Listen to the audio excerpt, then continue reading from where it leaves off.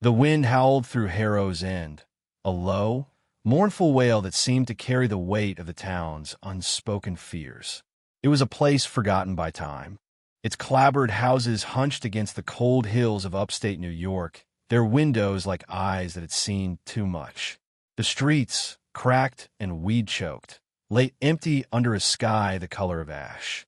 Here, the night was not a time for rest, but for vigilance, for at precisely 3 a.m., the knocks came, 3 sharp raps, deliberate as a judge's gavel, echoing through every home.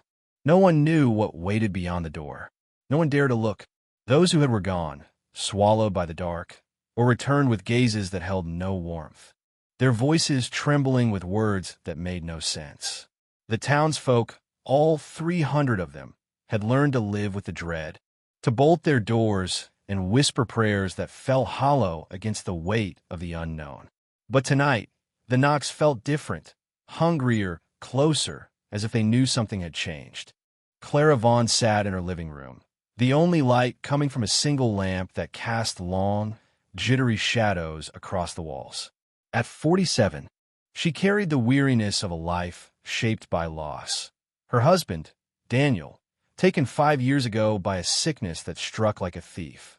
The house, once filled with his laughter, was now a mausoleum of memory, its silence broken only by the creak of old wood and the occasional drip of a faucet. Clara, a librarian who found solace in the order of books, had grown accustomed to solitude, but tonight, solitude felt like a trap. She clutched a mug of tea, long gone cold, her knuckles white as she stared at the front door. It was oak, sturdy, with a brass lock she'd checked twice before sitting down. Yet it seemed fragile now, a thin barrier against whatever waited outside. The clock on the mantel ticked toward 3 a.m., each second a hammer against her nerves. She told herself it was nothing, just a town legend, a shared delusion born of isolation. Harrow's Inn was full of such stories. Whispers of a pact made by the town's founders, of a debt that could never be paid. Clara had dismissed them as folklore, the kind of tales old men spun over coffee at the diner. But the knocks had started 3 nights ago, faint at first, then louder, more insistent. Last night, they'd come with a sound like scratching, as if something tested the door's strength. She hadn't slept since, her eyes heavy with fatigue, her mind a tangle of fear and curiosity. What was out there? Why her door? The questions gnawed at her, as relentless as the wind outside. The clock struck 3, and the world seemed to hold its breath. Then it came knock, knock, knock. The sound was sharp, precise, reverberating through the house like a pulse. Clara's breath caught, her heart slamming against her ribs. The mug slipped from her hands, shattering on the floor, but she barely noticed. Her eyes were fixed on the door.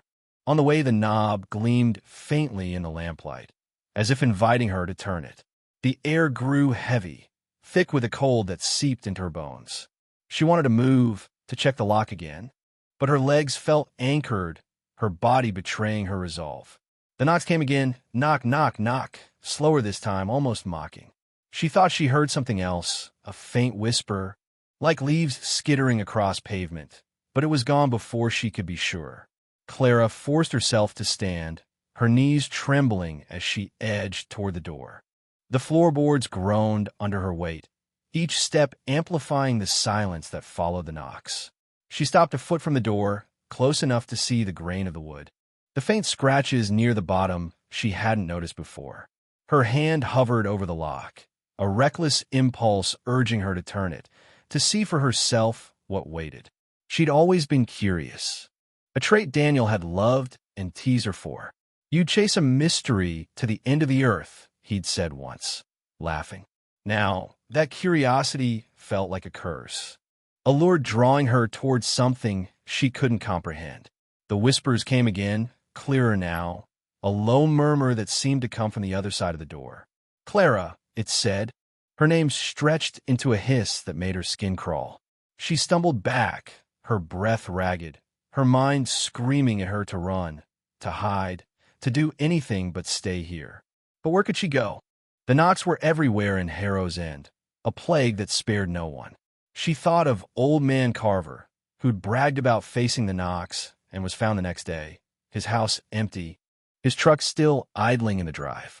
She thought of the children, who drew pictures of faceless figures in school, their crayons smudging the paper with fear. The lamp flickered, casting the room into momentary darkness, and when the light returned, Clara saw it, a shadow, tall and thin, passing by the window. It moved slowly, deliberately, its edges blurred as if it weren't fully there.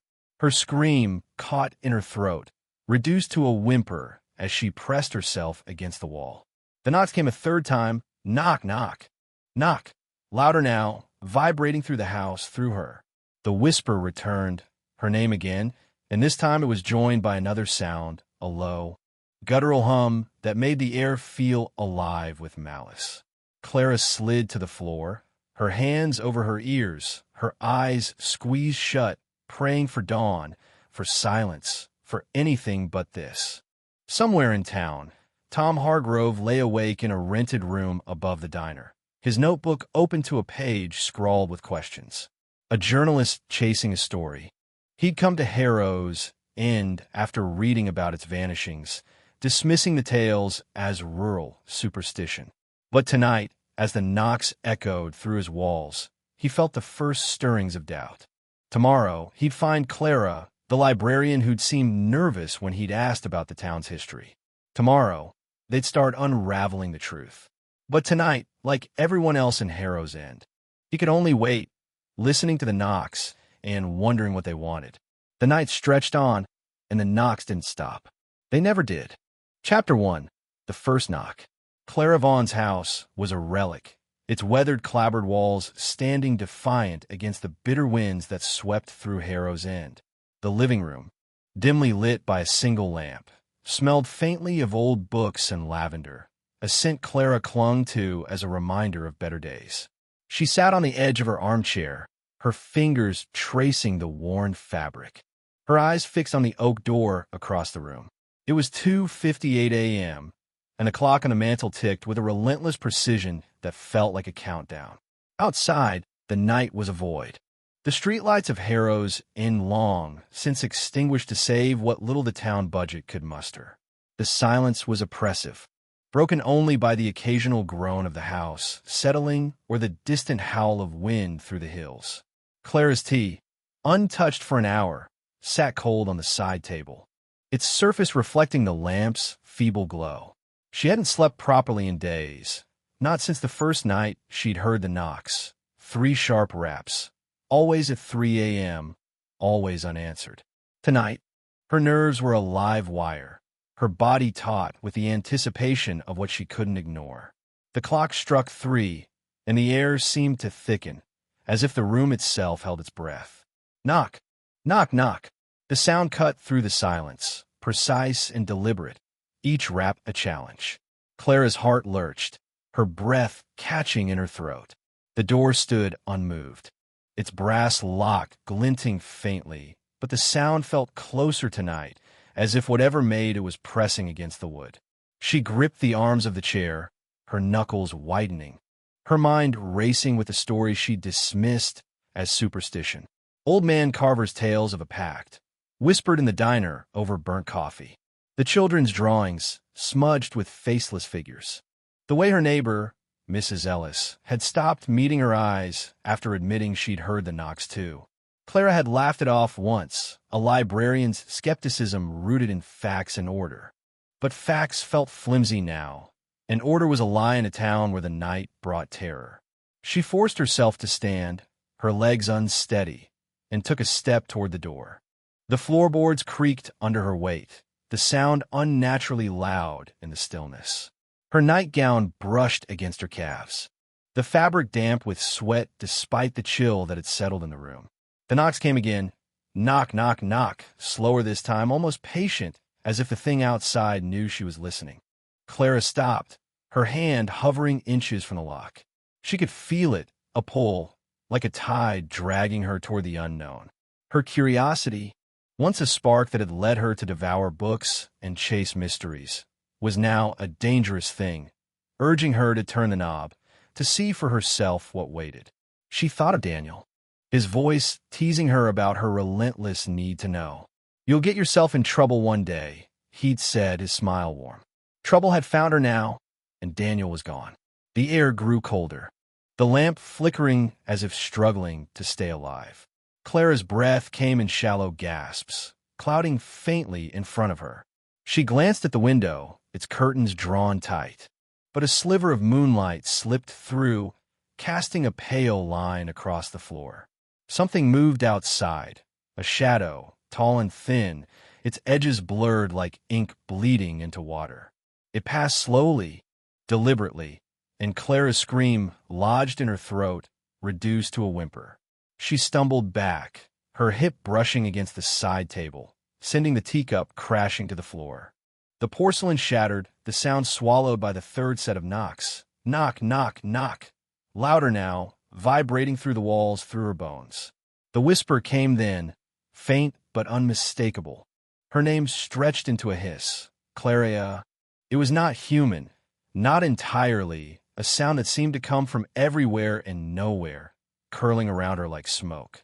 She pressed herself against the wall, her hands over her ears, her eyes squeezed shut. The whisper grew, joined by a low hum, guttural and alive, as if the house itself were breathing. Clara's mind scrambled for reason, for the logic she'd clung to all her life. A prank, she thought desperately. Kids or the wind, or her own exhaustion playing tricks.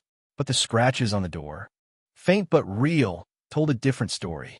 She'd found them yesterday, near the bottom, 3 thin lines etched into the wood like claw marks. She hadn't told anyone, not Mrs. Ellis, not the pastor who'd stopped by with his hollow reassurances. Harrow's End was a town of secrets, and Clara had learned to keep her own, even as they gnawed at her. The lamp flickered again, plunging the room into darkness for a heartbeat before stuttering back to life. Clara's eyes darted to the door, half expecting to see the knob turning, the lock giving way. But it held for now. The knocks stopped, the whisper faded, and the hum retreated, leaving only the ticking of the clock and the pounding of her heart. She slid to the floor, her back against the wall, her breath ragged. The silence was worse than the knocks, a void that promised more to come. She thought of the town, of the other houses where people sat awake, listening, praying. She thought of Old Man Carver, who'd bragged about facing the knocks and was found the next day, his house empty, his truck still idling in the drive. The police had called it a runaway, but Clara had seen the frost on his windows. Unnatural for a warm September night. Across town, Tom Hargrove lay in a rented room above the diner, his notebook open on the bed beside him. A journalist from Albany. He'd come to Harrow's End chasing a story, drawn by a brief article about unexplained disappearances. The town's isolation, its refusal to modernize, had intrigued him, a perfect setting for a piece on rural decline. But the locals were cagey, their answers clipped, their eyes darting to the windows when he asked about the knocks. Tom was a skeptic, raised on facts and deadlines, but the unease in Harrow's End was palpable, a weight that settled in his chest. Tonight, as the knocks echoed through his walls, he scribbled questions in the dark. Who knocks? Why 3 a.m.? What do they want? He didn't believe in ghosts. Not yet. But he believed in patterns, and Harrow's End was a puzzle he meant to solve. Clara didn't know Tom yet, but their paths would cross soon enough. For now, she sat alone, the lamp casting her shadow across the shattered teacup. The night stretched on, and though the knocks had stopped, she felt their echo in her pulse. She thought of the library, of the old records she'd never bothered to read, the ones tucked in the basement behind boxes of moldering books. Maybe there were answers there, or at least a distraction from the fear. Tomorrow, she'd look. Tomorrow, she'd be braver. But tonight, she could only wait. Listening for the sound she prayed wouldn't come again. The wind outside grew louder, rattling the windows, and Clara's eyes stayed on the door. She didn't move, didn't blink, as the clock ticked toward dawn. Somewhere in the dark, beyond the oak and brass, something waited, patient and unrelenting. It knew her name, and it would knock again. Morning in Harrow's End came reluctantly, the sun struggling through a veil of gray clouds that clung to the hills like a shroud. Clara Vaughn hadn't slept. Her body slumped against the living room wall where she'd spent the night, her eyes still fixed on the oak door. The knocks had stopped after the third set. The whispers and hum fading into a silence that felt more like a threat than a reprieve. The shattered teacup lay scattered across the floor, its jagged pieces glinting in the weak light that slipped through the curtains. Clara's hands trembled as she pushed herself to her feet, her joints stiff from hours of immobility. The house was cold, unnaturally so, the air carrying a faint metallic tang that made her stomach churn. She shuffled to the window, parting the curtains just enough to peer outside. The street was empty, the neighboring houses as still as graves, their windows dark despite the hour. Harrow's End was a town that woke slowly, its people wary of what the day might bring. Clara forced herself to move, to reclaim some semblance of normalcy. She swept up the teacup's remains, her movements mechanical, her mind replaying the night's terror. The scratches on the door haunted her, 3 thin lines, too precise to be accidental, too deep to be the work of an animal. She hadn't dared touch them, hadn't dared acknowledge their reality, but they were there, a violation of the one barrier that kept her safe. In the kitchen, she boiled water for coffee, the kettle's whistle a jarring contrast to the house's silence. As the coffee brewed, she sat at the table, her fingers tracing the grain of the wood, her thoughts drifting to Daniel. He'd have laughed at her fear, teased her into action, but without him, she felt unmoored. A woman adrift in a town that no longer made sense. The library, she decided, would be her anchor. There were records there, old journals and ledgers she'd glimpsed in the basement, ignored in favor of more pressing tasks. Maybe they held answers, or at least a distraction from the dread that clung to her like damp cloth. The walk to the library was a short one, but it felt like a gauntlet. Harrow's End's main street was a study in decay. The diner's faded sign creaked in the wind, the general store's windows were fogged with grime, and the church's steeple leaned slightly, as if bowing under the weight of years. Clara kept her head down, her coat pulled tight against the chill, but she felt eyes on her, Mrs. Ellis peering from her porch, a curtain twitching in the house across the street. The townsfolk were watching, always watching, bound by a shared fear they rarely spoke aloud. Clara nodded at Mrs. Ellis, but the older woman turned away, her lips pressed into a thin line. The rejection stung, though Clara understood it. Fear made people cruel, and Harrow's End was a crucible for fear. The library was a squat brick building, its paint peeling like skin after a burn. Inside, it smelled of dust and aging paper, a comfort to Clara even now. She locked the door behind her, a habit she'd never questioned until today, and made her way to the basement stairs. The air grew colder as she descended, the single bulb overhead flickering with a faint buzz. The basement was a maze of boxes and shelves, its contents a jumble of the town's forgotten history. Clara knelt by a crate marked Town Records, 1900 to 1950, her hands trembling as she pried it open. Inside were ledgers, their pages yellowed and brittle, and a small leather-bound journal, its cover embossed with a symbol she didn't recognize, a circle bisected by a jagged line, like a broken hourglass. She opened the journal, its pages filled with tight, slanted handwriting, the ink faded but legible. The first entry, dated April 3rd, 1923, began. The knocks came again last night. They took Eliza. We should never have built here. Clara's breath caught, her fingers tightening on the journal. She read on, the words painting a picture of a town already plagued by the knocks a century ago. The writer, a man named Amos Reed, described a night when his sister, Eliza, opened her door and vanished, leaving behind only a faint smell of frost and a single shoe. Amos wrote of rumors, of a pact made by the town's founders, though he didn't elaborate. They thought they could control it, he wrote, but it controls us.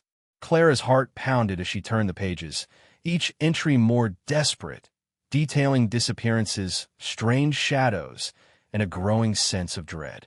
The final entry, dated June 12th, 1923, was a single line, "It knows my name." There was nothing more, as if Amos, too, had answered the knock. She closed the journal, her mind reeling. The symbol on the cover nagged at her. Familiar, yet elusive, like a memory she couldn't place. She tucked the journal into her bag, intending to read more later, and turned to the ledgers. They were mundane by comparison: tax records, birth certificates, property deeds, but one caught her eye, a deed for the land where the church now stood, dated 1851. It mentioned a clearing in the pines, a place the townsfolk avoided even then, calling it unhallowed. Clara's skin prickled. She'd heard stories of the clearing, whispered by children who dared each other to venture there. She dismissed them, but now, with Amos's journal burning a hole in her bag, the stories felt like warnings. Upstairs, the library's silence was broken by a knock. Not the 3 raps of 3 a.m., but a human one, insistent and sharp. Clara froze, her pulse spiking, before reason took hold. She climbed the stairs, her hand hesitating on the door's lock. Through the glass, she saw a man in his 30s, his dark hair tousled, his eyes sharp behind wire-rimmed glasses. He carried a notebook, its pages dog-eared, and his expression was one of determination tinged with unease. Clara opened the door, the bell above it jangling harshly. "Can I help you?" she asked, her voice steadier than she felt. "Tom Hargrove," he said, extending a hand she didn't take. "I'm a journalist, working on a story about Harrow's End. I heard you're the person to talk to about the town's history." His voice was calm, but his eyes darted past her, scanning the library as if expecting something to leap from the shadows. Clara studied him, her instincts torn between caution and curiosity. He was an outsider, and outsiders rarely stayed long in Harrow's End. But his presence, his questions, felt like a lifeline, a chance to make sense of the madness. "I'm Clara," she said finally, stepping aside to let him in. "What kind of story are you writing?" She locked the door behind him, the click loud in the quiet. Tom hesitated, as if weighing how much to reveal. "The disappearances," he said at last. "People vanishing, no trace, no explanation. And the knocks. I've heard the rumors." Clara's stomach twisted, the journal heavy in her bag. She wanted to tell him everything, about the scratches, the whispers, the shadow at her window, but fear held her back. Instead, she nodded, gesturing to a table. "Sit," she said. "I'll tell you what I know, but you might not like it." As they sat, the library seemed to shrink, its walls pressing in. Outside, the wind picked up, rattling the windows, and Clara thought she heard a faint hum, like the one from last night. She pushed the thought away, focusing on Tom's questions, on the journal she hadn't yet shown him. She didn't know him, didn't trust him, but she needed him, needed someone to share the weight of what she'd found. The knocks were real, and they weren't random. They were a summons, a demand, and Clara was beginning to suspect that ignoring them wasn't enough. Something in Harrow's End was awake, and it was calling her name. The library's air was thick with a musty scent of old paper. But to Clara Vaughn, it felt stifling, as if the walls themselves were exhaling secrets too heavy to contain. She sat across from Tom Hargrove at a scarred wooden table, the leather-bound journal from the basement tucked in her bag, its weight a silent accusation. Tom's notebook lay open before him, his pen poised, but his eyes kept flicking to the windows, where the gray light of Harrow's End cast faint, shifting shadows. Clara's hands rested in her lap, her fingers twisting the hem of her sweater, betraying the calm she tried to project. She'd agreed to talk, to share what she knew about the town, but the words felt like stones in her throat. The knocks, the scratches, the whisper of her name, they were no longer just fears but evidence, pieces of a puzzle she wasn't sure she wanted to solve. Yet Tom's presence, his outsider's curiosity, stirred something in her. A flicker of the woman she'd been before Daniel's death, before the nights became a gauntlet of dread. Tom leaned forward, his voice low but steady. "So the knocks," he said. his gaze locking onto hers. Everyone I've talked to clams up when I mention them. But you've heard them, haven't you? Clara's pulse quickened, her mind flashing to the shadow at her window, the hum that had vibrated through her bones. She nodded, a small, reluctant gesture, and saw something shift in Tom's expression. Relief, perhaps, that he wasn't alone in his unease. 3 times, every night since Monday, she said, her voice barely above a whisper. At 3 a.m., exactly. They're not loud, but they feel like they're inside you. She swallowed, her throat dry. And last night I heard something else. My name. Tom's pen paused, his brow furrowing. Your name? He repeated, and she nodded again, the memory of that hiss. Clara, making her skin crawl. She hesitated, then reached in her bag and pulled out the journal, its leather cover worn smooth by time. I found this in the basement today, she said, sliding it across the table. It's from 1923, written by someone named Amos Reed. He talks about the Knox, about people vanishing. He thought the town was cursed.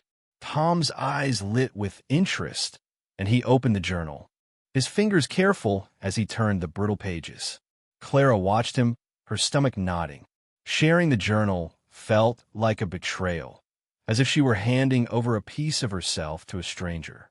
But she needed answers, and Tom, with his sharp questions and relentless curiosity, might be the only one who could help her find them. As Tom read, Clara's gaze drifted to the library's high windows, where the clouds seemed to press closer, their edges tinged with a sickly yellow. The wind outside had grown sharper, rattling the glass, and for a moment, she thought she heard a faint knock. Not the 3 raps of 3 a.m., but a single, deliberate tap. She stiffened, her breath catching, but Tom didn't react, his focus on the journal. She told herself it was nothing, just the storm, but the unease lingered, a cold weight in her chest. This Amos guy, Tom said, breaking the silence. He mentions a pact. Says the founders built here against some kind of warning. Any idea what that means? Clara shook her head, though the word pact sent a chill through her. The old-timers talk about it sometimes, she said, at the diner, in whispers. They say the founders made a deal, but no one knows with what. Or they won't say. Tom closed the journal, his expression grim. I've been digging into the disappearances, he said. There's a pattern. Every few decades, people go missing, always after reports of strange noises at night. The police call them runaways or accidents, but the locals know better. I talked to a woman yesterday, Mrs. Ellis. She said her brother vanished in '87, right after he heard knocks. Clara's heart sank. Mrs. Ellis had never mentioned a brother, not in all the years they'd been neighbors. The secrecy, the silence, it was Harrow's Inn's lifeblood, a way to survive what couldn't be faced. She didn't tell me, Clara said softly, and Tom gave her a knowing look. No one tells anyone anything here, he said, but I'm betting there's more in this library or somewhere else in town. Records, diaries, something that explains what's going on. Clara wanted to believe him, to cling to the idea that answers could banish the fear. But the scratches on her door, the shadow at her window, the voice that knew her name, they weren't just mysteries to be solved. They were threats, personal and unrelenting. She thought of the symbol on the journal's cover, the broken hourglass, and felt a sudden urge to tell Tom about it, to see if he recognized it. But before she could speak, the library door rattled, a sharp, insistent sound that made them both jump. Clara's eyes snapped to the door, her body tensing, but it was only the wind. Or so she told herself. Tom stood, crossing to the door to check the lock, his movements brisk but cautious. Storm's picking up, he said, peering through the glass. Looks like it's going to be a bad one. Clara joined him, her heart still racing, and saw the street outside cloaked in a thickening fog, the houses across the way barely visible. The wind carried a low moan, almost human, and she shivered, pulling her sweater tighter. We should keep looking, she said, forcing her voice to steady. There's more in the basement. Ledgers, deeds. Maybe something about the church. Tom nodded, his jaw set. The church, he said. I heard it's been abandoned since the 50s. Any reason why? Clara hesitated, The deed she'd found flashing in her mind. The clearing in the pines called unhallowed by the town's first settlers. People don't talk about it, she said, but they avoid it. Always have. They returned to the table, but the library felt different now, its shadows deeper, its silence heavier. Clara opened a ledger, her fingers trembling as she scanned the faded entries, while Tom paged through the journal again, jotting notes. The wind grew louder, the windows rattling with a rhythm that felt too close to the knocks. Knock, knock, knock. Clara's head snapped up, her eyes meeting Tom's, and for a moment, neither spoke. "It's just the storm," Tom said, but his voice lacked conviction. Clara didn't reply, her gaze drifting to the basement stairs, where the darkness seemed to pulse, as if something waited just out of sight. She thought of Amos Reed's final entry, "It knows my name," and felt a chill that had nothing to do with the cold. The day wore on, the library a fragile sanctuary against the growing storm. Clara and Tom worked in silence, their discoveries piling up like kindling. A deed mentioning a blood price for the town's founding, a newspaper clipping from 1924 about a fire at the church, a child's drawing tucked in the journal, showing a faceless figure with long, claw-like hands. Each find tightened the knot in Clara's stomach, the pieces of Harrow's Inn's history forming a picture she wasn't ready to see. She glanced at Tom, his face drawn with concentration, and wondered what had brought him here, what drove him to chase a story that could cost him everything. She didn't ask, just as he didn't ask about the fear in her eyes, the way her hands shook when the wind mimicked the knocks. As the clock struck noon, the library's lights flickered, plunging the room into a brief, suffocating darkness. When they came back on, Clara's breath caught. She thought she saw a shadow move across the far wall, tall and thin, its edges blurred. She blinked, and it was gone, but the fear remained, a living thing coiled in her chest. Tom didn't notice, his focus on a new page in the journal, but Clara felt it, the sense that they weren't alone. The knocks were coming, not just at 3 a.m., but in every gust of wind, every creak of the floor. And somewhere, in the fog that swallowed Harrow's End, something was listening, waiting for her to answer. Chapter 2. Whispers in the Dark. The fog clung to Harrow's End like a fever, muffling the world beyond Clara Vaughn's windows as she sat in her kitchen, the leather-bound journal open before her. It was late afternoon, the sky a bruised gray that made the hours feel stolen, as if night had crept in early to claim the town. Clara's eyes burned with fatigue, her body heavy from another sleepless night, but she couldn't rest, not with the memory of the library's shadows still crawling through her mind. The journal, Amos Reed's desperate account from 1923, lay accusingly on the table, its pages marked with her own hurried notes. She'd spent the morning with Tom Hargrove, the journalist whose questions had stirred both hope and dread. And together they'd unearthed fragments of Harrow's Inn's cursed history, a pact, a clearing, a church abandoned for reasons no one spoke aloud. Now, alone in her house, Clara felt the weight of those discoveries pressing against her, as heavy as the fog outside. She traced the symbol on the journal's cover, the broken hourglass, its jagged line like a wound in the leather. It nagged at her, a half-remembered image from somewhere in her past, perhaps a book she'd shelved, a gravestone in the town cemetery, or something Daniel had once sketched. The thought of her husband tightened her chest, a familiar ache that never dulled. She pushed it aside, focusing on Amos's words. They took Eliza. We should never have built here. The sentence looped in her mind, each word a hook pulling her deeper into the mystery. Who were they? What had the founders done to bring this curse upon the town? Clara's fingers trembled as she turned to a new page, where Amos described a night when the knocks came not just to doors but to windows, to walls, as if the thing outside sought any way in. It wants us to know it's here, he wrote, to feel its patience. The kitchen clock ticked toward 5 p.m., its sound a faint echo of the relentless countdown to 3 a.m. Clara's coffee, her third cup of the day, sat untouched, its surface filming over. She'd locked the front door, checked the windows twice, but the house felt porous, its walls too thin to keep out what waited in the fog. The scratches on the door, 3 thin, deliberate marks, seemed to pulse in her memory, a reminder that the thing knew her, had chosen her. She thought of the shadow in the library, tall and blurred, and shivered, pulling her sweater tighter. The house was silent, but it was the kind of silence that hid things, that made every creak a threat. She glanced at the phone, tempted to call Tom, to ask him to come over, but pride held her back.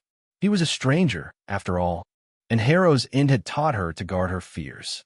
A sharp rap at the back door made Clara jump, her chair scraping against the floor. Her heart slammed against her ribs, her eyes darting to the door, which led to the small yard behind the house. It wasn't 3 a.m., she told herself, her breath shallow. It couldn't be the knocks. She stood, her legs unsteady, and crept toward the door, its frosted glass pane revealing nothing but the fog's pale glow. Another rap came, softer this time, almost hesitant. Clara's hand hovered over the knob, her pulse a roar in her ears. "Who's there?" she called, her voice cracking. No answer, only the wind's low moan and the faint patter of rain beginning to fall. She peered through the glass, squinting, and saw a shape, small, hunched, not the tall shadow from last night. Relief and fear tangled in her chest as she unlocked the door and opened it a crack. It was Ellie, the 9-year-old girl who lived 3 houses down, her raincoat soaked and her dark hair plastered to her face. Her eyes, wide and gray, held a seriousness that made Clara's skin prickle. "Ellie, what are you doing out here?" Clara asked, pulling the door wider. "It's not safe in this weather." Ellie didn't move, her hands clutching the straps of her backpack, her gaze fixed on Clara as if weighing her. "I needed to tell you something," she said, her voice small but steady. "About the knocks." Clara's stomach dropped, the journal's weight suddenly heavier in her mind. She stepped aside, letting Ellie in, and locked the door behind her, the click loud in the quiet kitchen. Ellie sat at the table, dripping water onto the floor, her backpack slung over one shoulder. Clara fetched a towel, draping it over the girl's shoulders, and tried to keep her voice calm. "What about the knocks, Ellie?" she asked, sitting across from her. Ellie's fingers twisted the towel's edge, her eyes darting to the journal before returning to Clara. "They talked to me," she said. So quietly Clara leaned forward to hear. "Not like people talk, but in my head. They say things, bad things." Clara's throat tightened. The memory of her name hissed through the door, flooding back.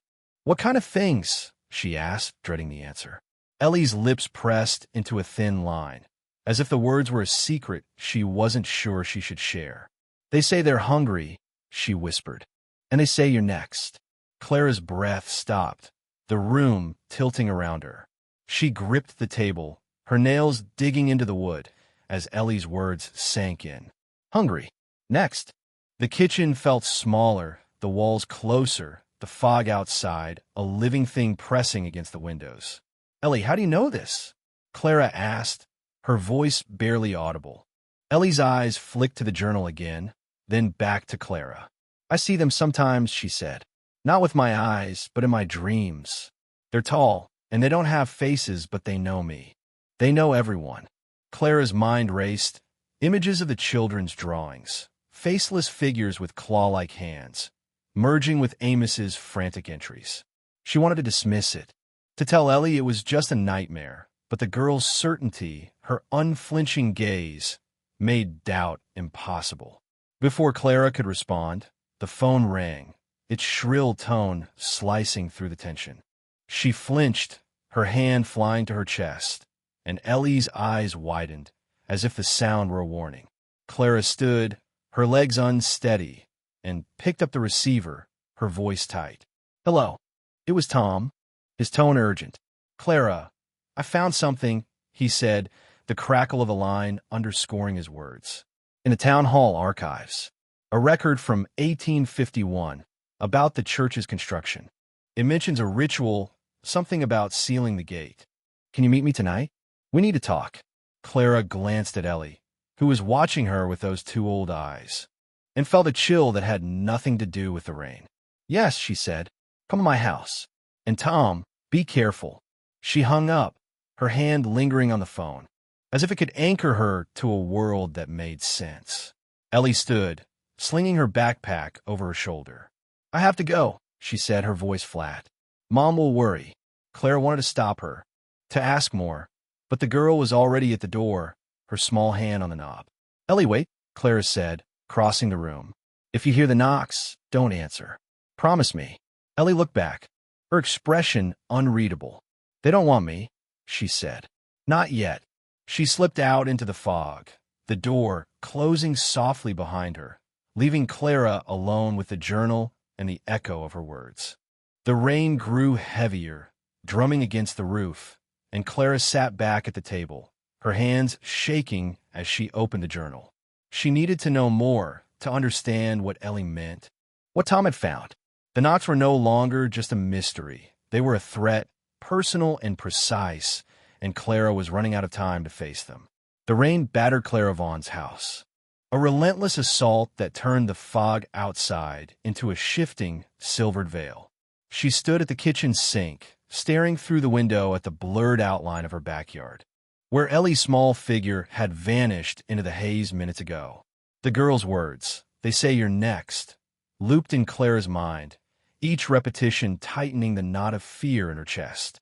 The leather-bound journal lay open on the table behind her, Amos Reed's frantic entries a testament to a terror that had haunted Harrow's Inn for decades, perhaps centuries. Clara's hands gripped the sink's edge, her knuckles white, as she tried to anchor herself against the rising panic. The knocks, the whispers, the faceless figures Ellie described. They were no longer folklore, but a reality that had chosen her, marked her. And now, Tom Hargrove, the journalist with his sharp eyes and sharper questions, was coming with more pieces of the puzzle, pieces she wasn't sure she wanted to fit together. The clock on the wall read 5:30 p.m., its ticks swallowed by the rain's roar. Clara forced herself to move, to do something normal, as if routine could ward off the dread. She filled the kettle, the hiss of water a faint comfort, and set it to boil, her movements mechanical. The house felt alive in the worst way, its creaks and groans blending with the storm until every sound seemed like a prelude to the knocks. She glanced at the front door, its oak surface unmarred except for those 3 scratches near the bottom, their edges too clean to be accidental. She hadn't told Tom about them, hadn't told anyone, but they were a violation, a message she couldn't ignore. The kettle whistled, jarring her, and she poured water over a tea bag, the steam curling upward like a ghost. She carried the mug to the table, sitting beside the journal, and opened it to a page she'd marked with a scrap of paper. Amos Reed's handwriting was erratic here, the ink smudged as if written in haste. The clearing nose, he wrote, the words underlined twice. "We built over it, thought we could bury it, but it remembers. The knocks are its voice, its hunger." Clara's breath hitched, the word clearing echoing the deed she'd found in the library, the one that called the land beneath the church unhallowed. She thought of Tom's call, his mention of a ritual to seal the gate. The pieces were connecting, forming a picture of a town founded on a mistake, a debt that had never been paid. She turned the page, her fingers trembling, and found a sketch, a rough outline of the broken hourglass symbol, surrounded by words in a language she didn't recognize, their angles sharp and unsettling. The symbol felt alive, its lines pulsing in her vision, and she slammed the journal shut, her heart pounding. A knock at the front door, sharp, human, made her jump, the mug slipping from her hands and splashing tea across the table. She cursed under her breath, grabbing a cloth to mop it up, her eyes fixed on the door. "Clara, it's Tom," came a muffled voice, and relief flooded her, tinged with embarrassment at her nerves. She crossed the room, unlocking the door to reveal Tom Hargrove, his coat slick with rain, his hair plastered to his forehead. He carried a manila folder, its edges damp, and his expression was grim, his eyes darting past her into the house. "Sorry to barge in like this," he said, stepping inside as she closed the door behind him. "But you need to see what I found." Clara locked the door, the click of small reassurance, and gestured to the kitchen. "Sit," she said, I was just reading. Tom set the folder on the table, glancing at the journal as he shrugged off his coat. More from Amos? He asked, and Clara nodded, her throat tight. He mentions a clearing, she said, sitting across from him. Says it's where the knocks come from, where it all started. Tom's brow furrowed, and he opened the folder, pulling out a photocopy of a document yellowed with age. This is from the town hall, he said, sliding it toward her. A record of the church's construction in 1851.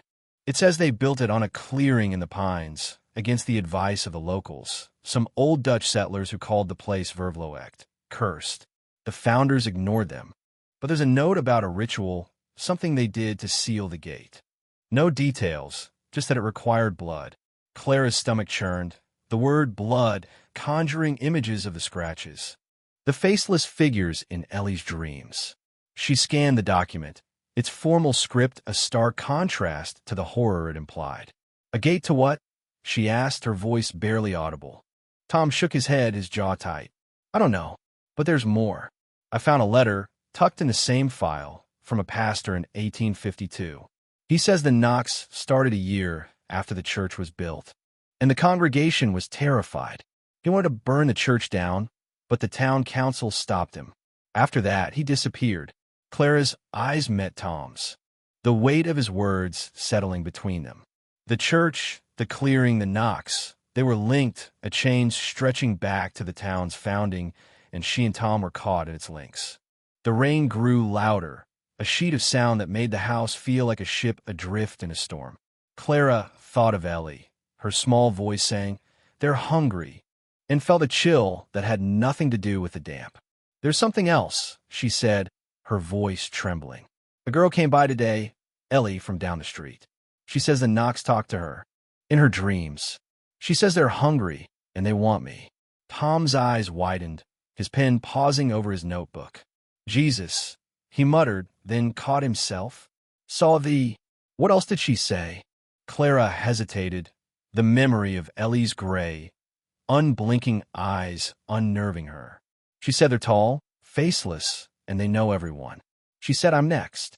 The words felt like a confession, a surrender to the fear she'd tried to outrun. Tom leaned back, his face pale in the kitchen's dim light. "I've heard stories like that," he said. "Not here, but other places. Old towns, isolated, with legends about things that watch, that wait. I never believed them, but—" He trailed off, his gaze drifting to the window, where the fog pressed against the glass like a living thing. Clara followed his gaze, her heart skipping as she thought she saw a shadow move, tall and thin, its edges blurred. She blinked, and it was gone, but the fear remained, a cold fist around her lungs. "We need to go to the church," Tom said, his voice firm despite the unease in his eyes. "Tomorrow, at first light. If the clearing's the source, we need to see it." Clara nodded, though the thought of the church, its sagging steeple, its empty pews, made her skin crawl. "Okay," she said, her voice small. "But we need to be careful." The evening stretched on. The rain a constant companion as Clara and Tom pored over the journal and the documents, searching for more clues. They found fragments, a mention of a keeper who guarded the gate, a sketch of the clearing with stones arranged in a circle, a warning to never speak its name. Each discovery tightened the noose around Clara's heart, the sense that they were stirring something awake, something that had been waiting for them. The kitchen clock ticked toward midnight, and though the knocks wouldn't come for hours, Clara felt their presence, a promise in the storm's rhythm. She glanced at Tom, his face drawn with exhaustion, and wondered what drove him, what made him stay in a town that repelled outsiders. She didn't ask, just as he didn't ask about the tremor in her hands, the way she flinched at every gust of wind. As Tom gathered his papers to leave, promising to return at dawn, Clara stood at the door, her hand on the lock. The fog outside was impenetrable, swallowing the street, and for a moment she thought she heard a whisper, her name, faint and mocking, carried on the wind. She locked the door behind Tom, her breath ragged, and leaned against it, the journal clutched to her chest. The night was hers to face alone, and the knocks were coming. Clara Vaughn stood alone in her living room, the echo of the locked door behind Tom Hargrove fading into the relentless drumming of the rain. The house felt smaller now, its walls closing in as the fog thickened outside, turning the windows into blind eyes. The leather-bound journal, Amos Reed's chronicle of Harrow's End's curse, sat on the kitchen table where she'd left it, its broken hourglass symbol glinting faintly under the lamplight. Clara's hands trembled as she crossed the room, her fingers brushing the journal's cover as if it might bite. Ellie's warning, "They say you're next," clawed at her mind, merging with the fragments Tom had uncovered.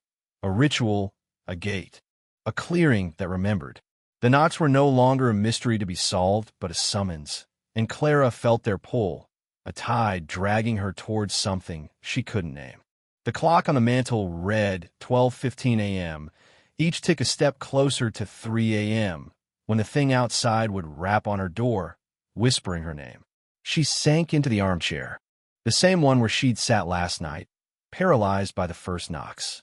The air was heavy, laced with the metallic tang she'd noticed before, a scent that seemed to seep from the walls themselves. Clara's eyes drifted to the front door, its oak surface solid yet fragile, the 3 scratches near the bottom a silent accusation.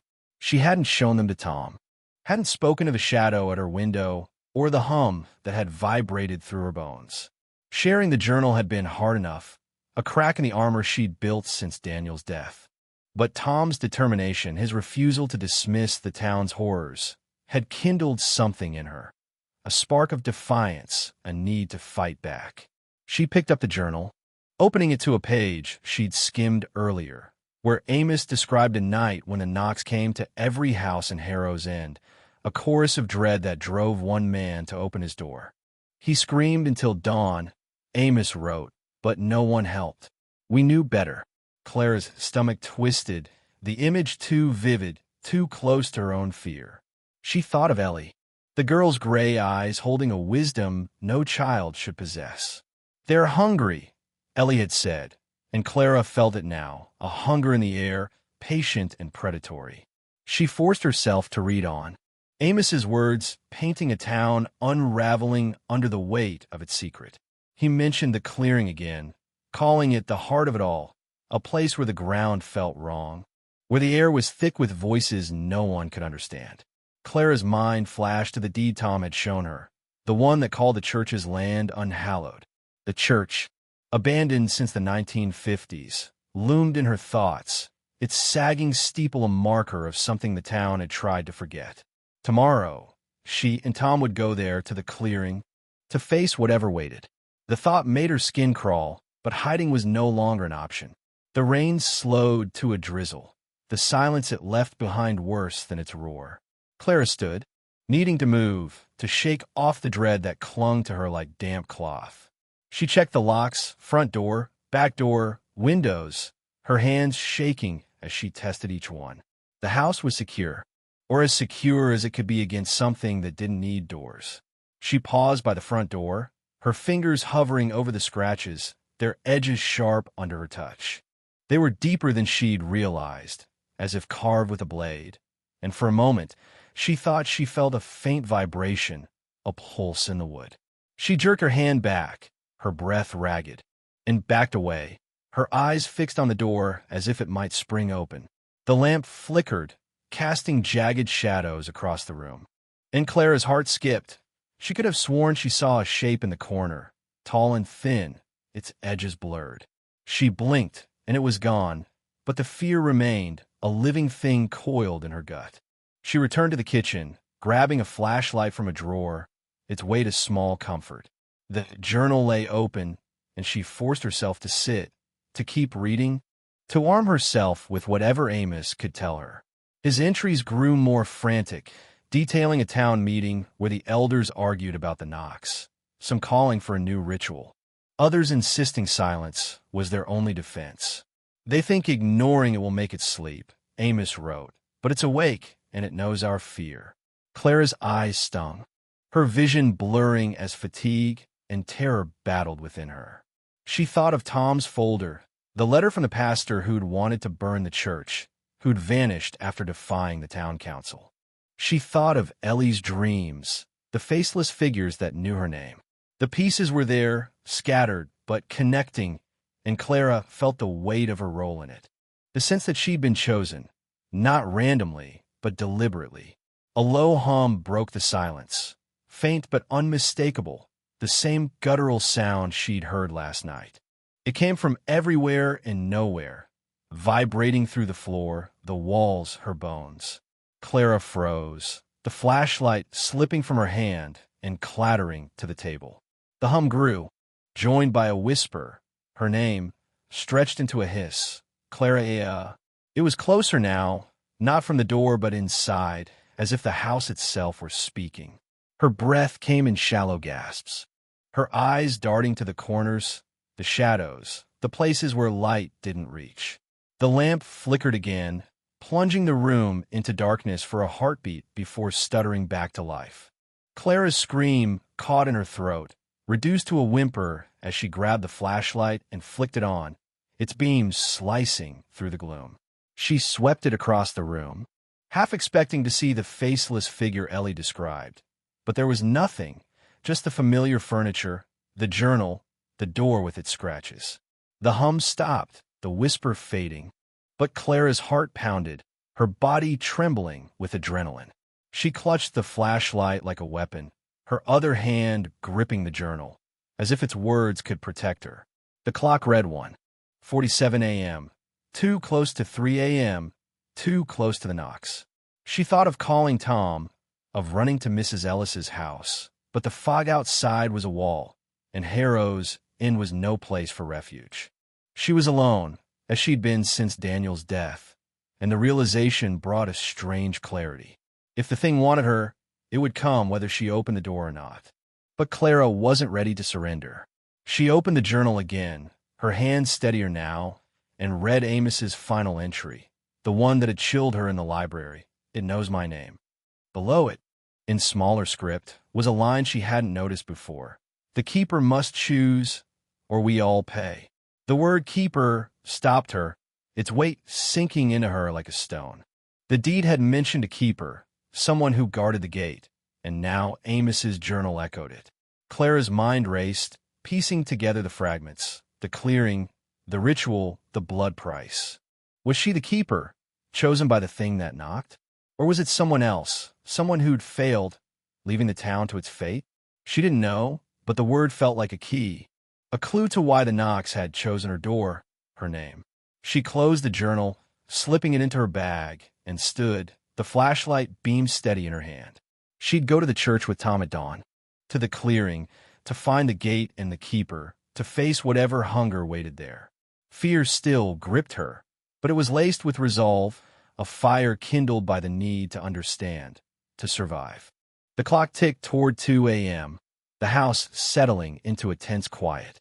Clara sat back in the armchair, the flashlight on her lap, the journal beside her. She wouldn't sleep, not tonight, not with 3 a.m. looming. She'd wait, as she had last night, listening for the knocks, for the whisper, for the hum that knew her name. Outside, the fog swirled, hiding Harrow's End from the world.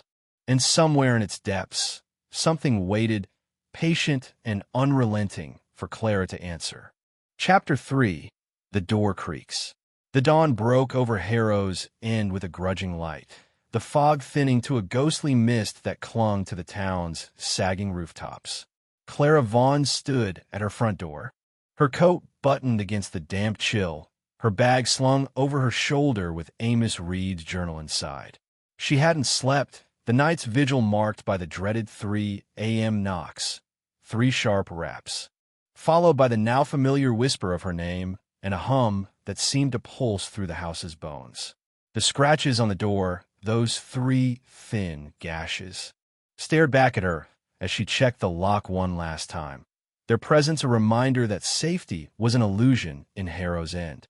She stepped onto the porch, the air heavy with the scent of wet earth and pine, and scanned the street for Tom Hargrove. He'd promised to meet her at 6 a.m., to head to the abandoned church together, to the clearing that Amos and the old records called the heart of the town's curse. Clara's stomach knotted at the thought, but standing still was no longer an option. Not after Ellie's warning. Not after the word keeper had burned itself in her mind. The street was quiet, the houses hunched and silent, their windows dark as if the town itself were holding its breath. Clara's breath clouded in the cold, her hands shoved deep into her pockets, one clutching the flashlight she'd kept close all night. The memory of the hum, the shadow that wasn't there, lingered like a bruise, and she felt exposed, as if the mist hid eyes that watched her every move. A faint crunch of gravel made her tense, but it was only Tom, emerging from the fog. His coat dark with last night's rain, his face drawn with the same exhaustion she felt. He carried a backpack, its straps worn, and his notebook peeked from a side pocket, a testament to his relentless need to document. "Morning," he said, his voice low, his eyes scanning her face as if checking for cracks in her resolve. "You okay?" Clara nodded, though the lie tasted bitter. "Let's just get this over with," she said, stepping off the porch. They walked in silence, the church a half-mile out of town, past the last of Harrow's Inn's crumbling homes and into the pines that bordered the hills. The path was overgrown, roots snaking across the dirt, and the trees loomed tall, their branches dripping with mist. Clara's boots sank into the mud, each step a reminder of how far they were from help. Tom led the way, his stride purposeful, but she noticed the way his hand hovered near his pocket, as if he carried something for protection, a knife, perhaps, or a charm he didn't believe in. "You ever been to the church?" he asked, breaking the silence, his voice muffled by the trees. Clara shook her head. "Not since I was a kid," she said. "It was already boarded up then. People said it was haunted, but I thought it was just talk." She didn't add that she'd avoided it ever since, that even as a child, the church's shadow had felt wrong, heavy with a presence she couldn't name. The church came into view, its silhouette stark against the gray sky. Its steeple sagged, the cross at its peak tilted like a broken finger, and the walls, once white, were streaked with mold and rot. The windows were boarded, the planks warped and splintered, and the front door hung ajar, a black slash in the facade. Clara's heart thudded, the air growing colder as they approached, the pines tightening around them like a noose. "This is it," Tom said, stopping at the edge of the clearing where the church stood. The ground was bare, the grass long dead, and a circle of stones, rough, uneven, marked the center, their surfaces etched with faint, weathered lines. Clara recognized the broken hourglass symbol on one, its jagged line a mirror to the journal's cover, and her breath caught, the connection undeniable. "The clearing," she whispered, her voice barely audible over the wind's low moan. Tom knelt by the stones, his fingers tracing the symbol, his face tight with concentration. "This is old," he said. "Older than the church, maybe older than the town. The records mention a ritual here, something about blood." Clara's mind flashed to the deed, the pastor's letter, Amos's warnings about a gate. "The keeper," she said, the words slipping out before she could stop it. Tom looked up, his brow furrowed. "What?" Clara swallowed, her throat dry. "Amos wrote about a keeper, someone who guarded the gate. I think it's why the Knocks are after me." Tom's eyes searched hers, skepticism warring with unease. "You think you're this keeper?" he asked, and Clara shook her head, her voice trembling. "I don't know, but Ellie said I'm next, and the thing, it knows my name." Before Tom could respond, a sound cut through the clearing, a creak, slow and deliberate, from the church's open door. Clara froze, her flashlight slipping from her pocket to the ground, her eyes locked on the black gap where the door swayed. Tom stood, his hand in his pocket, his body tense. "Stay here," he said, but Clara grabbed his arm, her nails digging into his sleeve. "Don't," she whispered, her voice raw with fear.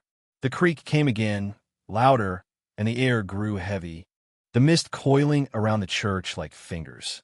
Clara's pulse roared, her mind screaming at her to run, but her legs wouldn't move. The door swayed wider, revealing a darkness that seemed to pulse, to breathe, and for a moment she thought she saw a shape, tall, faceless, its edges blurred, standing just inside. Tom took a step forward, his jaw set, and Clara's grip tightened. "Dom, no," she hissed, but he shook her off, his voice low. "We need to know." He pulled a small flashlight from his pocket, its beam cutting through the mist as he approached the door. Clara's heart hammered. Ellie's words, they're hungry, echoing in her ears. She followed him, her flashlight retrieved and trembling in her hand, her resolve fueled by a desperate need to understand. The church's threshold was a line she didn't want to cross, but the clearing, the stones, the symbol, they were all pointing here to this place where the town's curse had taken root. Inside, the church was a husk, its pews splintered, its altar draped in cobwebs that swayed in a breeze Clara couldn't feel. The air was cold, thick with the smell of decay and something sharper, like burnt metal. Tom's flashlight swept the room, revealing walls scarred with scratches.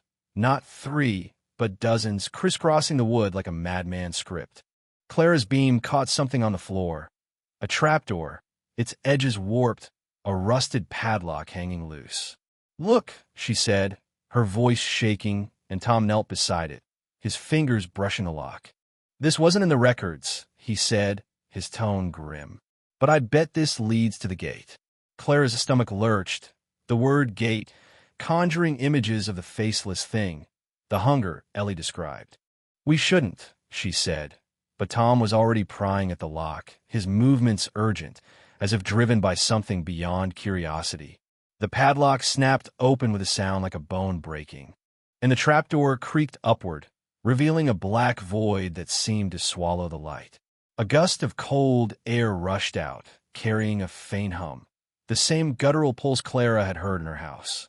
Her flashlight beam wavered, her hand shaking as she peered into the darkness. "Tom, we need to leave," she said, her voice barely a whisper, but he was already reaching for the ladder, his face set with a determination that scared her. "We're close," he said. "Whatever's down there, it's what's knocking." Clara's eyes darted to the scratches on the walls, the symbol on the stones, the journal in her bag. She wanted to run, to hide, but the keeper's roll, the thing that knew her name, held her fast. She followed Tom, her flashlight beam a frail shield. As they descended into the dark, the church's door creaking shut behind them.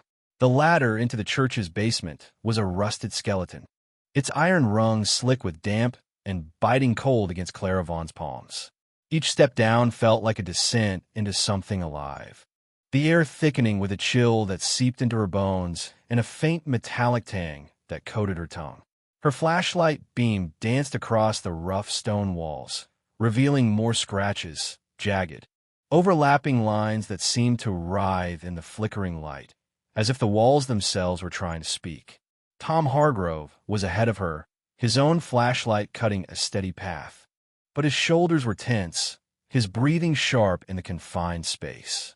The trapdoor above had shut with a dull thud, sealing them in, and Clara's heart pounded with the certainty that they'd crossed a threshold from which there was no easy return.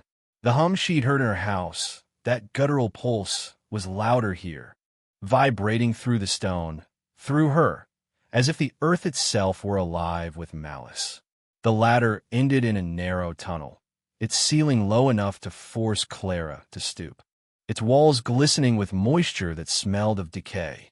The floor was uneven, packed dirt studded with small, sharp stones that crunched under her boots. Tom paused, his flashlight sweeping the tunnel, which stretched into darkness beyond their beam's reach. "This isn't just a cellar," he said, his voice low, almost swallowed by the hum. "It's older, carved out before the church was built." Clara nodded, her throat tight, the journal in her bag, a heavy reminder of Amos Reed's warnings about the clearing, the gate, the hunger that waited. The broken hourglass symbol, etched into the stone above them, confirmed it. This was no ordinary basement, but a place tied to Harrow's End's curse. A place where the town's founders had sealed something they couldn't control. Clara's flashlight caught a glint on the floor, a small, tarnished object half buried in the dirt. She knelt, her fingers brushing the cold earth, and unearthed a silver locket, its chain snapped, its surface engraved with the same broken hourglass. She opened it, revealing a faded photograph of a woman. Her eyes wide with fear, her mouth set in a grim line. "Tom, look," Clara said, holding it up, her voice trembling. Tom's beam joined hers, his brow furrowing as he studied the locket. "That's not from the 50s, he said. "That's older, maybe 1800s. Whoever she was part of this." Clara's stomach churned, the woman's face hauntingly familiar, though she couldn't place why. She slipped the locket into her pocket, its weight a new burden, and stood, her flashlight beam wavering as the hum grew louder, now joined by a faint whisper. Her name. Hissed from the tunnel's depths. "Clara." She froze, her breath catching, her eyes darting to Tom, who'd gone still, his flashlight aimed down the tunnel. "You heard that, right?" he asked, his voice tight with something close to fear. Clara nodded, her grip on the flashlight so tight her knuckles ached. The whisper came again, sharper, and with it a shadow flickered at the edge of Tom's beam, tall, thin, its edges blurred like smoke. Clara's scream lodged in her throat, her body rooted as the shadow vanished, leaving only the hum and the oppressive dark. "We should go back," she said, her voice barely audible, but Tom shook his head, his jaw set. "We're too close," he said. "Whatever's down here, it's what's knocking. We need to see it." Clara wanted to argue, to drag him back to the ladder, but the locket in her pocket, the symbol above, the keeper's roll, they held her, pulling her forward as surely as the whisper. The tunnel widened into a chamber, its walls carved with symbols, circles, jagged lines, and more broken hourglasses, their shapes twisting in the flashlight's glow. In the center stood a stone slab, waist-high, its surface stained a deep, uneven brown that Clara knew wasn't rust. The hum was deafening here, a pulse that shook the air, and the whispers multiplied, a chorus of voices saying her name, now joined by others, names she didn't recognize, names that carried grief and terror. Tom's flashlight swept the chamber, revealing niches in the walls, each holding small objects. A child's shoe, a rusted knife, a bundle of brittle letters tied with twine. "Offerings," Tom said, his voice grim. "Or trophies."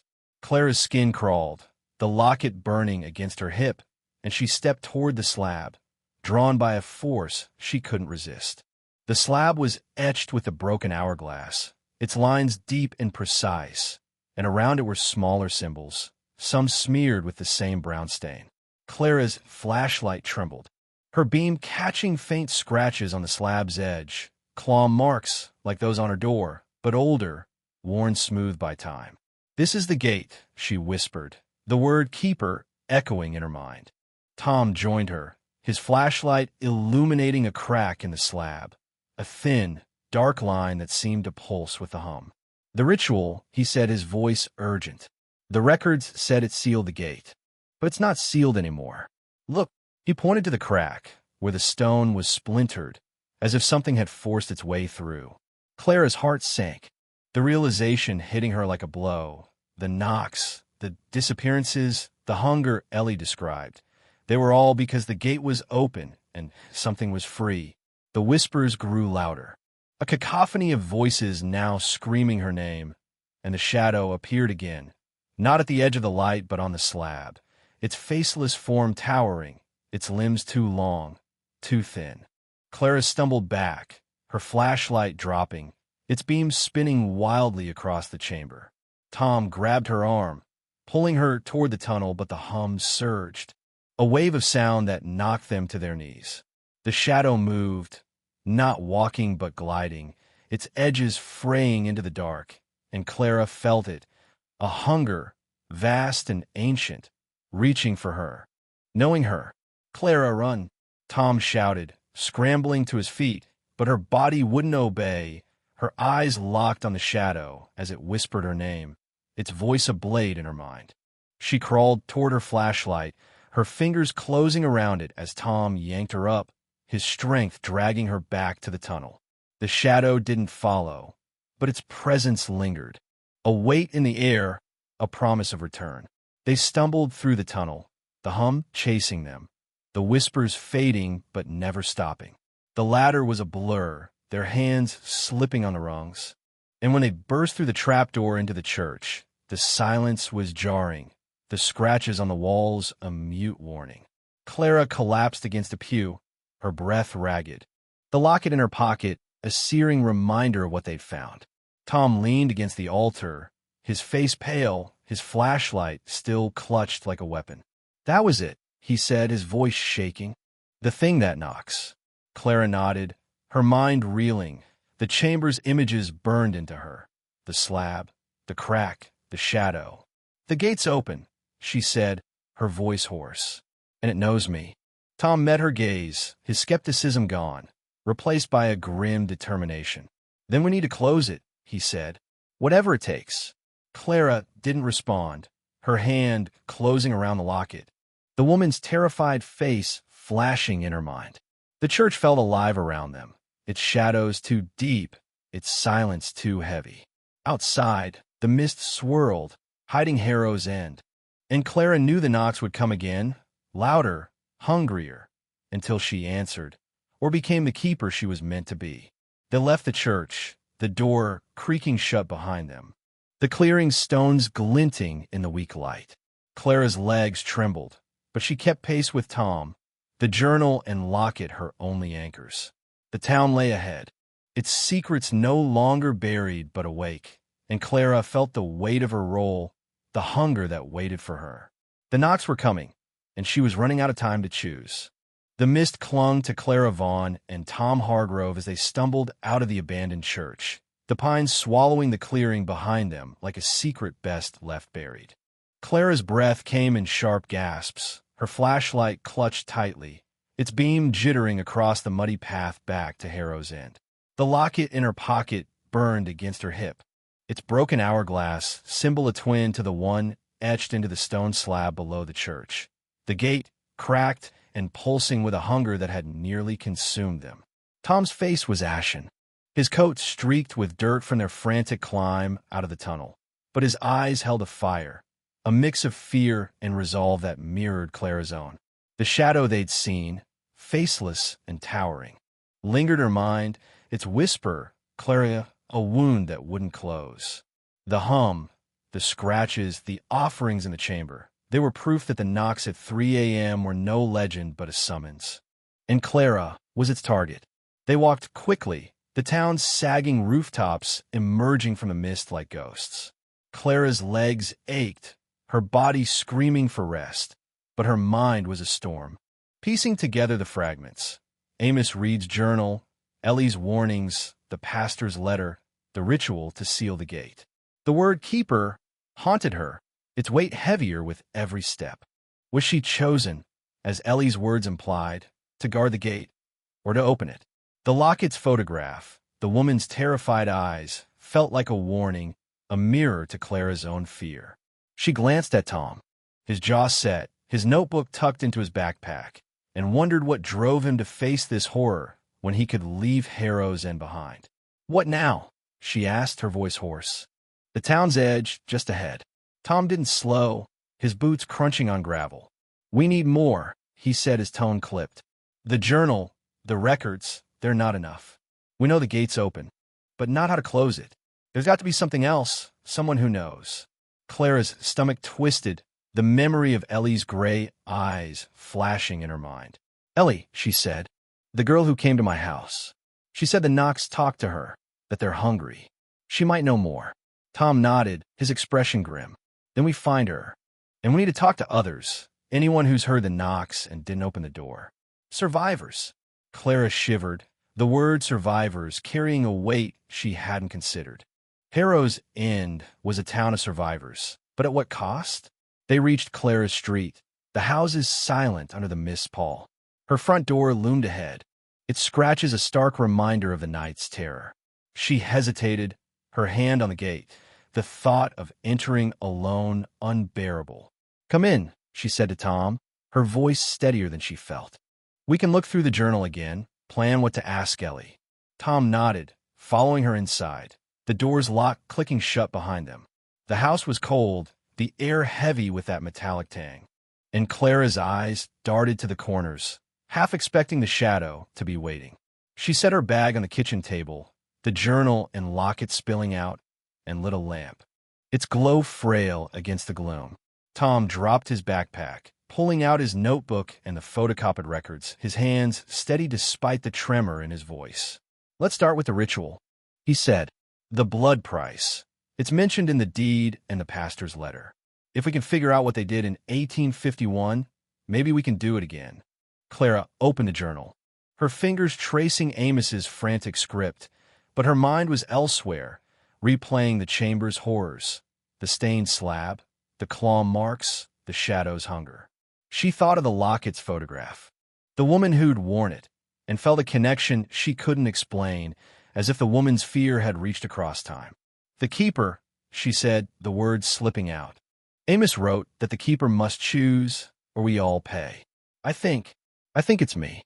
Tom looked up, his pen pausing, his eyes searching hers. "Clara, we don't know that," he said, but his tone lacked conviction. "It could be anyone or no one. The gate's been open a long time. Maybe the keeper's gone." Clara shook her head, Ellie's voice echoing. "They say you're next." "It knows my name," she said. "It's not random. It wants me to do something." Before Tom could respond, a sharp cry cut through the house, a scream, raw and human, from the street outside. Clara's heart lurched, her flashlight snapping up as she rushed to the window, Tom close behind. Through the mist, she saw Mrs. Ellis's house, its front door wide open, a faint light spilling onto the porch. Another scream, fainter now, and then silence heavy and wrong. "Oh God," Clara whispered, her hand on the curtain, her body trembling. Tom grabbed his coat, his face pale. "We need to check," he said, already moving to the door. Clara followed, fear warring with duty, the journal's warnings screaming in her mind. He screamed until dawn, but no one helped. She grabbed her flashlight and the locket, shoving them in her pocket, and stepped into the mist, the cold biting her skin. Mrs. Ellis's house was a mirror of Clara's, its clapboard walls weathered, its windows fogged with age. The open door swayed, creaking in the wind, and the porch was slick with mist. Clara's beam swept the entrance, catching a smear of something dark on the threshold. Mud, she told herself, but its sheen suggested otherwise. "Mrs. Ellis?" she called, her voice swallowed by the house's silence. Tom stepped inside, his flashlight revealing a living room cluttered with doilies and faded photographs, the air thick with the smell of lavender and something sharper, like burnt copper. The furniture was undisturbed, but the rug was bunched, as if dragged in a struggle. Clara's stomach churned, her eyes drawn to the far wall, where a single photograph hung askew. A portrait of a man, his face scratched out. The frame cracked. Tom moved to the hallway, his beam catching a trail of dark smudges leading to a closed door. "Stay close," he said, his voice low, and Clara nodded, her flashlight trembling in her grip. The door creaked open, revealing a bedroom, its bed unmade, the sheets tangled. On the floor, near the window, lay a slipper, its mate missing, and Clara's breath caught, Amos's journal flashing her mind. They took Eliza, leaving only a single shoe. The window was cracked open, the mist curling inside, and the air was unnaturally cold. The metallic tang overwhelming. "She's gone," Clara said, her voice breaking. She opened the door. Tom's jaw tightened, his flashlight sweeping the room, but there was no sign of Mrs. Ellis. Only the silence and the smudges that weren't mud. They searched the house, finding nothing but more scratches. On the bedroom door, the windowsill, the back of a mirror. Each mark was a claw, deliberate and deep, like those in the church, on Clara's door. "It took her," Tom said, his voice grim as they stood on the porch, the mist swallowing the street. "Just like the others." Clara's hand closed around the locket, the woman's face a ghost in her mind. "We need to find Ellie," she said, her resolve hardening despite the fear. "And we need to go back to the church, to the gate. We can't wait." Tom nodded, his eyes dark with the weight of what they'd seen. "Tonight," he said, "after we talk to Ellie, we'll need everything. Journal, records, anything that mentions the ritual." They left Mrs. Ellis's house, The open door, a wound in the mist, and walked back to Clara's, the town's silence louder than ever. Clara felt the keeper's role settling over her, a mantle she hadn't chosen but couldn't refuse. The knocks were coming, hungrier now, and Mrs. Ellis's screams were a warning. Answer, or be taken.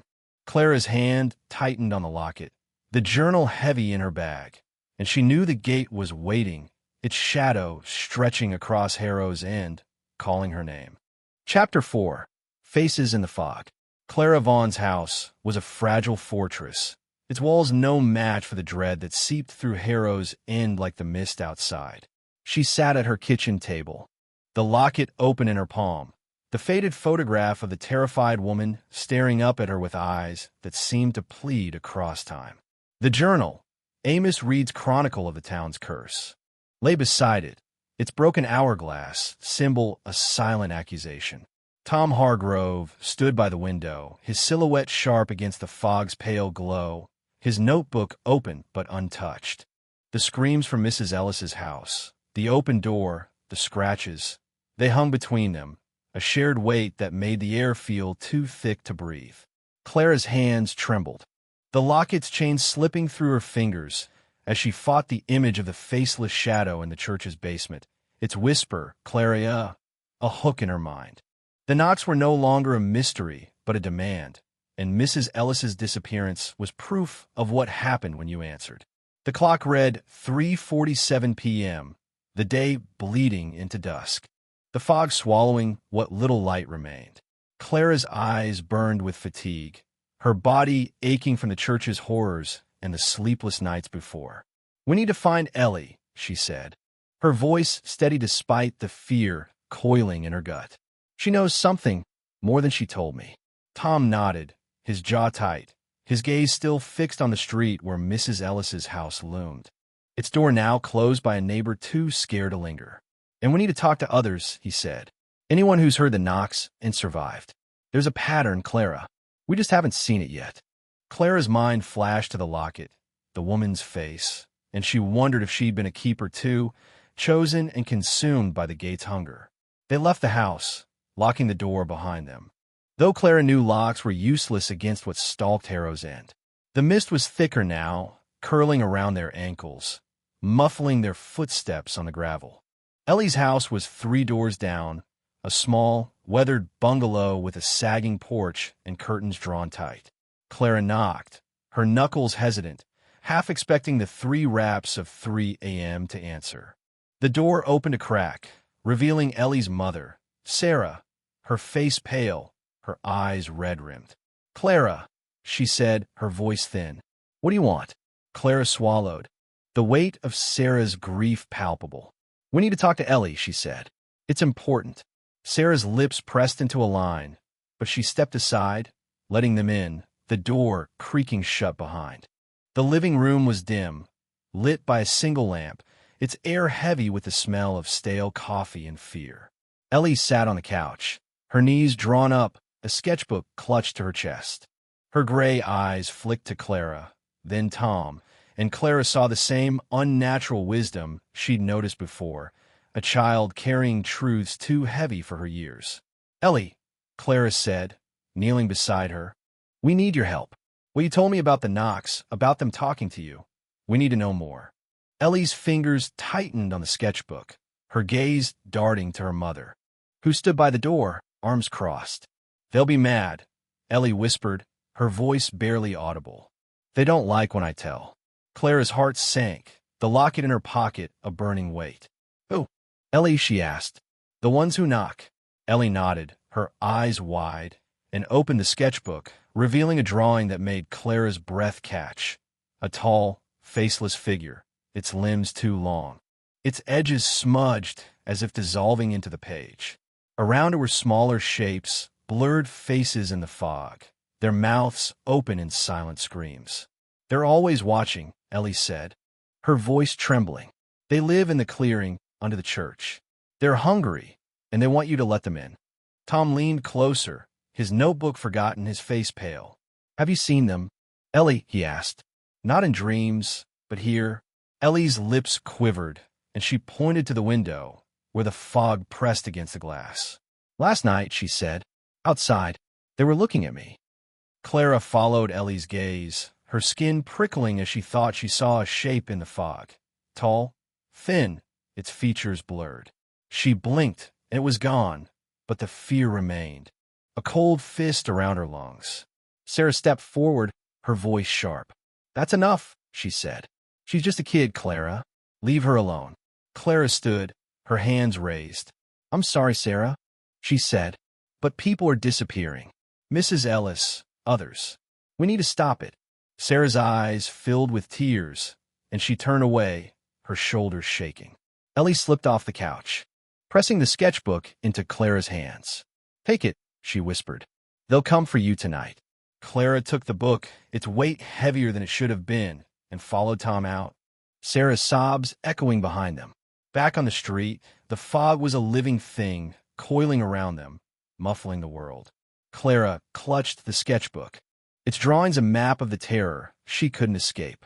"She's right," she said, her voice low. "I saw something last night outside my window. It was like her drawing." Tom's jaw tightened, his hand brushing his pocket, where Clara suspected he kept a knife. "Then we don't wait," he said. "We go back to the church tonight, to the gate. We find a ritual, or we make one." Clara nodded, though the thought of the chamber, the slab, the shadow, made her want to run. The locket, the journal, Ellie's drawings, they were all pointing to the clearing, to the keeper's choice. And Clara felt its weight settling over her like a shroud. They returned to Clara's house, the fog following like a predator. Inside, they spread Ellie's sketchbook and the journal on the table, Tom's records beside them. The drawings were worse in the lamplight, the faceless figures seeming to move, their blurred faces accusing. Clara opened the journal to a page she'd marked, where Amos described a night when the knocks came with a vision, a face in the fog, its features shifting, its eyes empty. "It showed me what it wanted," he wrote, "and I couldn't look away." Clara's hand shook, the locket's photograph flashing in her mind, the woman's face a mirror to Amos's vision. "They show you things," she said, her voice trembling, "to make you open the door." Tom looked up, his eyes dark. "Then we don't look," he said. "We focus on the gate, on closing it." The clock ticked towards 6 p.m., the fog darkening outside, and Clara felt the night closing in. The knocks waiting. She thought of Mrs. Ellis, of the woman in the locket, of all the keepers who'd faced the gate and lost. The sketchbook's pages rustled, as if stirred by a breeze, and Clara's eyes caught a new drawing, a circle of stones, the slab in the center, and above it, a single word scrawled in Ellie's childish hand: "Choose." Clara's breath stopped. The keeper's role, no longer a question, but a command. The fog pressed against the windows, and for a moment, she thought she saw faces, blurred, shifting, hungry, watching her, waiting for her to answer. Clara Vaughn's kitchen, with a battlefield of papers and fear, the table strewn with Amos Reed's journal, Tom Hardro's records, and Ellie's sketchbook, its drawings of faceless figures glaring up at them like accusations. The locket lay open beside Clara, the photograph of the terrified woman a silent witness to the horrors they were piecing together. The clock ticked past 6:30 p.m., each second pulling Harrows in deeper into a night cloaked in fog, so thick it seemed to breathe against the windows. Clara's hands shook as she turned a page in the sketchbook, her eyes lingering on Ellie's scrawled word, "Choose," above the drawing of the clearing's stone slab. The keeper's role, the gate's hunger, the knocks that knew her name. They were no longer abstract, but a noose tightening around her. Tom sat across from her, his notebook filled with hurried notes, his face etched with the strain of a man who'd seen too much to turn back. The silence between them was heavy, broken only by the occasional creak of the house and the muffled drip of rain outside. Clara closed the sketchbook, unable to bear the faceless figure's empty gazes, and picked up the journal, her fingers tracing Amos's words. "It showed me what it wanted, and I couldn't look away." The vision he described, a face in the fog, shifting and eyeless, matched Ellie's drawings too closely, and Clara felt a chill as she recalled the shape outside her window last night. Its blurred features a mockery of humanity. "They're trying to get inside," she said, her voice low, almost lost in the house's quiet. "Not just through the door, but into our heads." Tom looked up, his pen pausing, his eyes dark with the weight of her words.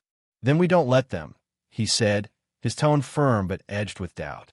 "We stick to the plan, go back to the church, find a ritual, close the gate. Whatever they show us, we ignore it." Clara nodded, but the resolve felt fragile, like glass under pressure.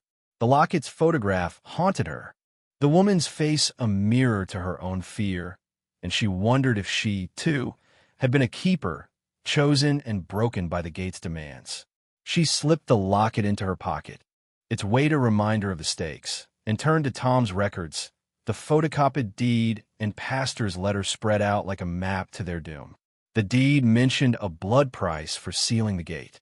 The pastor's letter a plea to destroy the church, and Amos's journal hinted at a keeper's choice, sacrifice or surrender. "The ritual," Clara said, her voice steadier now, "it's about blood, but not just any blood. The keepers, maybe." Tom's brow furrowed, his hand tightening on his pen. "You're not sacrificing anything," he said, his voice sharp. "We'll find another way." Before Clara could argue, a faint sound broke the silence. A tap, not the 3 raps of 3 a.m., but a single, deliberate knock at the front door. Her heart lurched, her eyes snapping to the door, its scratches glinting in the lamplight. Tom stood, his hand slipping into his pocket, where Clara knew he kept a knife. "Stay here," he said, but Clara was already on her feet, her flashlight in hand, its beam a frail shield. "No," she said, her voice trembling but firm. "We face this together." They approached the door, the tap coming again, softer, almost teasing. Clara's hand hovered over the lock, her pulse roaring, and she peered through the small window beside the door. The fog was a wall, but in its depths she saw them, faces blurred and shifting, their mouths open in silent cries, their eyes hollow. They pressed against the glass, not touching but there, a crowd of the lost watching her. Clara stumbled back, her breath ragged, the flashlight beam jittering across the room. "Tom," she whispered, her voice breaking, "do you see them?" He nodded, his face pale, his knife now in hand, its blade catching the light. "Don't look," he said, echoing his earlier words, but it was too late. The faces were inside her, their anguish a weight in her chest, their voices a chorus whispering her name, Clara, joined by others. Names from the journal, from the locket, from Harrow's Inn's long history of loss. The tap came a third time, and the door creaked, its lock rattling as if tested by an unseen hand. Clara's hand flew to the locket, its metal warm against her skin, and she felt a pull, a compulsion to turn the knob, to let them in, to choose. Tom grabbed her arm, yanking her back, his voice urgent. "Clara, don't." The door rattled again, the faces in the fog pressing closer, their blurred features sharpening for a moment. Mrs. Ellis, her eyes wide with terror. A man with a scratched-out face, like the photograph in her house. The woman from the locket, her mouth moving in a silent plea. Clara's knees buckled, the flashlight slipping from her grip. But Tom held her up, his knife raised as if it could fend off the fog's ghosts. The door stopped rattling, the tap fading, and the faces dissolved into the mist, leaving only the hum. Faint but persistent, vibrating through the house. Clara's breath came in sobs, her body trembling as she clung to Tom, the locket a searing weight in her pocket. "They're not gone," she said, her voice raw. "They're waiting." Tom led her back to the table, his hand steady despite the fear in his eyes. "We need to move," he said, gathering the journal and records. "The church now. We can't wait for Ellie or anyone else. The gate's calling you, Clara, and we need to shut it before it gets worse." Clara nodded, wiping her eyes, the faces still burned into her vision. She grabbed the sketchbook, its drawings a guide to the horror they'd face, and followed Tom to the door, her flashlight retrieved, its beam a small defiance. The fog outside was thicker, the street a tunnel of white, and Clara felt the town's pulse, its hunger, as they stepped into the night. The church was a mile away, the clearing its heart, and the gate waited below, its crack a mouth that knew her name. They moved quickly, the mist muffling their steps, the pines looming as they left the town behind. Clara's mind raced, piecing together the ritual's fragments: blood, a keeper's choice, a gate to seal. The locket's woman, Amos's vision, Ellie's drawings. They were all keepers, all chosen. And Clara felt their fates converging on her. The fog swirled, and she thought she saw faces again, fleeting glimpses of the lost, but she kept her eyes on Tom's back, his flashlight a beacon in the dark. The church emerged, its steeple a crooked shadow, and Clara's heart pounded, the hum growing louder. The whispers returning, Clara, as they crossed the clearing stones. The door creaked open, the scratches inside glowing in their beams, and Clara knew the gate was awake. Its hunger no longer patient, but ravenous. They descended the trapdoor's ladder, the tunnel's cold biting deeper, the scratches on the walls a map of the town's terror. The chamber was as they'd left it, the stone slabs stained, the niches filled with offerings, the broken hourglass symbols pulsing in the light. The hum was a roar now, the whispers a scream, and Clara felt the gate's pull, its crack a black wound in the slab. The faces were here, not in the fog but in the shadows, their blurred forms circling, their voices a chant.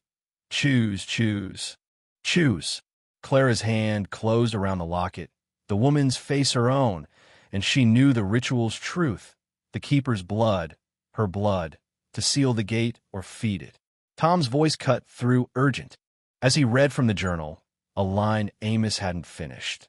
The keeper's choice is the town's salvation, or its end. Clara's eyes met his, the gate's hunger a tide pulling her under, and she wondered if she could choose, or if the choice had already been made. The chamber beneath the church was a crypt of stone and shadow, its air thick with the hum that pulsed like a heartbeat. Each vibration a summons that clawed at Clara Vaughn's resolve. The stone slab loomed before her, its cracked surface stained with ancient blood, the broken hourglass symbol etched deep, glowing faintly in the trembling beams of her and Tom Hardro's flashlights. The niches in the walls held their grim offerings: a child's shoe, a rusted knife, brittle letters, silent witnesses to Harrow's end's long dance with the thing behind the gate. Clara's hand gripped the locket, the photograph of the terrified woman burning against her palm, her face a mirror to the blurred figures that circled the chamber, their faceless forms weaving through the shadows, their whispers a relentless chant. Choose, choose, choose. The gate's crack, a jagged wound in the slab, seemed to breathe, its darkness pulling at Clara, knowing her name, her fear, her role as keeper.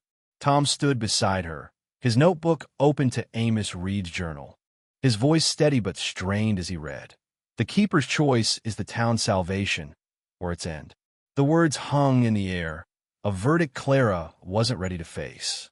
Her breath came in shallow gasps, the chamber's cold sinking into her bones, the metallic tang of the air, now laced with something sweeter, like rotting fruit. The faces in the shadows grew bolder, their blurred features sharpening for moments. Mrs. Ellis, her mouth twisted in a scream. The man from her scratched-out photograph. The woman from the locket, her eyes pleading. Clara's knees trembled, the locket's chains slipping through her fingers, and she felt the gate's hunger, not just for blood but for her, for the choice she'd been running from. Tom, she said, her voice cracking, we don't know enough. The ritual, what does it mean, salvation or end? Tom's flashlight wavered, his eyes darting to the slab's crack, where the darkness seemed to pulse in time with the hum. It means blood, he said, his tone grim. The deed, the pastor's letter, Amos, they all say it. The keeper's blood seals the gate, or it opens wider. Clara's stomach churned, the locket's weight as stone in her hand. She thought of Ellie's drawing, the word choose scrawled above the slab, and felt the truth settle over her. The keeper's choice wasn't just sacrifice, but intent, a decision to face the gate or feed it. The faces pressed closer, their whispers now a scream. "Clara," and she stumbled back, her flashlight beam spinning wildly, catching more scratches on the walls, fresh and deep, as if carved moments ago. Tom grabbed her arm, steadying her, his knife in his other hand, its blade useless against the shadows. "We need to do something," he said, his voice urgent. "The gate's awake, Clara. It's not waiting anymore." She nodded, her resolve fraying, the Locket's woman whispering in her mind, "Don't look, don't choose, run." But running wasn't an option. The chamber was a trap, the gate a mouth. And Clara felt its pull, a tide dragging her toward the slab. She opened the locket, the photograph trembling in her beam, and saw something new, a faint mark on the woman's neck, the broken hourglass. Not etched, but burned, a brand. Clara's breath stopped, her hand flying to her own neck, where she'd felt a sting last night, dismissed as a scratch. She touched it now, her fingers finding a raised, jagged line, and panic surged, the locket falling to the dirt. "Tom," she whispered, her voice raw. "It's marked me." He turned, his flashlight illuminating her neck, his face paling as he saw the symbol, identical to the slabs, the journals, the lockets. "Jesus," he muttered, stepping back, his knife raised as if the gate itself could be fought. The hum surged, a wave of sound that shook the chamber, dust raining from the ceiling, the faces screaming her name in unison. Clara's knees buckled, her hands scrabbling for the locket, its photograph now blurred. The woman's face her own. The gate's crack widened, a sliver of black that swallowed the light, and a shadow appeared, not in the corners but on the slab, its faceless form towering, its limbs stretching toward her. Clara's scream tore free, her flashlight dropping, its beam spinning across the chamber as Tom lunged, pulling her back, his knife slashing at the air. The shadow didn't flinch, its presence a weight that crushed the air from her lungs, its whisper a command. "Choose." Clara's mind fractured, images flashing, Ellie's drawings, Amos's warnings. The woman's branded neck, the keeper's role. She was the keeper, marked and chosen, and the gate demanded her blood, her will, her surrender. Tom dragged her toward the tunnel, his strength a lifeline, but the shadow followed, its edges fraying into the walls, the scratches bleeding a dark, viscous liquid that smelled of decay. "Clara, move!" Tom shouted, his voice barely audible over the hum, the screams, the gate's pulse. She stumbled, her hands scraping the dirt, the locket clutched tight, its chain cutting into her palm. The tunnel was a blur, the ladder a desperate climb, and when they burst through the trapdoor into the church, the silence was deafening, the scratches on the pews glowing in their beams. Clara collapsed, her breath ragged, the locket slipping from her hand, its photograph curling in the damp air. Tom slammed the trapdoor shut, his knife still drawn, his face slick with sweat. "We can't stay here," he said, his voice shaking. "It's not just down there. It's everywhere."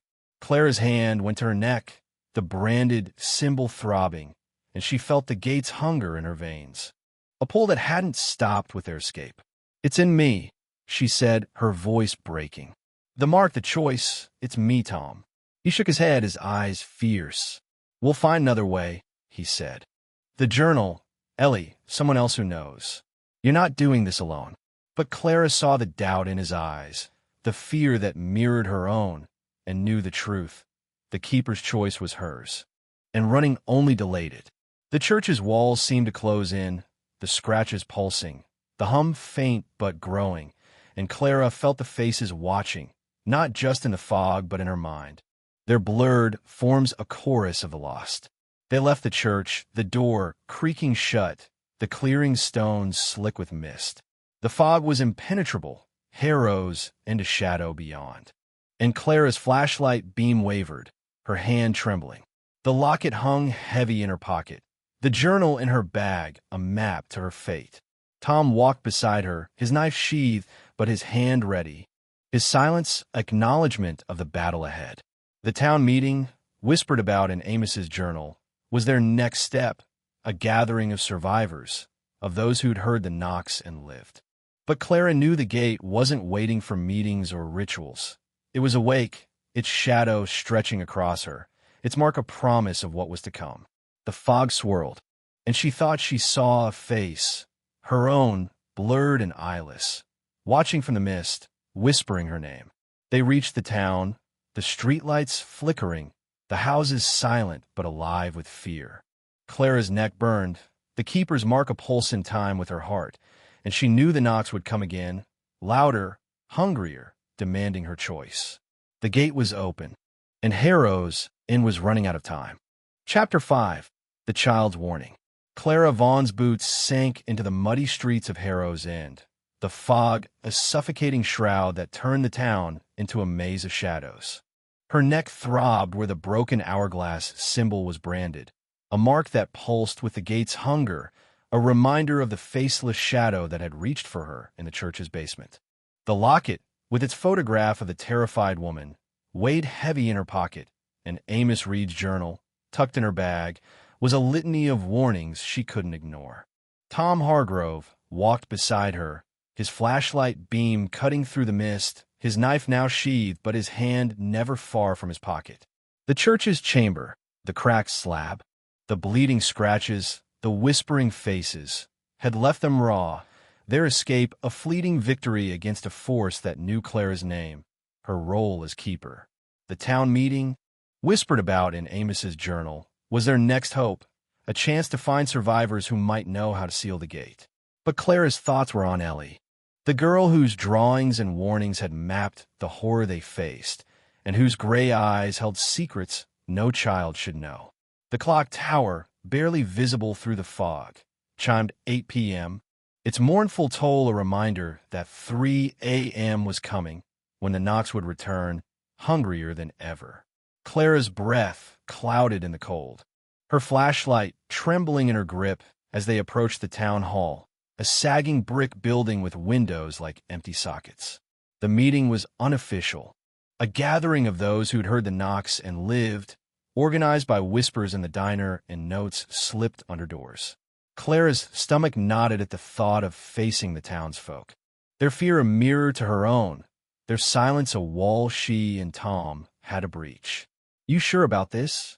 Tom asked, his voice low, his eyes scanning the fog for the blurred faces they'd seen too often.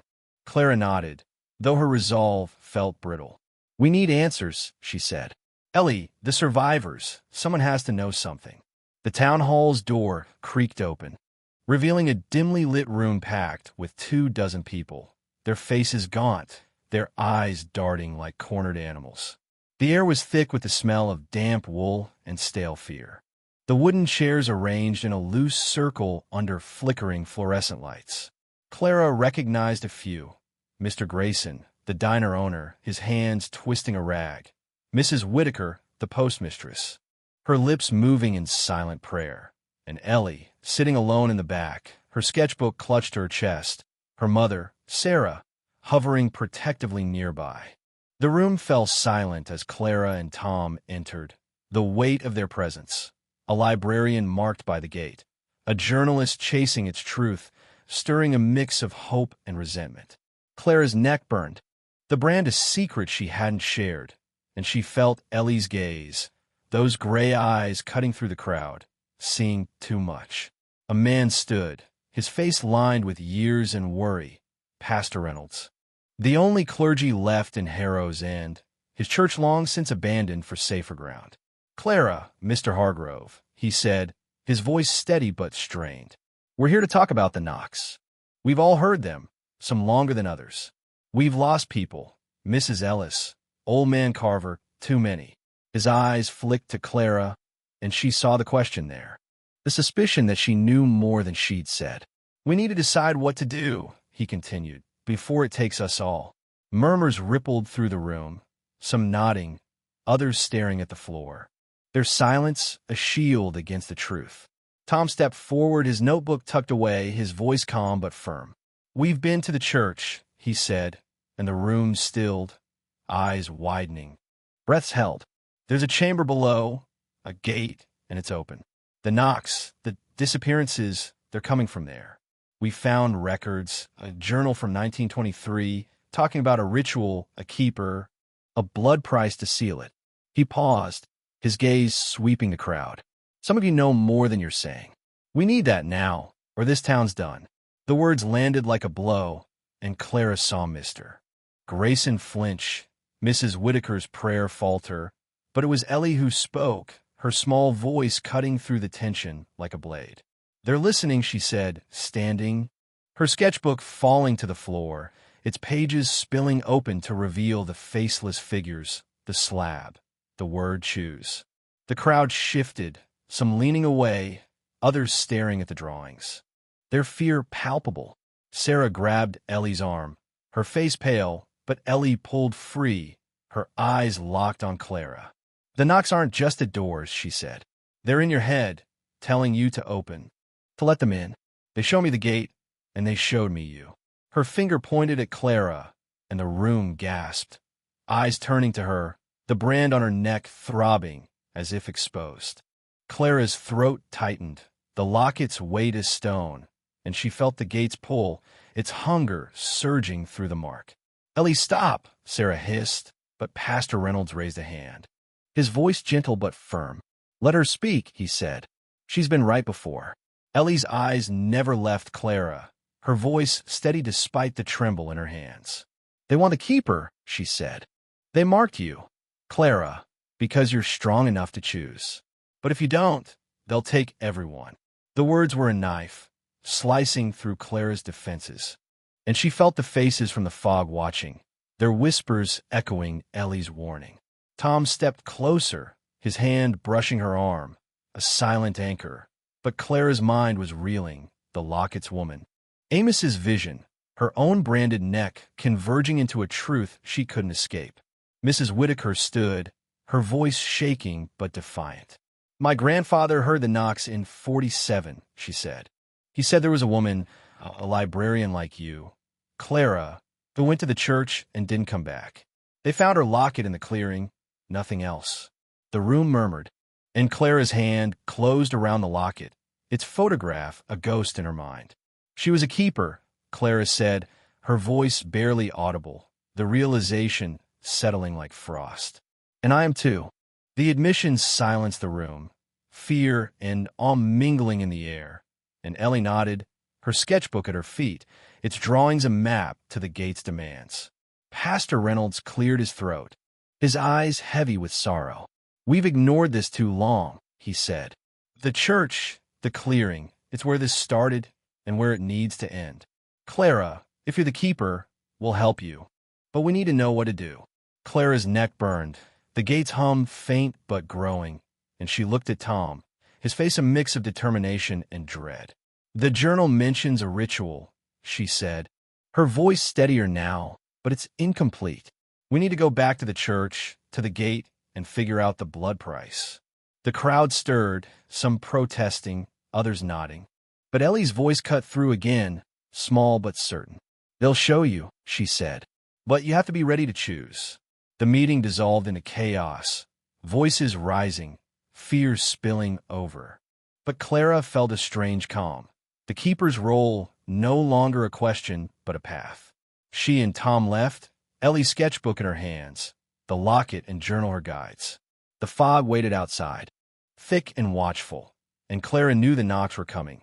The gate's hunger calling her to the clearing, to the choice that would save or damn Harrow's End. Clara Vaughn and Tom Hargrove stepped out of the town hall into a fog so dense it seemed to swallow Harrow's End whole, the streetlights reduced to faint, sickly halos. Clara's neck burned where the broken hourglass symbol was branded, a pulse that echoed the gate's hum, a constant reminder of her role as keeper. She clutched Ellie's sketchbook, its drawings of faceless figures and the word choose seared into her mind, while the locket in her pocket and Amos Reed's journal in her bag weighed like anchors to a fate she couldn't outrun. Tom's flashlight beam sliced through the mist, his face grim, his hand hovering near the knife in his pocket. The town meeting had unraveled into fear and accusations. But Ellie's words, "They marked you, Clara, because you're strong enough to choose," had given Clara a clarity that both steadied and terrified her. The church, the clearing, the gate they were calling, and the knocks at 3 a.m. would demand her answer. The town was a ghost, its houses silent, their windows dark as if the residents had already surrendered to the night. Clara's boots sank into the muddy street, each step a battle against the fog's weight, her flashlight trembling in her grip. "We need to get to Ellie's house," she said, her voice low but firm. "She knows more, her drawings, her dreams. She's seen the gate." Tom nodded, his jaw tight, his beam sweeping the fog for the blurred faces they'd glimpsed too often. "And we need to prepare for the church," he said. "The ritual, whatever it is, we're running out of time." Clara's stomach twisted, the memory of the chamber's stained slab, the shadow's hunger, flashing her mind. The locket's photograph, the woman with the same branded mark, felt like a warning, a mirror to her own path. Ellie's house was a dim shape in the fog, its porch sagging, its curtains drawn tight. Clara knocked, her knuckles hesitant, the sound muffled by the mist. The door opened almost immediately, Sarah's face pale and drawn, her eyes red from crying. "Clara, Tom," she said, her voice brittle. "She's not talking. Not after the meeting." Clara's heart sank, but she stepped inside, Tom following, the door closing with a soft thud. The living room was unchanged. The lamp's glow feeble, the air heavy with fear. Ellie sat on the couch, her knees drawn up, a new sketchbook open on her lap, her pencil moving in quick, jerky strokes. Her gray eyes flicked to Clara, then back to the page, and Clara saw the same unnatural wisdom, the weight of truths no child should bear. "Ellie," Clara said, kneeling beside her, "we need your help. The gate, the knocks, you've seen them, haven't you? You know what they want." Ellie's pencil paused, her hand trembling, and she looked at her mother, who stood by the door, arms crossed. "They'll be mad," Ellie whispered, her voice small but steady. "They don't like when I tell." Sarah's face crumpled, but she didn't intervene, her silence a reluctant permission. Clara's hand brushed the sketchbook, its pages filled with new drawings. Faceless figures circling a slab, a crack spilling darkness, and Clara's own face, her neck marked with a broken hourglass. "You drew me," Clara said, her voice catching, the brand on her neck throbbing. Ellie nodded, her eyes wide. "They showed me," she said, "in my dreams. They said you're the keeper, and you have to choose, blood or everyone." Clara's breath stopped, the locket's weight searing her pocket, the journal's warnings echoing. The keeper's choice is the town's salvation or its end. Tom leaned closer, his notebook out, his voice gentle but urgent. "Ellie, what does everyone mean? What happens if Clara doesn't choose?" Ellie's pencil snapped, the sound sharp in the quiet room, and she dropped it, her hands clutching the sketchbook.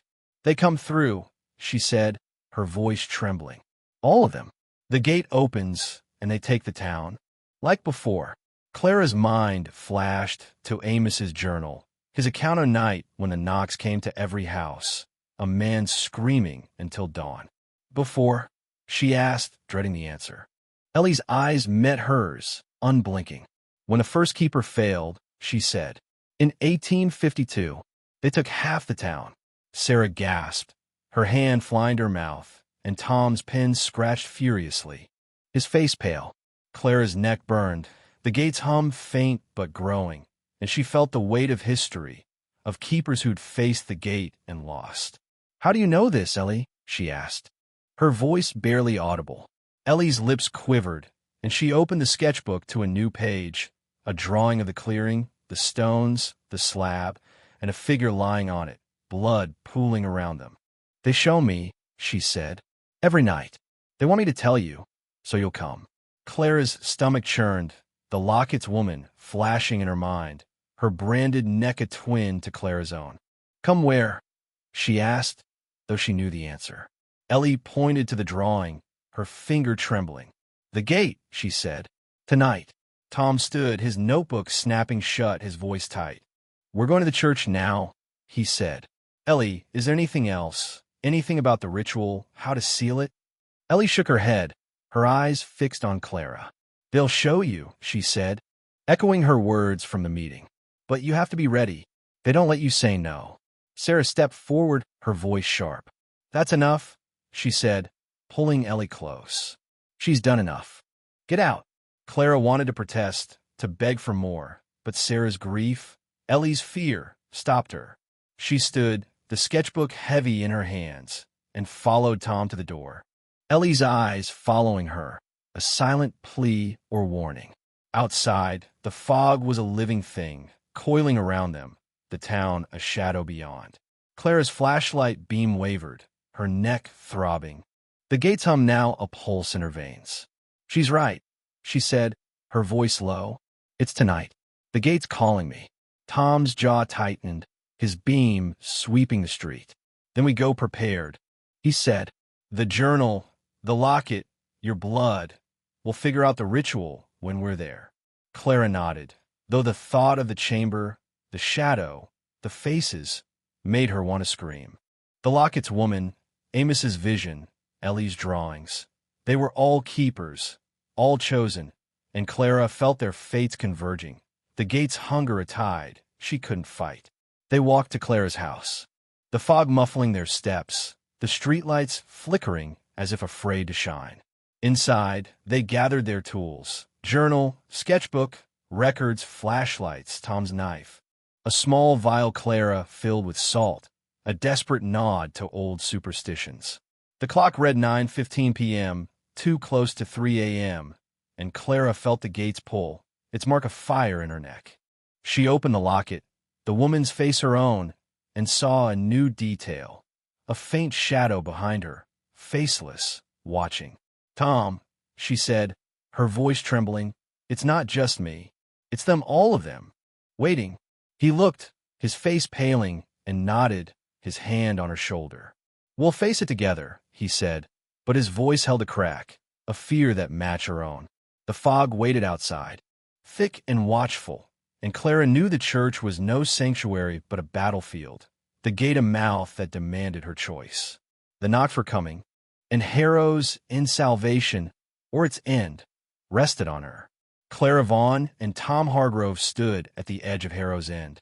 The fog a suffocating veil that turned the pines into specters looming over the path to the abandoned church. Clara's neck burned where the broken hourglass symbol was branded. A throbbing pulse that synced with the gate's hum, a call she felt in her bones. Her bag held Amos Reed's journal, Ellie's sketchbook, and the locket. Its photograph of the branded woman a mirror to Clara's own fate. Tom's flashlight beam cut a frail path through the mist, his knife glinting as he adjusted his grip. His face set with a resolve that couldn't hide the fear in his eyes. The town was behind them, its houses silent, its people cowering as the clock ticked toward 10:30 p.m., each minute a step closer to the 3 a.m. knocks. Ellie's warning, they'll show you, but you have to be ready, echoed in Clara's mind. Her drawings of faceless figures, and the word choose, a map to the keeper's role she could no longer deny. The church, the clearing, the gate, they were waiting, and Clara was out of time to run. The path to the church was a gauntlet of mud and roots, the pines pressing close, their branches dripping with mist that stung Clara's skin. Her flashlight trembled, its beam catching glimpses of the fog, shapes that flickered and vanished, blurred faces with hollow eyes. Watching, whispering her name, Clara. She clenched her jaw, forcing her eyes on the path. But the locket in her pocket seemed to pulse, the branded woman's fear seeping into her own. Tom walked ahead, his steps deliberate, his voice low. We stick to the plan, he said, as much to himself as to her. Find the ritual, use the journal, your blood, whatever it takes to seal the gate. Clara nodded, her throat tight, the memory of the chamber's stained slab. The shadow's hunger, a weight in her chest. And if it's not enough, she asked, her voice barely audible over the wind's moan. Tom didn't answer, his silence a confession of their odds. The church emerged from the fog, its sagging steeple a crooked finger against the sky, its walls streaked with rot and secrets. The clearing around it was silent, the circle of stones glinting wetly. Their broken hourglass symbols a chorus of warnings. Clara's flashlight swept the church's open door, its black gap a mouth that breathed the gate's hum. Louder now, a pulse that shook the ground. "This is it," Tom said, pausing at the threshold, his beam illuminating the scratches inside. Dozens fresh and bleeding, as if carved by claws moments ago. Clara's neck throbbed, the locket burning, and she felt the gates pull, a tide dragging her inside. "Together," she said, her voice steady despite the fear, and Tom nodded, his knife drawn, a futile shield against what waited below. The church's interior was a tomb, its pews splintered, its altar draped in cobwebs that swayed in an unfelt breeze. The trapdoor to the basement gaped open, the ladder descending into darkness. The hum a roar that drowned the wind outside. Clara's flashlight caught more scratches on the walls, some forming words, choose, blood, keeper, etched in a frenzy that mirrored Amos's journal. She opened the journal, her hands shaking, and found a page she'd overlooked, its ink smeared but legible. The keeper's blood must be given willingly, or the gate feeds on all. The words were a blade, cutting through her last hope of escape, and she showed them to Tom, his face paling as he read. "Willingly," he said, his voice grim. "That's the catch."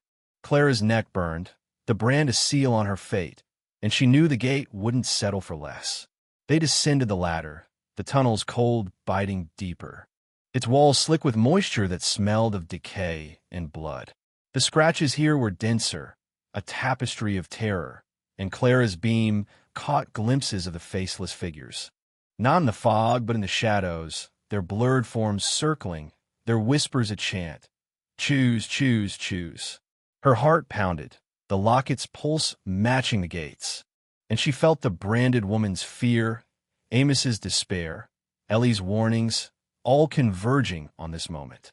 The tunnel opened into the chamber, the stone slab dominating its center, its crack wider now, a black wound spilling darkness that seemed to writhe.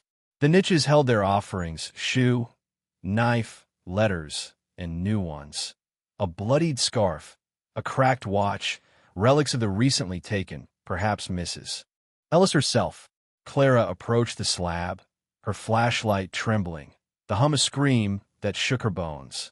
The faceless shadow appeared, not on the slab, but above it, its limbs stretching, its form fraying into the walls, its whisper a command. "Clara."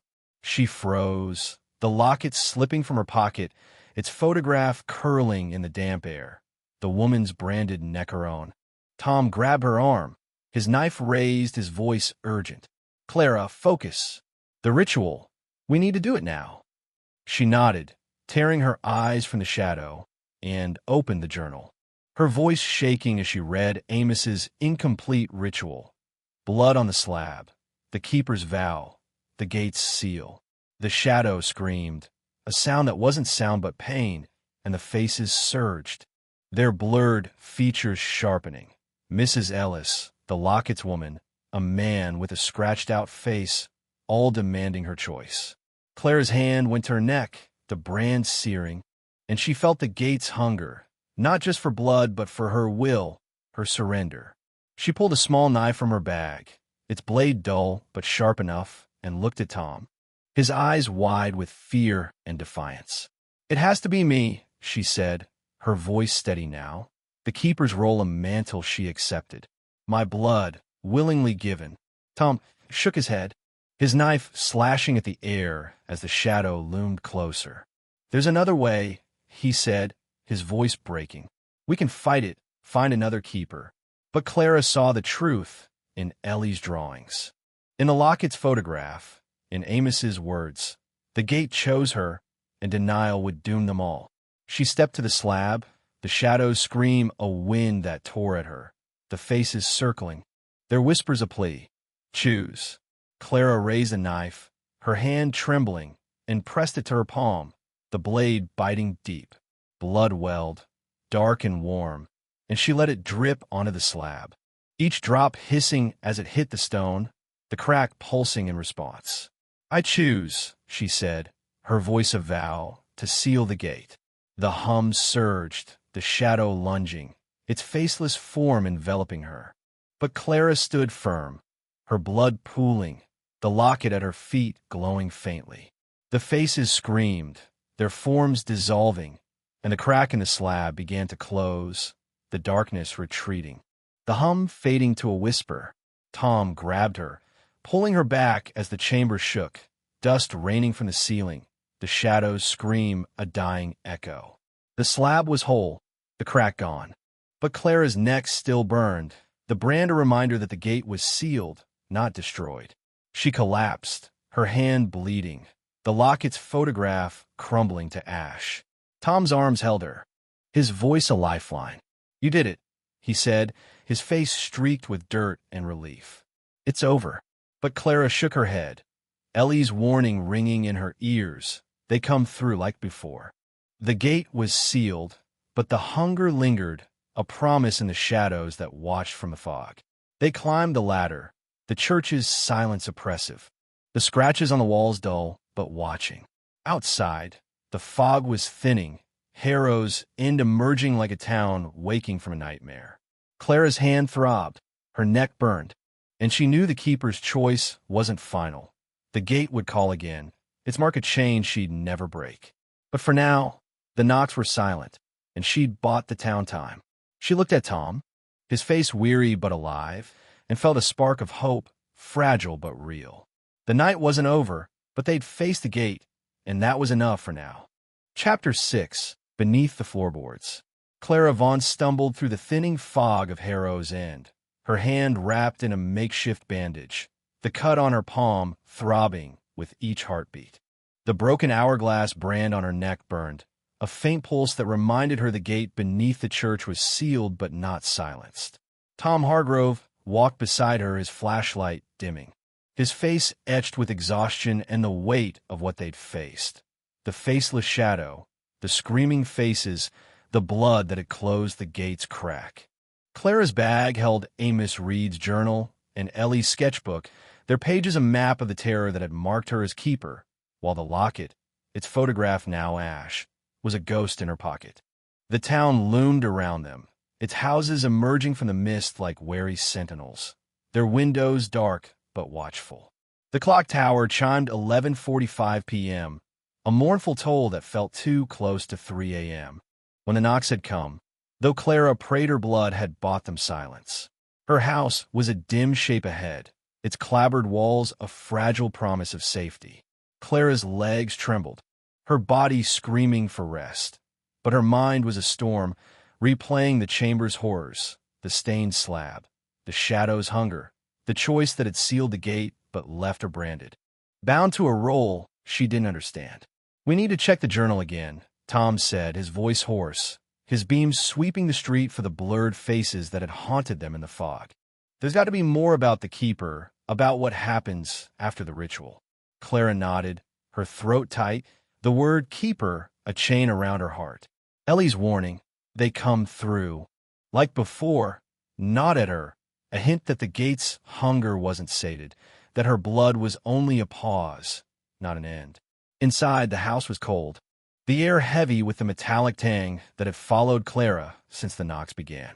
She locked the door, her fingers lingering on the scratches, 3 thin gashes, now dull but still there, a reminder of the thing that knew her name.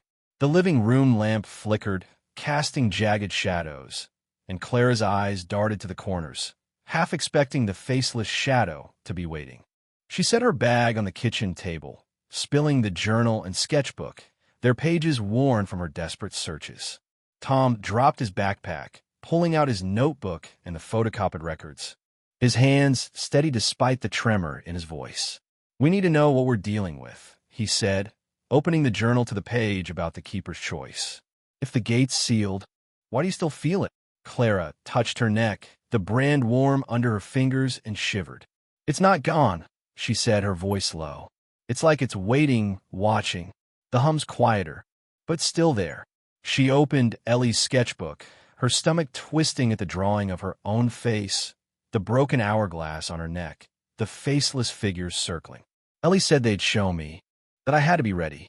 I thought sealing the gate was the choice, but what if it's something else? Tom's brow furrowed, his pen scratching notes, but his eyes held a flicker of doubt, as if he, too, sensed the gate's lingering presence. Let's start with Amos, he said. He survived long enough to write this. Maybe he left a clue. Clara turned the journal's pages, her bandaged hand aching, and found an entry dated a week after Amos's ritual attempt. The gate took my blood, but it wants more. The keeper's role is not one act, but a chain, binding us to the clearing forever. Her breath caught, the words a mirror to her fear, that the gate's seal was temporary, her role eternal. A chain, she whispered, her eyes meeting Tom's. It's not over. It'll come back. Tom's jaw tightened, his flashlight beamed steady on the page. Then we break the chain, he said, his voice fierce. There's got to be a way to end it, not just delay it. But Clara saw the lockets ash in her mind, the branded woman's fate, and wondered if breaking the chain meant breaking herself. A faint creak broke the silence. Not from the door, but from the floorboards beneath their feet, a sound too deliberate to be the house settling. Clara froze, her flashlight snapping up, its beam sweeping the kitchen. Tom's hand went to his knife, his eyes darting to the corners, the shadows. Did you hear that? He asked, his voice low, and Clara nodded, her heart pounding. The creak came again, slower, from the living room, as if something heavy shifted across the wood. Clara's neck burned, the hum rising, faint but unmistakable, a pulse that wasn't just in her, but in the house, the town, the clearing. It's here, she said, her voice trembling, and stood, her flashlight beam trembling as she moved toward the living room. The room was unchanged, the lamp flickering, the curtains drawn. But the air was wrong, thicker, colder, with a sweet, rotting scent that made Clara's stomach churn. Her beam caught the floorboards near the armchair, where a faint crack had appeared, a thin line that hadn't been there before. Tom, she said, her voice barely audible, and he joined her, his knife drawn, his beam joining hers. The crack was jagged, like the gates, and from it came a faint hum, the same guttural pulse they'd felt in the chamber. This wasn't here yesterday, Clara said, her bandaged hand hovering over the crack, feeling a cold draft that carried her name, Clara, in a whisper too close, too real. Tom knelt, his knife prying at the floorboard, his face pale but determined. We need to see what's under there, he said, his voice steady despite the fear in his eyes. Clara's heart raced, the brand searing, the lockets ash a warning in her mind. What if it's a gate? She asked, her voice breaking. What if it followed us? Tom didn't answer, his knife working the board loose, the creak now a groan as the wood gave way. Beneath was darkness, a void that swallowed their beams, and a rush of cold air that carried the hum, the whisper, the scent of decay. Clara's flashlight trembled, catching glimpses of something in the dark, not dirt but stone, etched with a broken hourglass, a fragment of the clearing's curse buried under her house. The hum surged, a wave that knocked Clara back, her flashlight clattering to the floor. The shadow appeared, not in the fog but in the crack, its faceless form rising, its limbs stretching toward her. Clara's scream tore free, her bandaged hand bleeding anew as she scrambled back. Tom's knife slashing at the air, useless against the shadow's hunger. "Clara, run!" he shouted, but her body wouldn't move, the brand of fire that held her, the whisper a command, "Choose." The faces were there, blurred and screaming. Mrs. Ellis, the Locketts woman, Amos himself.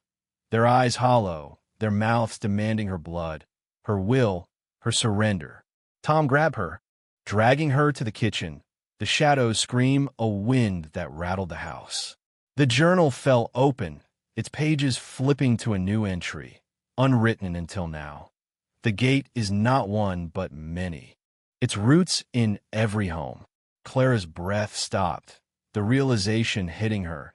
The gate wasn't just in the church, but here, beneath her floorboards, beneath Harrow's End. A network of hunger that her blood had only stirred. She clutched the locket's ash, the sketchbook's drawings of truth she couldn't escape. The keeper's chain was not just her, but the town. And the knocks would come again, louder, hungrier, until she chose or broke. Clara Vaughn's kitchen was a battlefield of flickering light and suffocating dread. The air thick with the hum that pulsed from the cracked floorboards in the living room. Her bandaged hand bled through its wrapping. The cut from the church's ritual throbbing as if the gate itself were drawing her blood anew. The broken hourglass brand on her neck burned, a searing reminder of her role as keeper. While Amos Reed's journal lay open on the table, its chilling revelation. The gate is not one but many, its roots in every home, a blade in her heart. Tom Hargrove stood beside her, his knife trembling in his grip, his flashlight beam fixed on the living room, where the faceless shadow had risen from the crack, its whispered command, "Choose," still echoing in the walls. Ellie's sketchbook, with its drawings of blurred figures and the word "choose," was a map of the horror they faced and the locket's ash, all that remained of the branded woman's photograph. Dusted Clara's pocket like a curse. The clock read 12:07 a.m., too close to 3 a.m., when the knocks would come, and Clara knew her blood had only stirred the gate's hunger, not sated it. Tom's face was pale, streaked with sweat and dirt, but his eyes held a fierce determination as he pulled Clara back from the living room's threshold. "We can't stay here," he said, his voice low. "Urgent. If the gate's under your house, it's under others too. We need to figure out how to stop it now." Clara's legs trembled, her body screaming for rest, but the shadows screamed. The face's hollow eyes drove her forward. She grabbed the journal, sketchbook, and Tom's records, shoving them into her bag, her bandaged hand leaving smears of blood on the pages. "The church," she said, her voice hoarse. "It's still the heart of this. Amos wrote about the clearing, the first gate. If we can destroy it there, maybe the others will close." Tom nodded, his knife sheathed but ready, his flashlight beam sweeping the kitchen for signs of the shadow's return. The hum grew louder, a guttural pulse that shook the house, and the living room crack widened. A faint glow, sickly, greenish, seeping from its depths.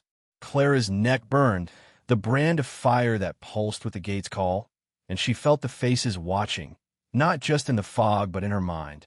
Their blurred forms a chorus of the lost.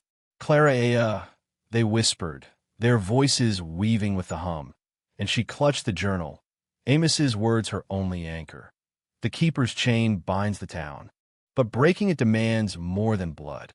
She didn't know what more meant, but the locket's ash, Ellie's warning, the branded woman's fate. They all pointed to a sacrifice beyond what she'd already given.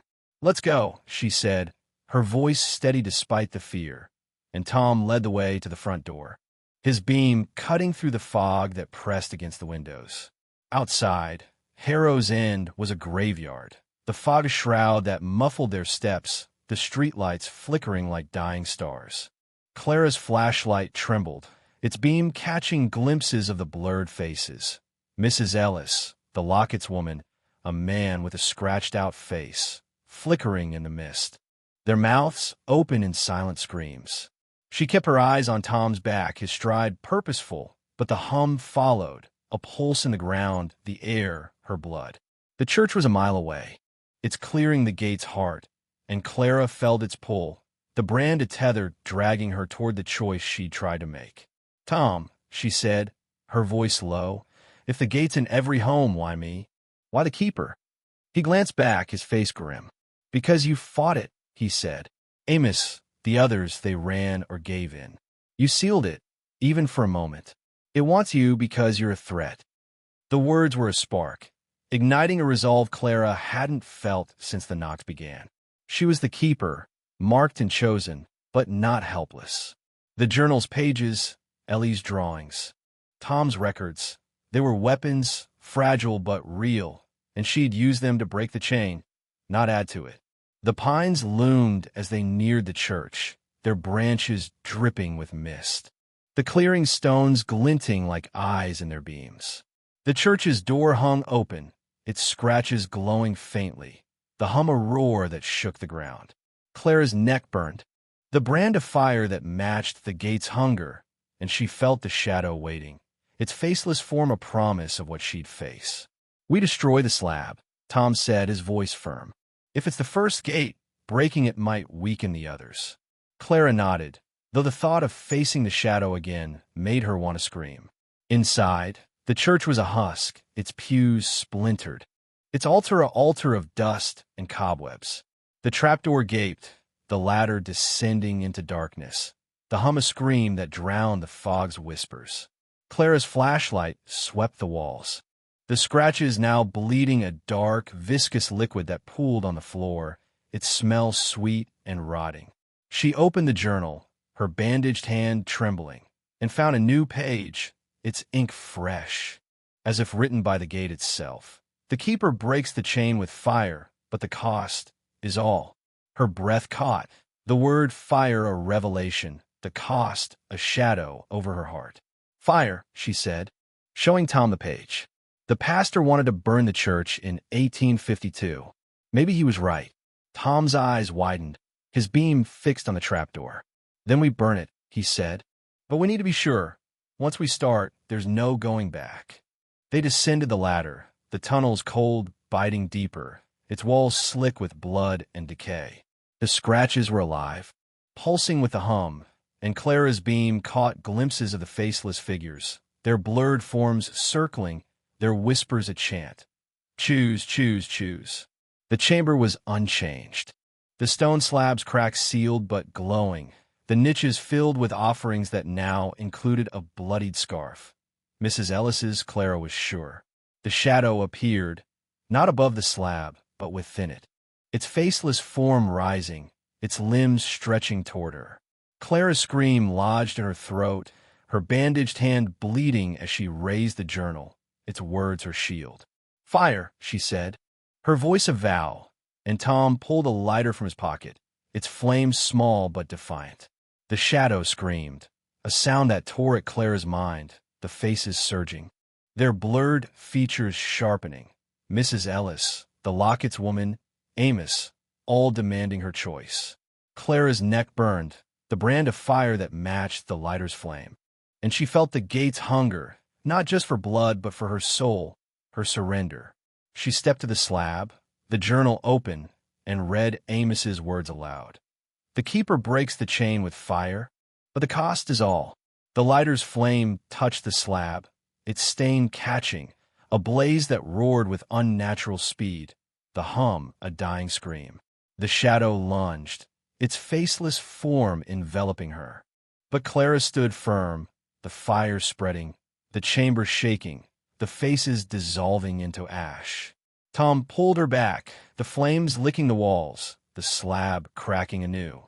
Not with darkness, but with light, a searing glow that burned the gate's roots. Clara's neck cooled, the brand fading, and she knew the chain was breaking. The keepers cost her own strength, her own fear.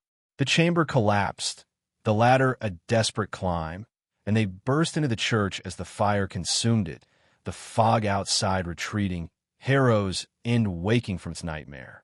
Clara's hand bled, her body trembled, but the hum was gone, the knock silent, and she felt the keeper's chain snap, her choice of fire that had saved the town. Or so she hoped.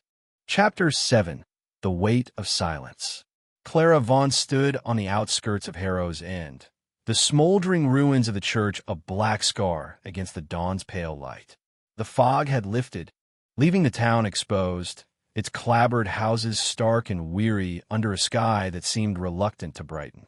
Her bandaged hand throbbed, the cut from the ritual seeping blood through the cloth, and the broken hourglass brand on her neck was a faint itch, no longer burning, but a reminder of the gate she'd sealed, or tried to. Amos Reed's journal, Ellie's sketchbook, and the ash of the locket were safe in her bag, their weight a testament to the fire that had consumed the chamber, the slab, the shadow's hunger. Tom Hargrove stood beside her, his face streaked with soot, his knife sheathed but his hand restless, as if the silence of the night's end was a lie. The hum was gone, the knock silent. But Clara felt no victory, only a hollow unease, a sense that the keeper's choice had bought time, not freedom.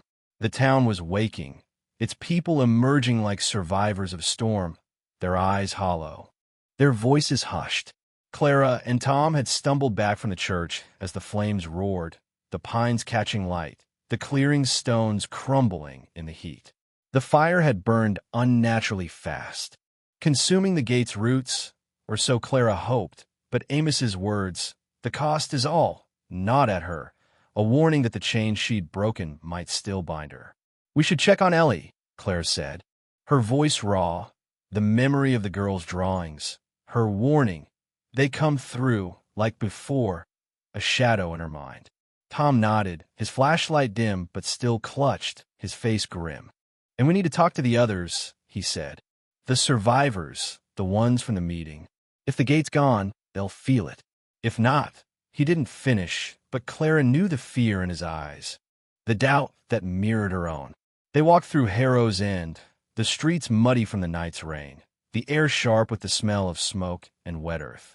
Clara's neck itched, the brand of faint pulse, and she wondered if the gate's silence was a trick, a pause before it reached for her again.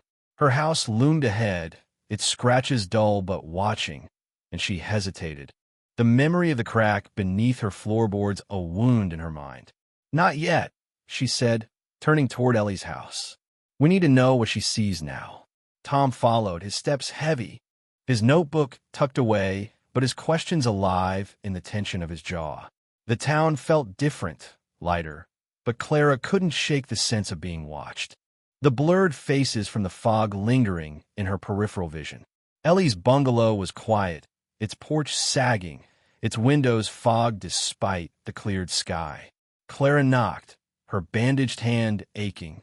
The sound soft but insistent. Sarah opened the door, her face pale, her eyes red but calmer than before, as if the night's terror had settled into a weary acceptance. "Clara, Tom," she said, stepping aside. "She's been drawing again." Clara's stomach twisted, the sketchbook in her bag a mirror to the one Ellie held inside, its pages a map of the gate's hunger. The living room was dim, the lamp casting long shadows, and Ellie sat on the couch, her knees drawn up, her pencil moving in slow, deliberate strokes. Her gray eyes met Clara's, and Clara saw relief there. But also something else, a flicker of fear, as if the gate's silence was a lie she couldn't trust. "Ellie," Clara said, kneeling beside her, "the church is gone. We burned it, the slab, the gate. Did you feel anything?" Ellie's pencil paused, her hand trembling, and she opened the sketchbook, revealing a new drawing, a field of ash, the clearing stones scattered, but above it, a faint shadow, faceless and tall, its edges blurred. "They're quiet," Ellie said, her voice small but certain. "But they're not gone. They're waiting under the town." Clara's neck itched, the brand of faint pulse, and she felt the truth in Ellie's words, the gate's roots still alive, its hunger paused but not dead. Tom leaned closer, his voice gentle. "Waiting for what, Ellie?" he asked. "For Clara." Ellie's eyes flicked to Clara's neck, the brand hidden but known, and she nodded. "For the keeper," she said. "You chose, but they want more." Clara's breath caught. The journal's words, "The cost is all," a blade in her heart. She touched her neck, the brand warm under her fingers, and felt the gate's pulse, faint but real, a promise of return. "More what?" she asked, dreading the answer. Ellie's pencil moved again, sketching a new image, Clara's face, her eyes hollow, her neck bleeding, the shadow behind her, its limbs wrapped around her like chains. "You," Ellie said, her voice breaking.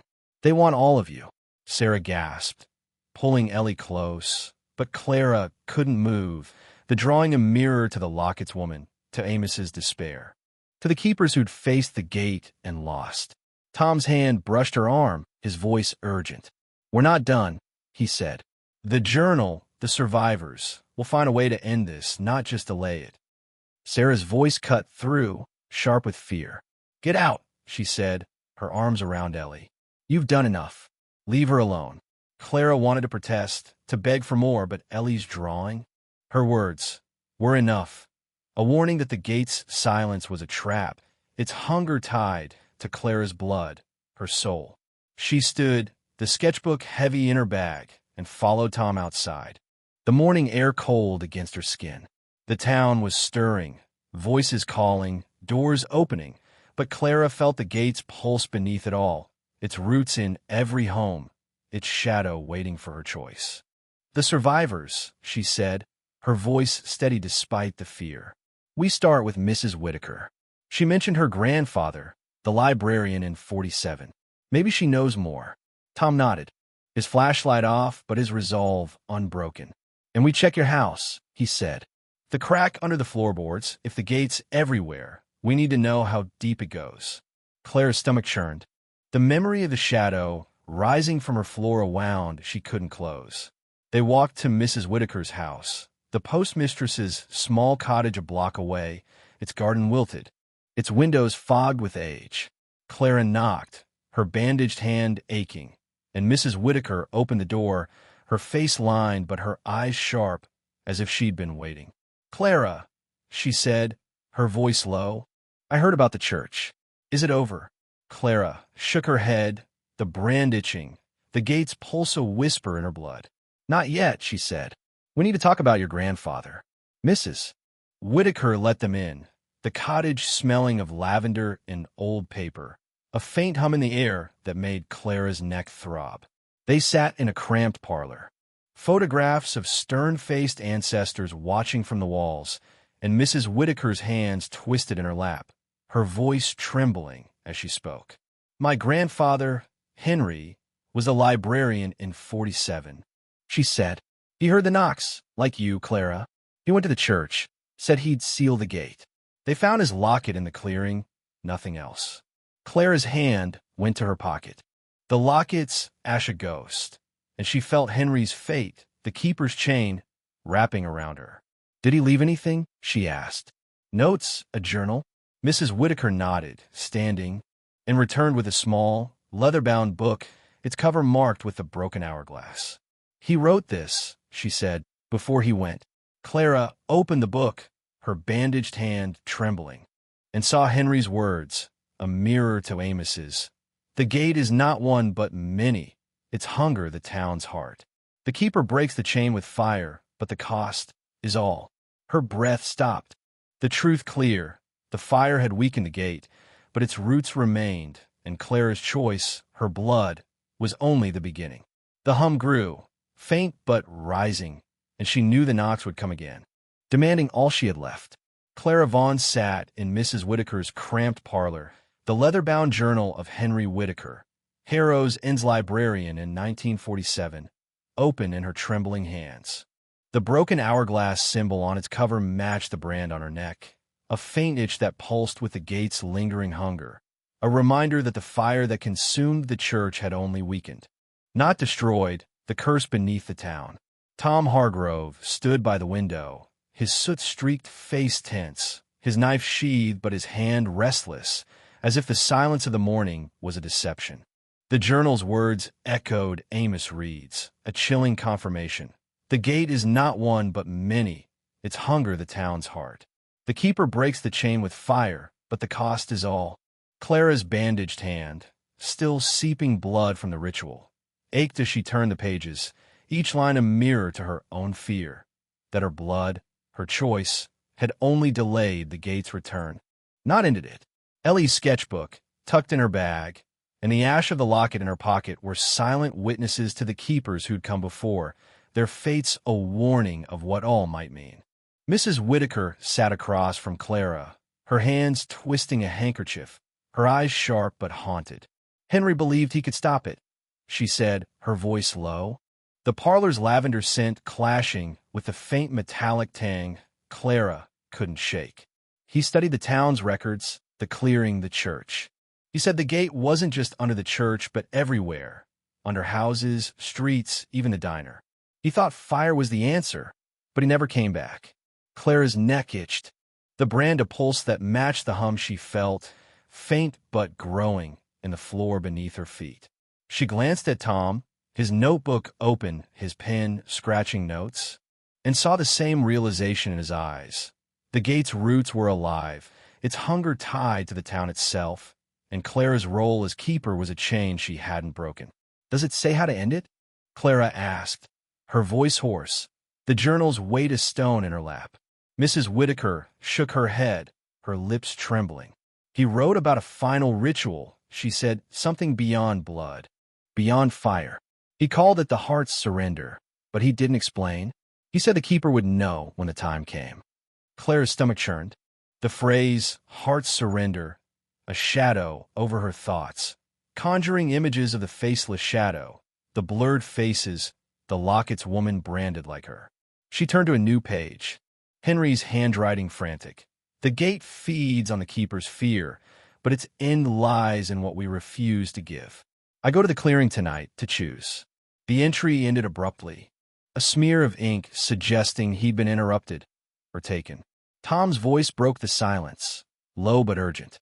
"The heart's surrender," he said, his eyes meeting Clara's. "It's not just blood, it's you. Clara, your will, your life, maybe." Clara's breath caught, the brand burning, the hum rising like a tide. She thought of Ellie's drawing, her face hollow-eyed, the shadows limbs around her, and felt the gate's hunger, not just for her blood but for her essence, her choice to surrender or fight. "I can't," she whispered, her voice breaking, but the journal, the brand, Ellie's warnings, all pointed to the truth. She was the keeper, and the gate wouldn't rest until she gave it what it wanted. Mrs. Whitaker reached out, her hand cold on Clara's. "You don't have to," she said, her voice trembling. Henry tried, and it took him. "You can leave, Clara. Run." Clara shook her head, the resolve she'd felt in the church flickering but alive. "If I run, it takes the town," she said. "Ellie said they'd come through like in 1852. I can't let that happen." Tom's jaw tightened, his notebook closing with a snap. "Then we find the final ritual," he said. "Henry's journal, Amos's, the records. There's got to be a way to end it without losing you." Clara wanted to believe him, but the brand's pulse, the hum in the floor, told her the gate was listening, waiting for her to falter. She closed Henry's journal, slipping it into her bag, and stood, her bandaged hand aching. "We need to check my house," she said. "The crack under the floorboards. If the gate's everywhere, it's there too." They left Mrs. Whitaker's cottage, the morning air sharp with smoke from the church's ruins, the town stirring but subdued, its people avoiding Clara's gaze as if she carried the gate's mark openly. The streets were muddy, the fog gone but the sky heavy, and Clara's flashlight, though unneeded, stayed in her hand. A frail comfort.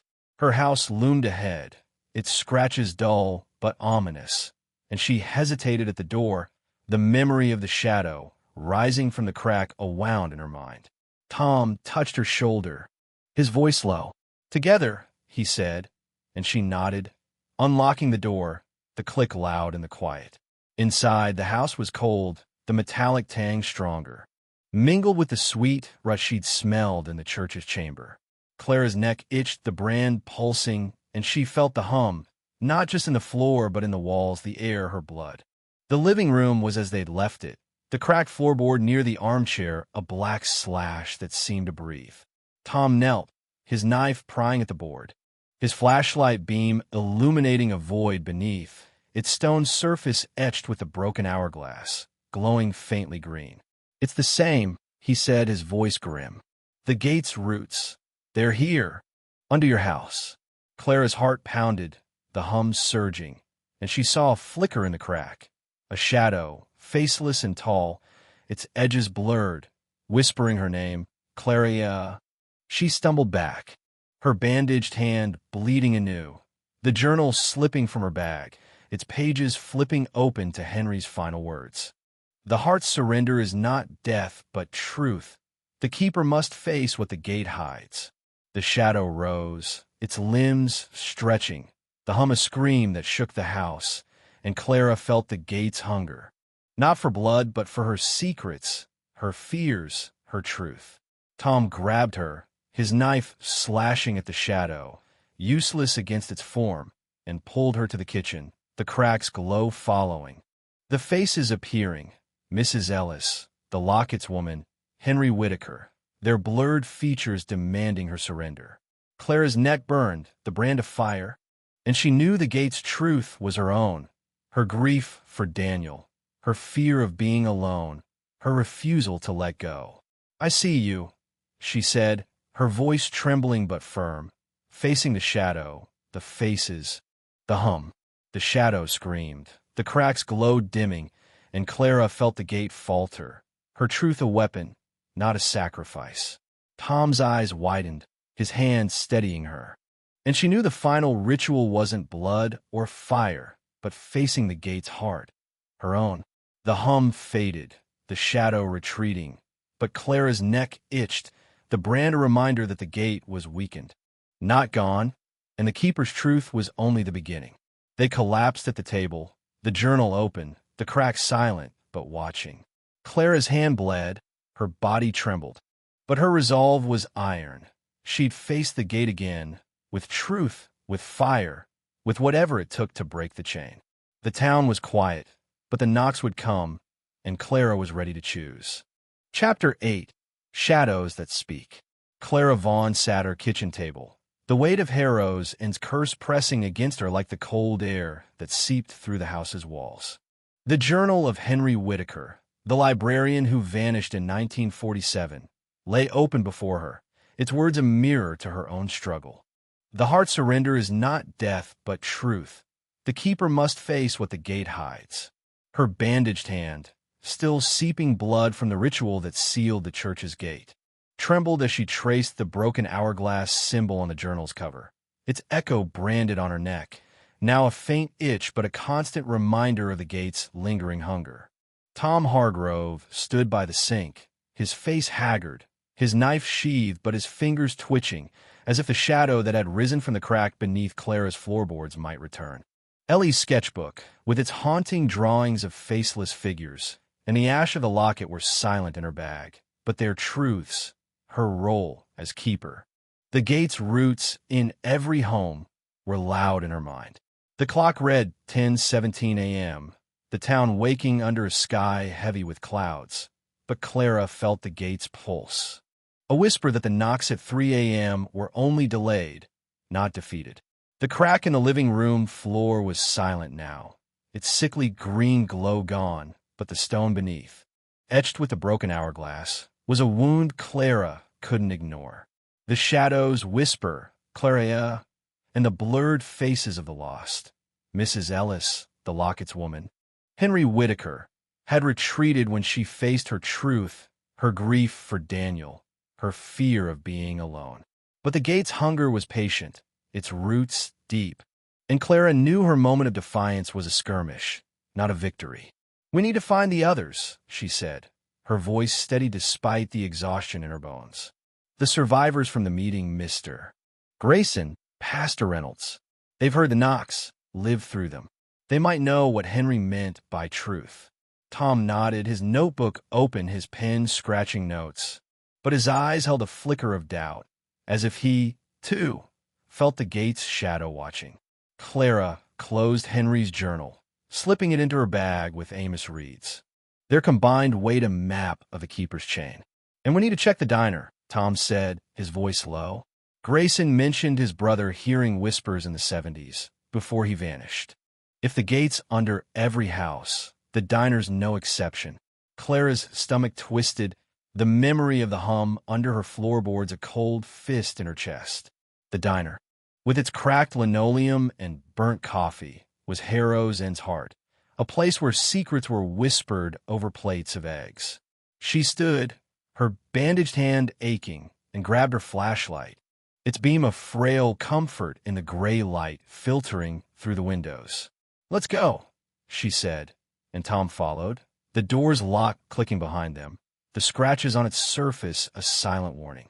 The streets of Harrow's End were muddy, the air sharp with the scent of smoke from the church's ruins, a mile away but ever present in the town's haze. Clara's boots crunched on gravel, her flashlight off but clutched tightly, her eyes scanning the fog's remnants for the blurred faces that had dogged her steps. The diner was a block away, its neon sign flickering. its windows fogged with steam and age. Inside, the air was warm, heavy with grease and coffee, but the hum was there, faint but unmistakable, pulsing in the floor of the walls. The cracked counter where Mr. Grayson stood, wiping a glass with a rag that had seen better days. His face, lined and weary, tightened as Clara and Tom entered, the handful of patrons farmers. A retired teacher, falling silent, their eyes wary. "Clara, Mr. Hargrove," Grayson said, his voice low, his rag pausing.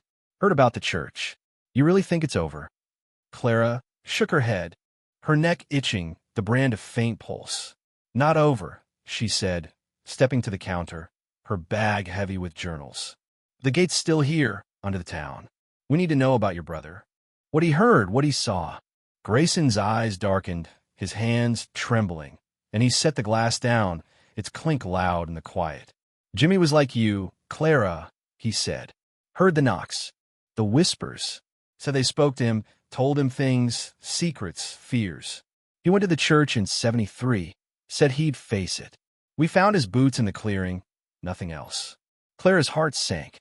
The lockets, ash a ghost in her pocket. Henry Whitaker's fate repeating in Grayson's brother. "Did he leave anything?" she asked, her voice steady but urgent. "Notes, a diary?" Grayson hesitated, his eyes flicking to the patrons, then back to Clara. "Wait here," he said, disappearing into the back, the hum growing louder, a pulse that made Clara's neck throb. Tom leaned close, his voice a whisper. "The floor," he said, nodding to the linoleum, where a faint crack ran beneath a table, its edges glowing faintly green. Clara's breath caught, the gate's roots alive, its hunger watching, and she felt the shadows whisper, "Clara," not in her ears but in her blood. Grayson returned, a small notebook in his hands, its cover worn but unmarked. "Jimmy wrote this," he said, sliding it across the counter. "Before he went. I never showed anyone, thought it was madness. But after last night." His voice trailed off, and Clara opened the notebook, her bandaged hand trembling. Jimmy's handwriting was tight, frantic. The whispers know your heart, what you hide. "The gate wants truth, not just blood. I told it mine, and it took me." Clara's neck burned, the brand of fire, and she saw Henry's words again.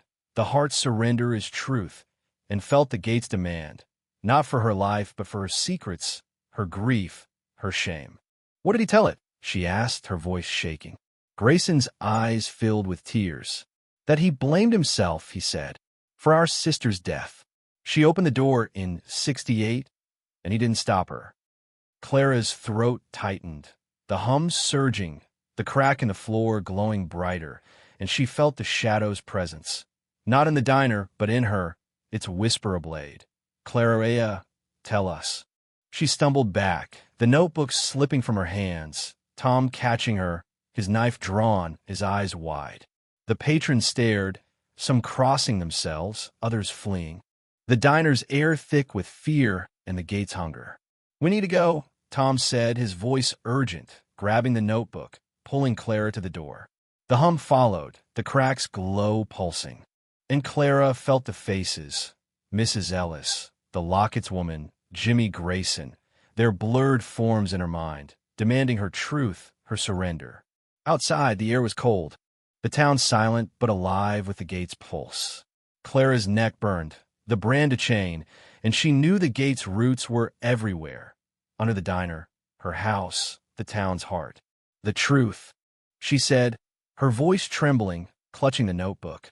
"That's what it wants. My truth, like Jimmy's, like Henry's." Tom's jaw tightened, his flashlight beams sweeping the street. "Then we find a way to give it," he said, "without losing you." But Clara felt the gate's hunger, its shadow waiting, and knew the knocks would come again, demanding the heart's surrender she wasn't sure she could give. Clara Vaughn and Tom Hargrove hurried through the muddy streets of Harrow's End, the diner's crackling hum fading behind them, but never leaving Clara's blood. Jimmy Grayson's notebook, its pages filled with confessions of guilt and the gate's whispers, was clutched in her bandaged hand, the blood from her rituals seeping through the cloth, staining the cover. The broken hourglass brand on her neck itched, a faint pulse that matched the gate's roots. Alive beneath the town, in every home, every heart. Amos Reed's journal, Henry Whitaker's notes, and Ellie's sketchbook weighed heavy in her bag, their truths converging. The keeper's role demanded not just blood or fire, but truth, the heart's surrender that had taken Jimmy, Henry, and the Lockett's woman. Tom's flashlight beam cut through the gray morning. His knife sheathed, but his hand tense. His face a mask of determination laced with fear. The clock tower loomed, its hands nearing 11 a.m., but Clara felt 3 a.m.'s shadow, the knock silent but waiting. The gate's hunger stirred by her defiance. They headed for Clara's house, its clapboard walls a fragile sanctuary. The scratches on the door a reminder of the shadow that had risen from the floorboards. Clara's legs ached, her body heavy with exhaustion, but her mind was sharp, piecing together the gate's demand, her truth, the grief and guilt she'd buried since Daniel's death. "It wants what I hide," she said, her voice low, the notebooks weighed as stone in her hand. Jimmy told it his guilt, and it took him. Henry faced it, and he's gone. I don't know if I can do this." Tom's jaw tightened, his beams sweeping the street for the blurred faces that haunted the fog's edges. "You don't have to give it everything," he said, his voice fierce. "We'll find a way. Use the truth, but keep you alive." The journals, the survivors, were not done. Clara wanted to believe him, but the brand's pulse, the hum in her blood, told her the gate was patient, its hunger a tide she couldn't outrun. They reached her house, the doors locked, clicking open. The living room's cracked, now a faint scar in the floorboards, its glow gone, but its presence a wound. The air was cold. The metallic tang mixed with sweet rot, and Clara's neck itched, the hum faint but rising, as if the gate knew she was close to breaking. She set the notebook and journals on the kitchen table, her bandaged hand trembling, and opened Jimmy's notebook to a page she'd skimmed. "The whispers know your shame, your secrets. They want the truth you won't speak, the weight you carry alone." Clara's throat tightened, her grief for Daniel, her failure to save him, her anger at his leaving, a truth she'd locked away, now demanded by the gate. Tom pulled out Henry's journal, his fingers quick as he scanned the pages. Henry wrote about facing the gate's truth, he said, his voice urgent. He said it's not just confessing, it's accepting it, letting it go. That's the surrender, Clara, not death. Clara's eyes stung, the brand burning, and she thought of Daniel's laugh, his teasing smile, the way he'd held her through her fears. She'd blamed herself for his illness, for not being enough, and the gate knew, its whispers, Clara, weaving through her guilt, demanding she lay it bare. "What if letting go means losing myself?" she asked, her voice breaking. Tom's eyes met hers, steady but pained. "Then we find another way," he said. "We talk to Pastor Reynolds, check the church's ashes. Anything but giving it what it wants." A faint tap broke the silence, not the 3 raps of 3 a.m., but a single, deliberate knock at the back door. Clara's heart lurched, her flashlight snapping up, its beam trembling as she turned toward the sound. Tom's knife was out, his body tense, his beam joining hers. "Stay here," he said, but Clara shook her head, her resolve a fragile flame. "No," she said, her voice steady despite the fear, and followed him to the door, its frosted glass revealing nothing but the fog's pale glow. The tap came again, softer, almost pleading, and Clara's neck burned, the hum surging, the gate's pulse alive in the house. "Who's there?" she called, her voice cracking, but only silence answered, the hum growing. The whispers returning, "Clara, tell us." Tom opened the door, his knife raised, but the backyard was empty, the fog swirling, the pines a dark wall beyond. Clara's beam swept the ground, catching a small object, a child's glove, its fingers stained with something dark, not mud but blood. Her breath caught, Ellie's face flashing in her mind, but the glove was too small, too old. A relic of another loss, another keeper. "It's playing with us," she said, her voice trembling, the glove a taunt. The gate's way of saying it knew her fears, her truth. Tom picked it up, his face grim, and slipped it into his pocket. "We need to move," he said. "Pastor Reynolds, he was at the meeting, heard the knocks in 99. He might know what Henry meant. How to use the truth without losing you." They left the house, locking the door, the scratches watching, the hum a whisper in the walls. The town was quiet, its people avoiding Clara's gaze, their fear a mirror to her own. Pastor Reynolds's house was near the town hall, a modest cottage with a cross above the door, its paint peeling like skin. Clara knocked, her bandaged hand aching, and the pastor opened the door, his face lined but calm, his eyes heavy with a knowledge he'd carried too long. "Clara, Tom," he said, stepping aside. "I felt it last night, the fire, the silence. But it's not over, is it?" Clara shook her head, the brand itching, the hum in her blood a pulse. "The gate's still here," she said, setting the journals on his table. "It wants my truth, my surrender. Henry wrote about it, Jimmy too. What do you know?"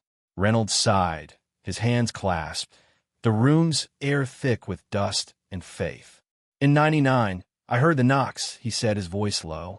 "They whispered my name, my sins, things I'd buried, things I'd done as a young man, mistakes that cost lives. I went to the church, ready to face it, but I couldn't. I ran, and it took my wife instead." His eyes filled with tears, and Clara's neck burned, the gate's hunger a tide in her veins. "The truth," she said, her voice trembling. "Henry said it's the surrender, not death. Did you ever try again?" Reynolds nodded, pulling a small, worn Bible from a shelf, its pages marked with a broken hourglass. "I wrote what I learned," he said, opening it to a handwritten note. "The gate feeds on what we hide. Speak your truth, not to it, but to those it hurts and it weakens." Clara's heart pounded, the hum surging, the faces Mrs. Ellis. The Lockett's woman, Daniel, flickering in her mind, demanding her grief, her guilt. She saw the path now. Speak her truth, not to the gate, but to Harrow's End, to those she'd failed like Daniel.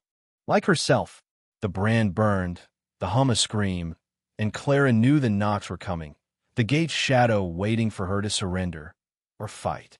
Chapter 9. The Broken Lock. Clara Vaughn stood in Pastor Reynolds's cramped cottage, the weight of his words, "Speak your truth, not to it, but to those it hurts," sinking into her like a cold blade. Her bandaged hand, bloodied from the gate's ritual, clutched the edge of the table, the pain a tether to the reality she could no longer flee.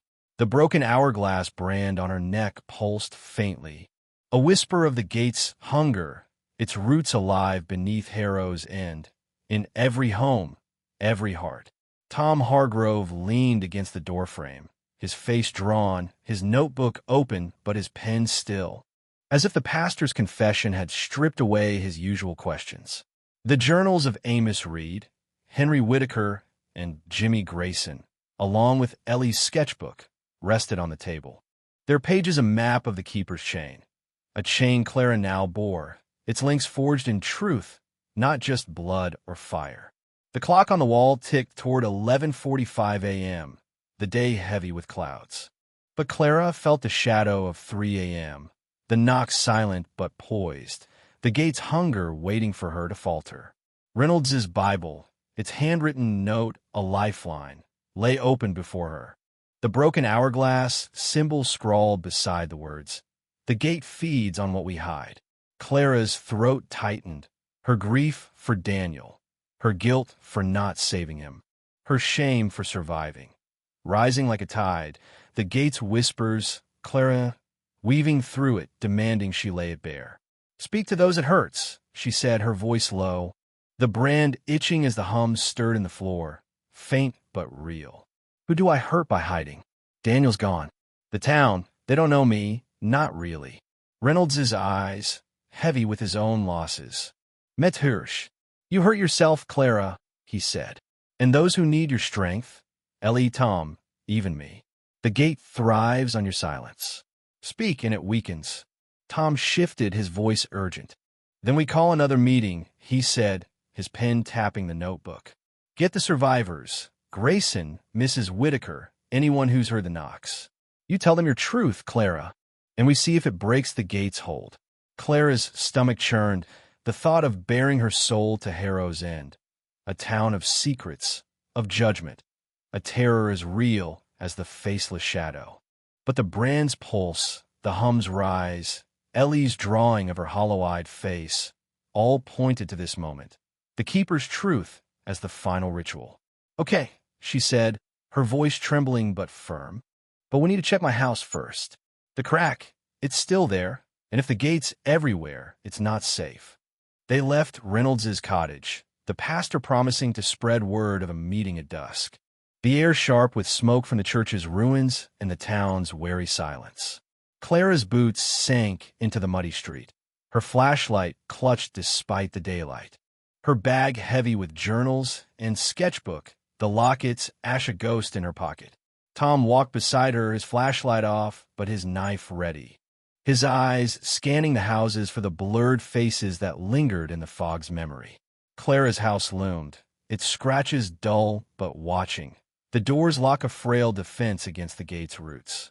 She hesitated, her bandaged hand aching, the hum faint but growing, a pulse in the ground that matched the brand's itch.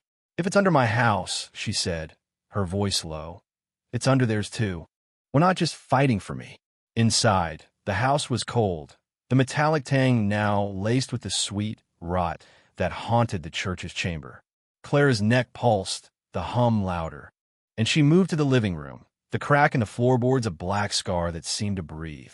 Tom knelt, his knife prying at the board, his flashlight beam revealing the stone beneath.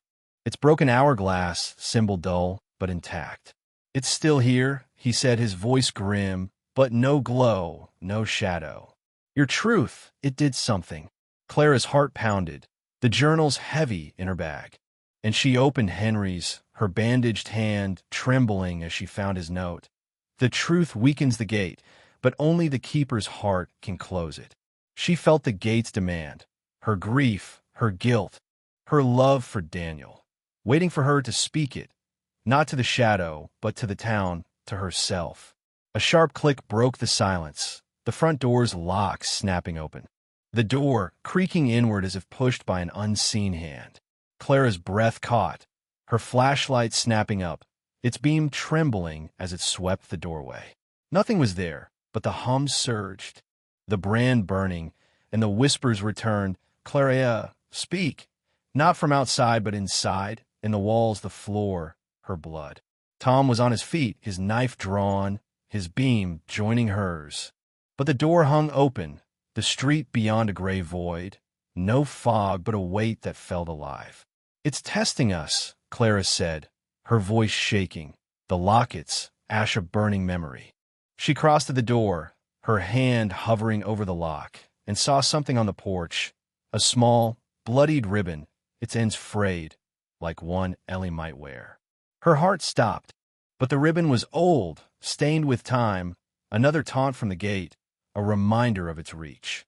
Tom grabbed the ribbon, his face pale, and slammed the door shut, the lock clicking but feeling useless. "It's everywhere," he said, his voice tight, slipping the ribbon into his pocket. "We need to move, get to the meeting, talk to the survivors, do this now." Clara nodded, her neck burning, the hum a scream in her veins, and she gathered the journals, the sketchbook, her resolve a fragile flame. "The truth," she said, her voice steady now. "I'll tell it.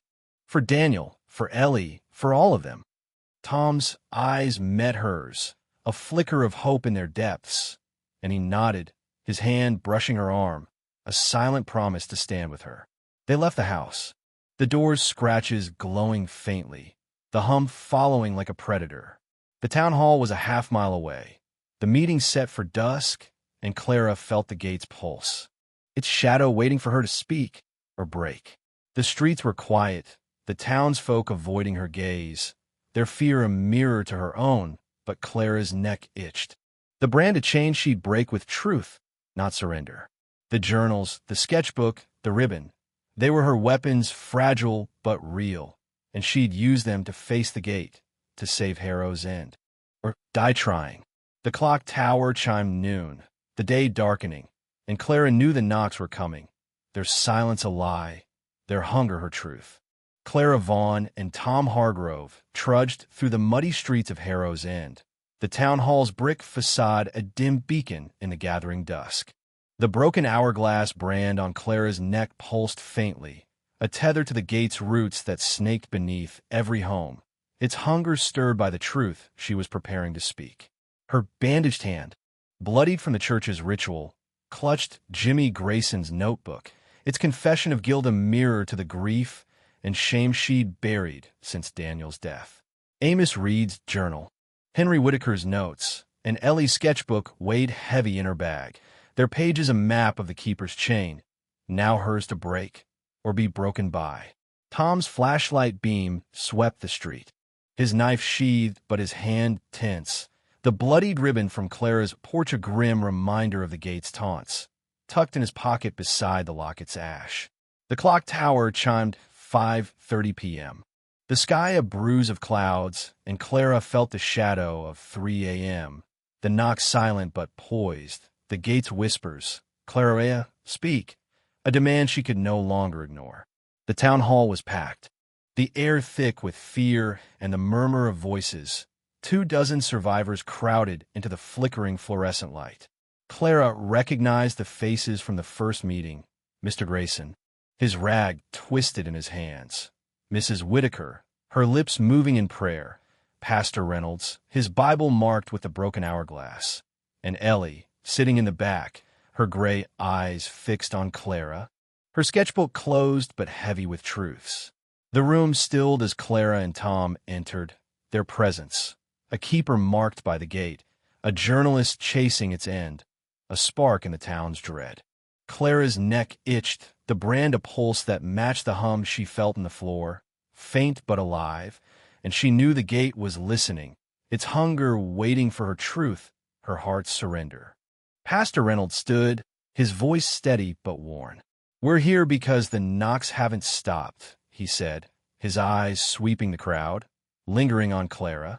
Clara and Tom burned the church, sealed the gate, but it's still here, under us. They say the keeper's truth can weaken it. "Clara, are you ready?" The question was a weight, the crowd's eyes a judgment, and Clara's throat tightened. Her grief for Daniel, her guilt for not saving him, her shame for living, a truth she'd locked away, now demanded by the gate. She nodded, her bandaged hand trembling, and stepped to the center of the circle, Tom's notebook open in his hands, his presence a silent anchor. Clara took a breath, the hum rising, the brand burning, and spoke, her voice raw but clear. "My husband, Daniel, died 5 years ago," she said, the words tearing at her. "He got sick, and I couldn't save him. I blamed myself, thought if I'd been stronger, smarter, he'd still be here. I've been hiding that, carrying it alone, and it's eaten me alive." The room was silent, the faces, Grayson, Whitaker, Ellie, watching, their own fears mirrored in her confession. "The gate knows," she continued, her voice breaking. "It knows my guilt, my shame, and it wants it. But I'm telling you now, because hiding it hurts me, hurts us. I'm the keeper, and I'm done being afraid." The hum surged, a wave that shook the floor, the lights flickering, and Clara gasped, her neck burning as the gate's shadow appeared. Not in the room, but in her mind, its faceless form towering. Its whisper scream, "Clara Amor." The crowd stirred, some crying out, others clutching each other, and Clara felt the gate's hunger, not sated but enraged, demanding all of her truth. Not just her guilt, but her love, her hope, her will to live. Tom stepped closer, his notebook falling, his hand on her arm, his voice urgent. "Keep going," he said. "It's working. The hum's different. Weaker." Clara's eyes met Ellie's. The girl's gnawed a spark of courage, and she spoke again, her voice steadier, a defiance against the shadow's scream. "I love Daniel," she said, tears streaming down her face. "And I love this town, even with its secrets. I've been afraid to live without him, afraid to be enough, but I'm here, and I'm fighting for Ellie, for you, for me. The gate can't have that." The hum faltered, the lights steadying, and Clara felt the gate's grip loosen, the brand's pulse slowing, the shadows scream, fading to a whisper. The faces, Mrs. Ellis. The locket's woman, Henry, Jimmy, flickered in her mind, their blurred features softening, their eyes no longer hollow but grateful. The crowd exhaled, some weeping, others reaching for her.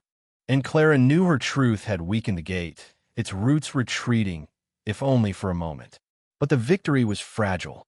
The hum returned, softer but persistent, and Clara's neck itched. The brand a reminder that the gate's hunger was patient, its chains still binding her. Pastor Reynolds stood, his Bible open, his voice trembling but firm. "Your truth hurt it," he said, "but it's not gone. We need more. Our truths, all of us." The crowd murmured, fear and resolve clashing, and Clara saw Grayson's hand shake, Whitaker's prayer falter, Ellie's eyes widen. "We do this together," Clara said, her voice a vow, her bandaged hand raised. "The gate feeds on our secrets. Speak, and we take its power." Grayson stood, his voice breaking. "My brother, Jimmy, died because I didn't believe him," he said. "I thought he was crazy, and I let him go to the church alone." Mrs. Whitaker followed, her eyes wet. "I hid my grandfather's journal, afraid of what it meant. I let fear keep me silent." One by one, the survivors spoke, their truths, guilt, shame, loss, filling the room, the hum weakening with each confession, the gate's pulse fading. Ellie stayed silent, her sketchbook clutched tight, but her eyes held a strength that buoyed Clara, a child's faith in the keeper's fight. The meeting ended, the crowd dispersing into the dusk, their truths a fragile shield against the gate's return. Clara and Tom left the hall, the journals heavy, the ribbon and lockets ash a reminder of the cost. The town was quiet, the hum a whisper, but Clara's neck itched, the brand of chain she hadn't fully broken. "It's not over," she said, her voice low, Tom's flashlight beam a guide in the darkening street. "The gate's weaker, but it's waiting." Tom nodded, his jaw tight. "Then we keep fighting," he said. "Your house, the crack. We check it, and we plan the next step." Clara's resolve hardened, the keeper's truth her weapon. But the gate's whisper, "Clara, more," followed her, a promise of a Knox to come. Chapter 10. The Clearing's Secret. Clara Vaughn and Tom Hargrove walked through the shadowed streets of Harrow's End, the town hall's truths still ringing in Clara's ears. A chorus of guilt and shame that had weakened the gate's hum, but not silenced it. The broken hourglass brand on her neck pulsed faintly, a tether to the gate's roots that snaked beneath the town. Its hunger stirred by her confession, her grief for Daniel, her guilt for surviving, her love for a town that hid its wounds.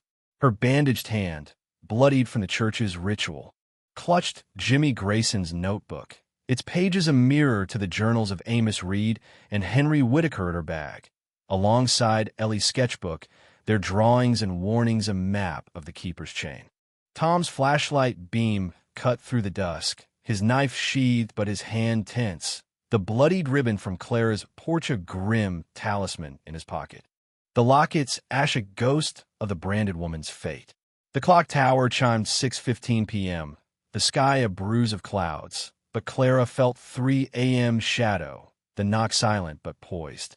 The gate's whispers, "Clara, more," a demand for the truth she'd only begun to give. Clara's house was a dark silhouette, its scratches watching as they approached. The doors lock a frail defense against the gate's roots. The crack beneath her floorboards, its broken hourglass stone, loomed in her mind, a wound that had glowed with the gate's hunger until her truth weakened it. "We need to check the crack," she said, her voice low, the brand itching as the hum stirred, faint but alive. "If the gate's everywhere, it's still here, waiting." Tom nodded, his beam sweeping the street for the blurred faces. Mrs. Ellis, the locket's woman, Henry, that flickered in the fog's memory. "And we need a plan," he said, his voice grim. The truths at the meeting heard it, but it's not enough. Henry wrote about the clearing's heart. Maybe there's something left, something we missed. They entered the house, the air cold and heavy with the metallic tang of the gate, now laced with the sweet rot that haunted the church's chamber. Clara locked the door, her bandaged hand trembling, and moved to the living room. The crack a faint scar in the floorboards, its glow gone, but its presence a pulse in her blood. Tom knelt, his knife prying at the board, his flashlight revealing the stone beneath, its broken hourglass dull but intact, no hum but a faint warmth, as if the gate were sleeping, not dead. "It's quieter," he said, his voice tense, "but it's still here. Your truth, the others, it's holding it back, but not for long." Clara's neck pulsed, the brand a whisper, and she opened Henry's journal, her fingers finding his final note. "The clearing's heart is the gate's source. Find it, and the keeper's truth can end it." Clara's breath caught, the word source a spark in the dark, a clue to the gate's roots. Not just under her house, but in the clearing where the church once stood, where the stones had crumbled in the fire. "The clearing," she said, her voice steady despite the fear. "We burned the church, but the stones, the ground, maybe the gate's heart is still there, waiting for us." Tom's eyes widened, his notebook open, his pen scratching. "Then we go back," he said. "Tonight before the knocks. We find the heart. Use your truth. Finish this." Clara nodded, the brand burning, the hum faint but rising, and she felt the gate's hunger, not sated but biting, its shadow poised for her final choice. They gathered their tools, journals, sketchbook, flashlights, a small bottle of gasoline from Clara's shed, a desperate nod to Henry's fire. Clara opened Ellie's sketchbook, her bandaged hand leaving blood on the page, and found a drawing she'd overlooked. A circle of stones, the slab gone but a dark shape beneath. Labeled heart in Ellie's childish scrawl. "Ellie knew," Clara said, her voice trembling, showing Tom the drawing. She saw it, the gate's source under the clearing. Tom's jaw tightened, his beam fixed on the page. "Then we dig," he said. "We find it, burn it, whatever it takes." Clara's neck pulsed, the brand of fire, and she felt the gate's whisper, "Clara, come," not in her ears, but in her blood, calling her to the clearing, to the truth that would save or doom Harrow's End. They left the house, the door's scratches glowing faintly, the hum a whisper in the walls. The clearing was a mile away, the pines a dark wall under the darkening sky, and Clara's flashlight trembled, its beam catching glimpses of the blurred faces, their hollow eyes watching, their mouths demanding more. The town was silent, its people cowering after the meeting's truths, but Clara felt their hope, fragile but real, in her resolve. The pines closed around them, their branches dripping with the night's damp, the ground soft and treacherous. The clearing emerged, a field of ash and rubble. The church's ruins, a blackened skeleton. The stones scattered but still etched with a broken hourglass, their shapes a circle around a patch of bare earth, unnaturally dark, as if the ground itself were bleeding. Clara's neck burned, the brand a pulse that matched the hum, now loud, a guttural scream from the earth. Her flashlight swept the clearing, catching a faint glow in the dark patch, a pulse that wasn't light but hunger. The gate's heart alive and waiting. "There," she said, her voice steady, pointing to the spot, Ellie's drawing a map in her mind. Tom dropped his backpack, pulling out the gasoline, his knife ready, his face pale but resolute. "We dig first," he said. "Find it, then burn it." Clara nodded, her bandaged hand aching, and knelt beside him. Her knife, a small blade from her kitchen, digging into the earth, the soil cold and heavy, smelling of rot and blood.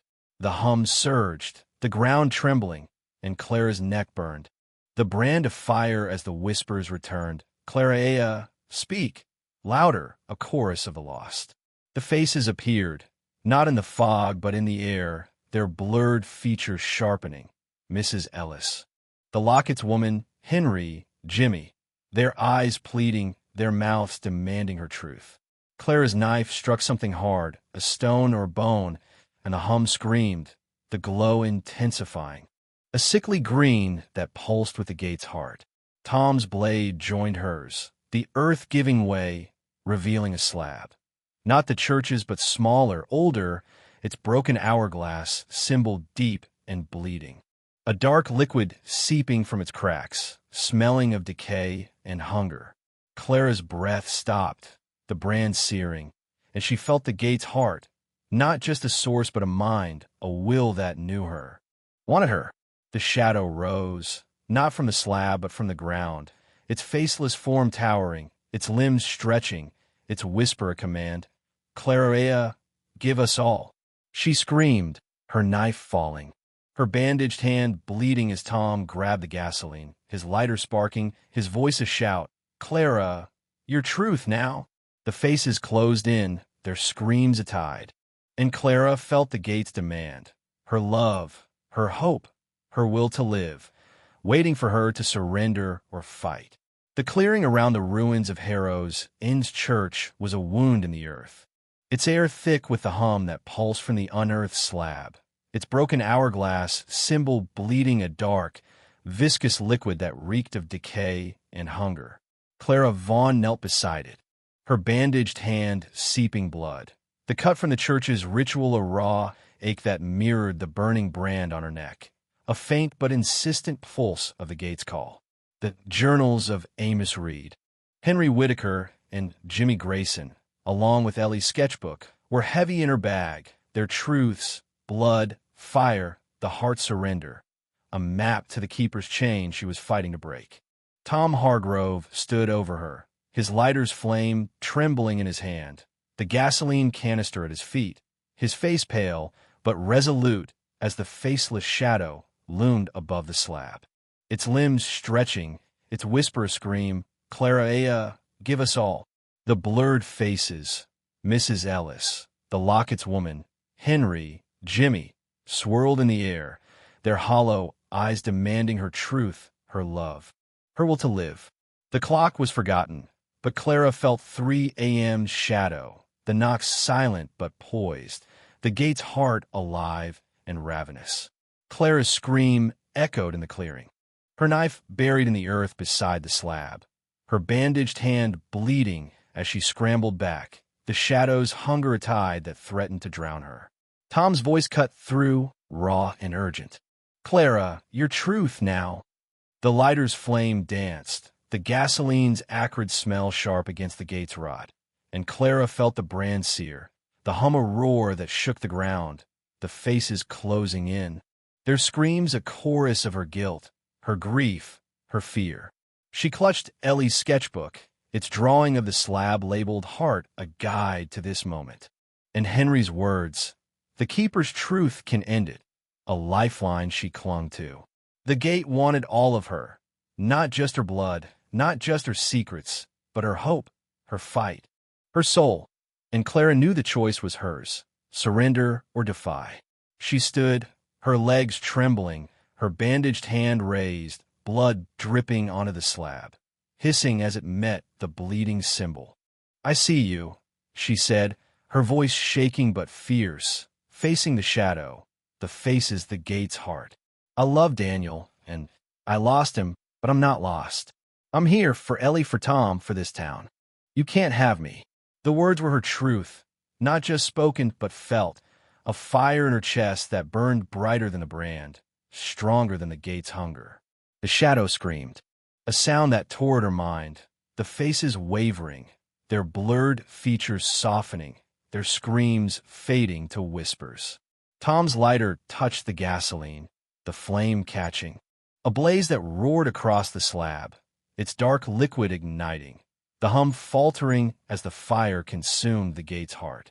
The clearing shook, the pines trembling, the scattered stones cracking, their broken hourglass symbols crumbling to ash. Clara's neck cooled, the brand's pulse slowing, and she felt the gate's grip loosen, its roots retreating, the faces dissolving, Mrs. Ellis smiling. The Lockett's woman at peace, Henry and Jimmy fading with a nod.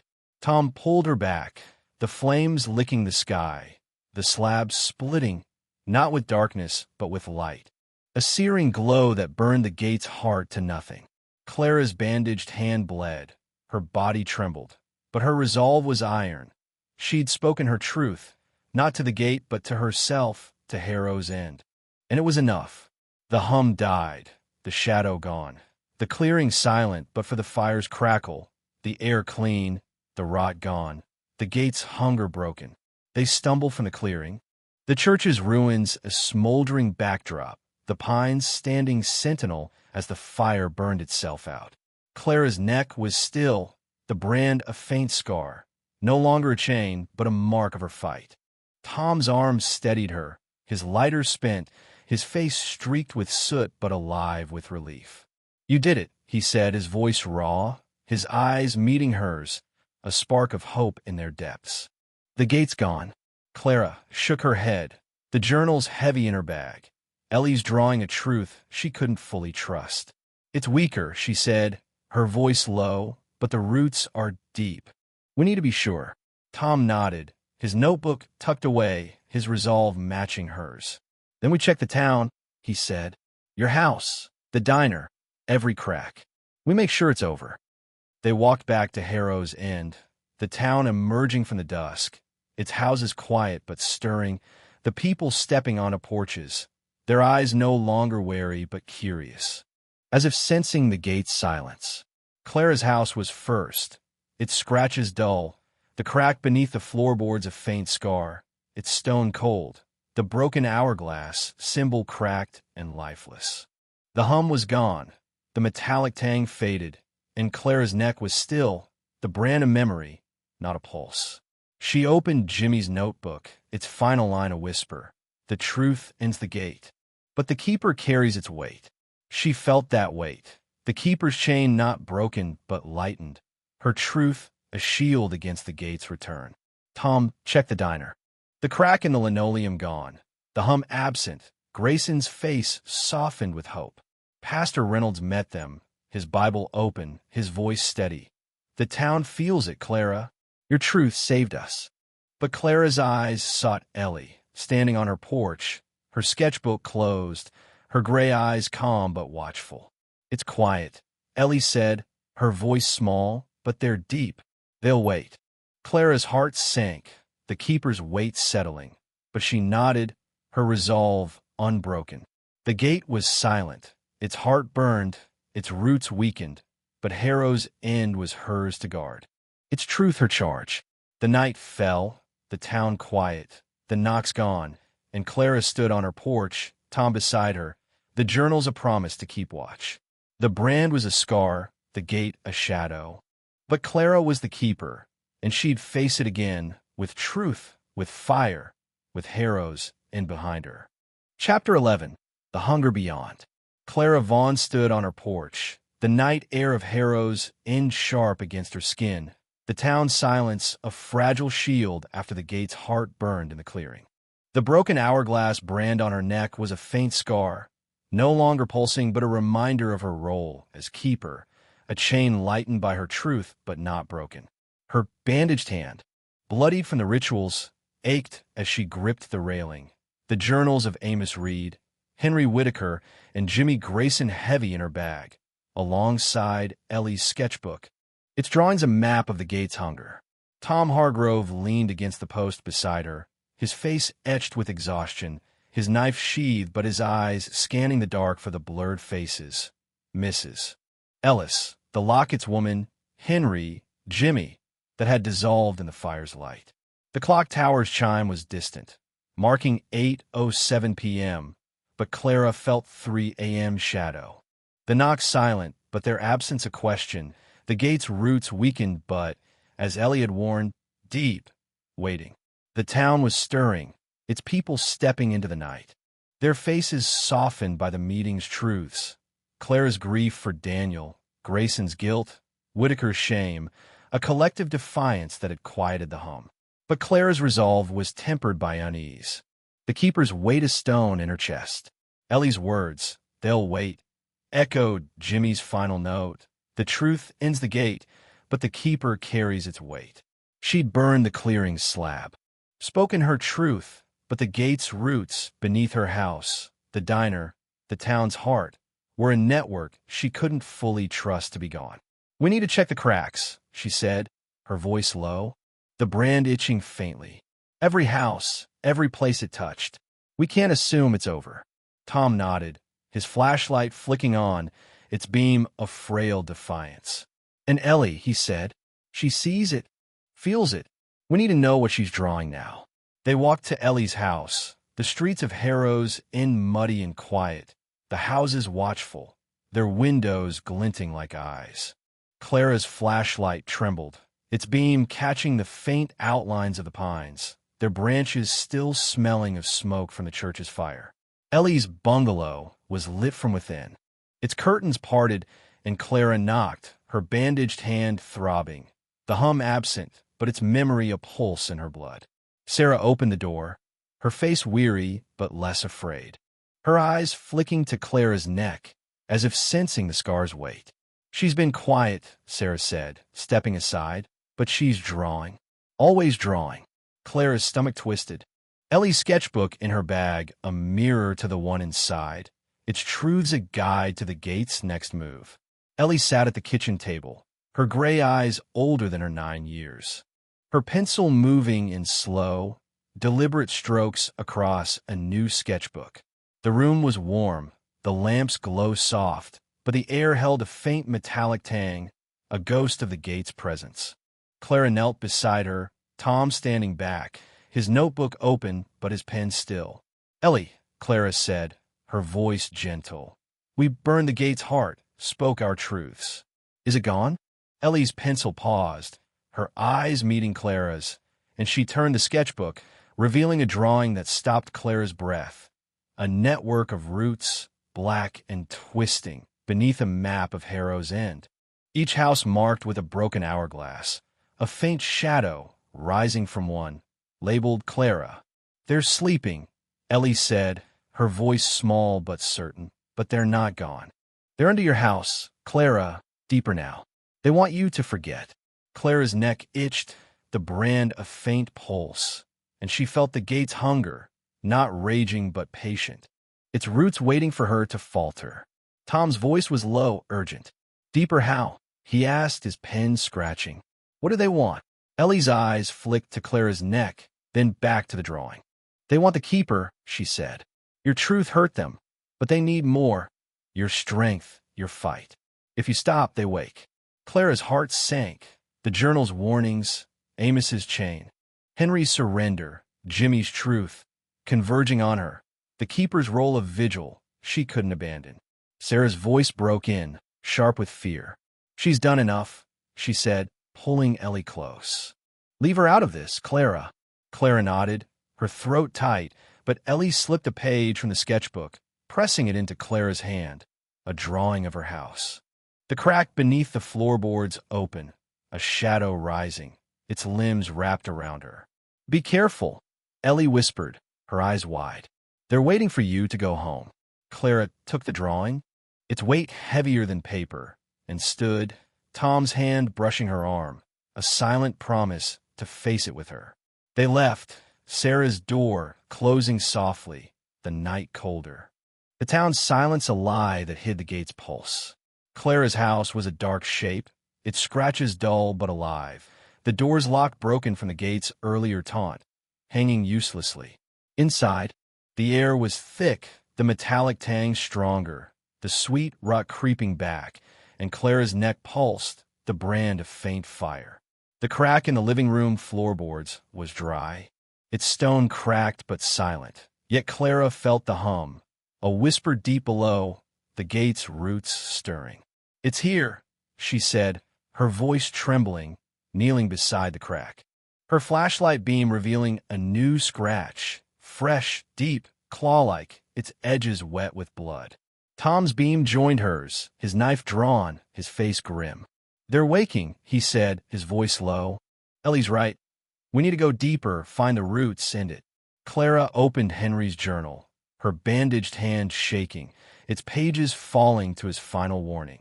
The gate's hunger is the town's shadow, its roots in the keeper's heart. Face it with truth and seek the source below. The word below was a blade, pointing to the crack, to a depth Clara hadn't dared face. She grabbed a crowbar from the basement stairs, its weight cold, and pried at the floorboards, Tom's hands joining hers, the wood splintering to reveal a shaft of stone, descending. Its walls etched with broken hourglasses, a faint glow pulsing from its depths. The hum surged, the brand burned, whispering, Clara, come. And Clara knew the gate's hunger was waiting, not for her truth alone, but for her, the keeper, to face its heart again. Tom's flashlight lit the shaft, its ladder rusted but intact, descending into a darkness that smelled of blood and earth. "We go together," he said, his voice steady, his knife ready, and Clara nodded, her resolve afire against the gate's cold. The journals, the sketchbook, Ellie's drawing, they were her weapons. Her truth the key, and she'd face the gate's roots, not to surrender, but to end them, for Harrow's end, for Daniel, for herself. The shaft beneath Clara Vaughan's living room was a throat of stone, its rusted ladder descending into a darkness that pulsed with the gate's hum, a low, guttural call that vibrated through Clara's bones. Her bandaged hand, bloodied from the rituals, gripped the ladder's icy rungs, the pain a sharp reminder of the keeper's chain she was fighting to break. The broken hourglass brand on her neck burned faintly, a tether to the gate's roots. Alive and waiting beneath Harrow's end. In her bag, Amos Reed's journal, Henry Whitaker's notes, Jimmy Grayson's notebook, and Ellie's sketchbook were a heavy testament to the truths, blood, fire, the heart's surrender, that had led her here, to the source Ellie's drawing had warned of, a shadow rising from her house's crack. Tom Hargrove climbed below her, his flashlight beam cutting a frail path, his knife sheathed but his hand tense, his breath sharp in the cold, damp air that reeked of blood and rot. The clock above was lost, but Clara felt 3 a.m. shadow, the knock silent, but their hunger a pulse in her blood, demanding her choice. The ladder ended in a tunnel, its walls slick with moisture, etched with broken hourglasses that glowed faintly green, their lines pulsing like veins.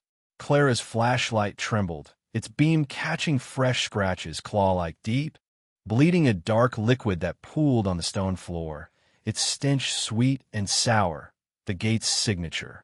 The hum was louder here, a scream that shook the air, and Clara's neck burned.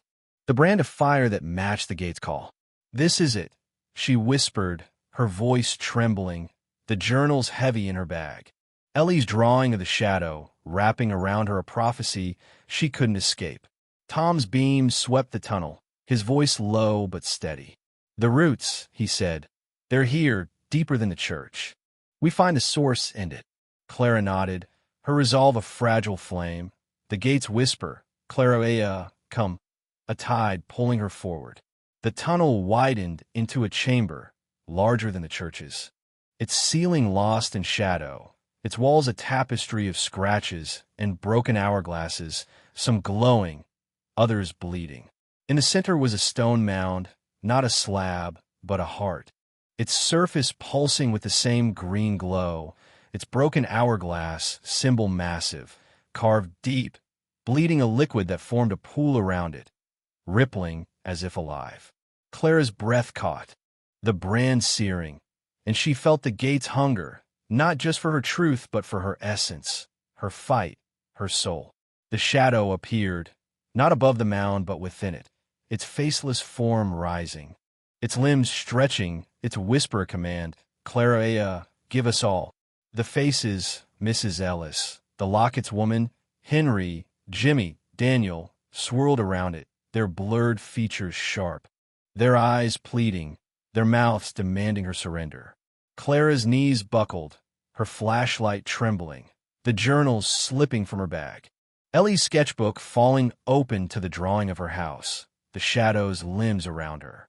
Tom grabbed her arm, his knife drawn, his voice a shout, "Clara, your truth, don't stop." The hum surged, the mound's pool rippling faster, the shadow lunging, its limbs wrapping around her, not touching but pressing, a cold that burned. Clara's scream tore free, her bandaged hand bleeding as she clutched Henry's journal, his words. The keeper's truth can end it, a lifeline. She felt the gate's demand, not just her grief for Daniel, her guilt, but her strength, her hope, the part of her that refused to break. "I'm not yours," she said, her voice shaking but fierce, facing the shadow, the faces, the mound's pulsing heart. I love Daniel.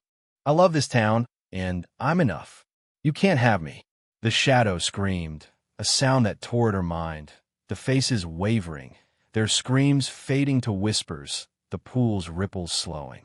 Clara's neck burned, the brand of fire, but she felt the gate falter, her truth a blade in its heart. Tom's lighter sparked, his gasoline canister open, the liquid splashing across the mound. Its glow dimming as the fuel hit. "Keep going," he shouted, his knife slashing at the shadow's limbs, useless but defiant. Clara's voice rose, her truth a vow.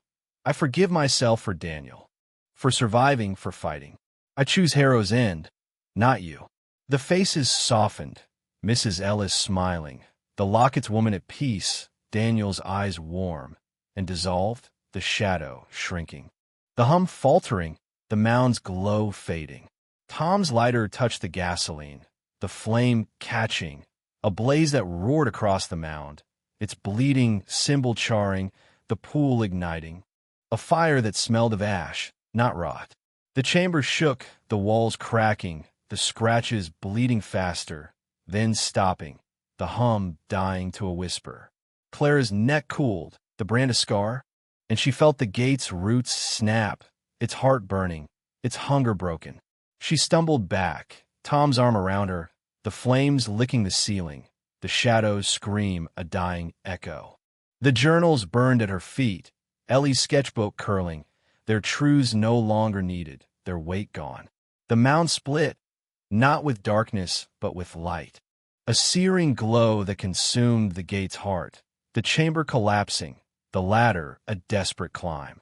They burst into the living room, the crack sealed, the floorboards whole, the air clean, the metallic tang gone. Clara's bandaged hand bled, her body trembled, but her neck was still, the brand of faint mark, the keeper's chain broken.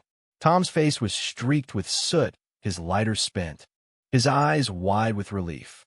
"It's gone," he said, his voice raw, pulling her close, a hug that anchored her. "You ended it." Clara shook her head, Ellie's warning. "They're deep." A faint echo, but the silence was real, the hum absent, the knocks a memory. She felt Daniel's warmth, not his loss, and knew her truth had saved her, saved Harrow's End. The town was quiet, the night clear, the stars sharp above the pines. Clara and Tom stepped onto the porch, the scratches on the door gone, the house her own again. The journals were ash, but their truths lived in her. The keeper's roll a scar, not a chain.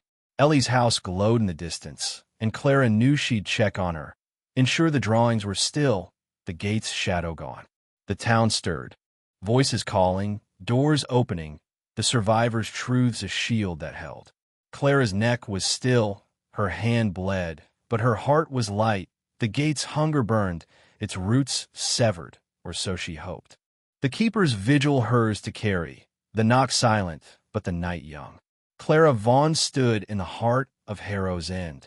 The town's muddy streets bathed in the pale glow of a moon that had finally broken through the clouds. Her bandaged hand, bloodied from the rituals that had burned the gate's heart beneath her house, throbbed faintly, the pain a distant echo of the broken hourglass brand on her neck, now a mere scar, its pulse gone, but its weight a keeper's vigil. The journals of Amos Reed, Henry Whitaker, and Jimmy Grayson, along with Ellie's sketchbook, were ash in the chamber's fire, their truths, blood, fire, the heart's surrender, consumed to sever the gate's roots, or so Clara hoped. Tom Hargrove stood beside her, his face streaked with soot, his knife sheathed, his flashlight dim but clutched, as if the silence of the night, free of the gate's hum. The knocks at 3 a.m. was too fragile to trust. The clock tower chimed 10:22 p.m., the town stirring with cautious hope, but Clara felt Ellie's warning. They're deep, a whisper in her bones. The gate's hunger weakened, but its shadow lingering, a question she couldn't fully answer.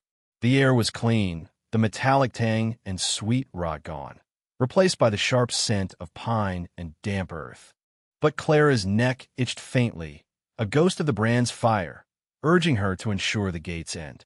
"We need to see Ellie," she said, her voice low, the sketchbook's final drawing, her house, the shadow's limbs around her, a memory that demanded confirmation. If she's still drawing, if she sees anything, we'll know it's not over. Tom nodded, his eyes scanning the street for the blurred faces. Mrs. Ellis, the Lockett's woman, Henry, Jimmy, Daniel, that had dissolved in the fire's light, their truths set free by her own. And the survivors. He said, his voice rough but steady. Grayson, Whitaker, Reynolds, they need to know it's safe or what to watch for. Clara's resolve hardened. The keeper's roll a scar she'd carry. A vigil for Harrow's End.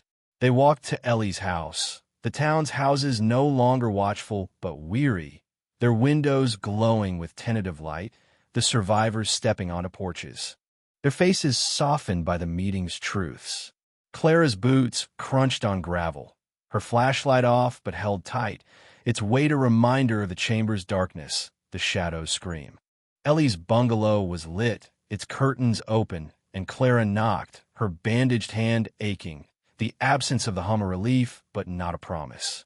Sarah opened the door, her face calm, her eyes no longer red, but searching, as if sensing Clara's scar, the keeper's weight.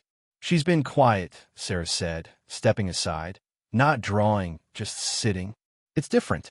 Clara's heart lifted, but Ellie's warning held her, a caution that the gate's roots were deep, its silence a strategy. Ellie sat on the living room floor, her sketchbook closed, her hands folded, her gray eyes meeting Clara's with a clarity that felt new, unburdened. The room was warm, the lamp's glow steady, the metallic tang gone, and Clara knelt beside her, Tom standing back, his notebook tucked away, his presence a quiet strength. Ellie, Clara said, her voice gentle, we burned the gate's heart under my house. The hum's gone, the knocks too. Do you see anything now? Ellie's eyes flicked to Clara's neck, the scar hidden but known, and she shook her head, her voice small but firm. They're quiet, she said, deep, deep down. They can't reach you anymore. Clara's breath caught, relief flooding her, but Ellie's hand touched hers, a child's gesture heavy with truth. But you're still the keeper, she said. They'll always know you.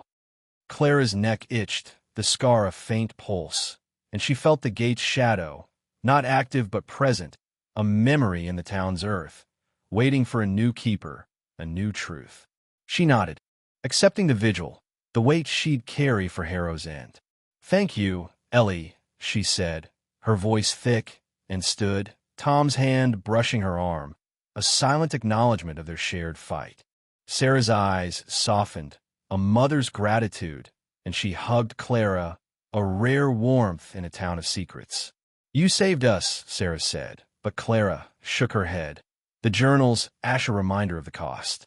We saved each other, she said, her truth a shield that held the town together. They left Ellie's house, the night clear, the stars sharp above the pines. Clara and Tom walked to the town hall, where the survivors had gathered, called by Pastor Reynolds to share the night's end. The room was fuller now, faces less gaunt, voices less hushed, but Clara felt their eyes, their hope resting on her, the keeper who'd face the gate. Reynolds stood, his Bible closed, his voice steady. Clara, Tom, he said, the town feels it, the silence, the peace. Is it over? Clara stepped forward, her bandaged hand raised, the scar on her neck a truth she no longer hid. The gate's heart is gone, she said, her voice clear. Its roots burned, its hunger broken. But it's deep, and I'm a keeper. I'll watch, and so must you. Speak your truths, don't hide, and it won't wake. The crowd murmured, some nodding, others reaching for her. Their truths, Grayson's guilt, Whitaker's shame, Reynolds's loss, a chorus that strengthened the town's shield.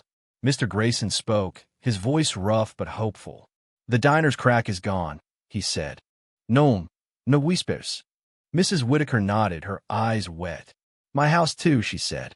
It's quiet, Clara, because of you. The room exhaled, a collective breath, and Clara felt Daniel's warmth.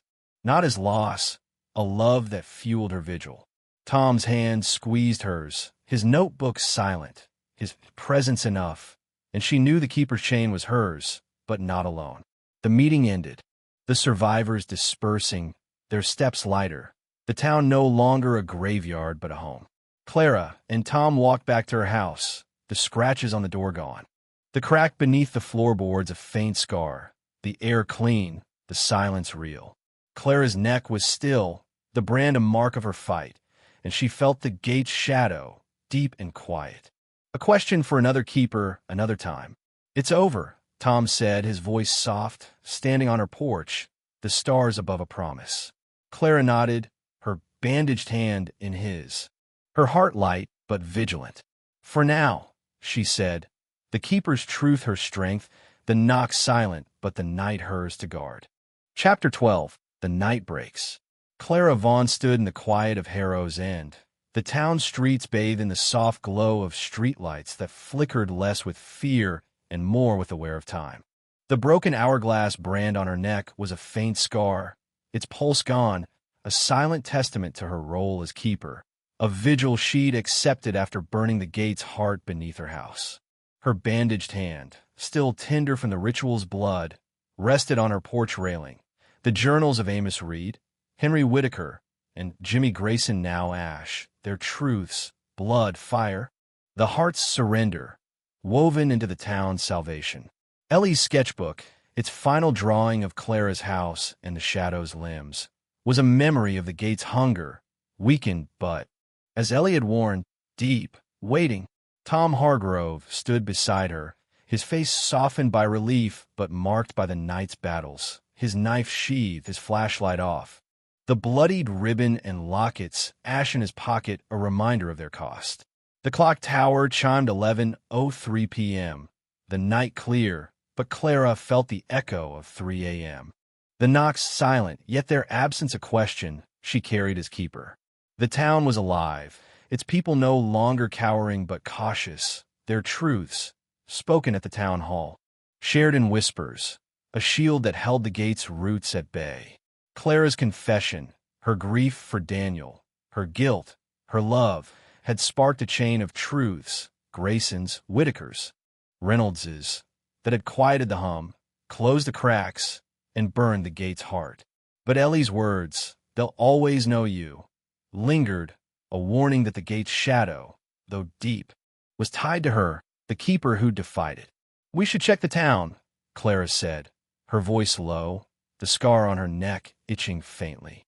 "The cracks, the houses, make sure they're gone, that it's really over."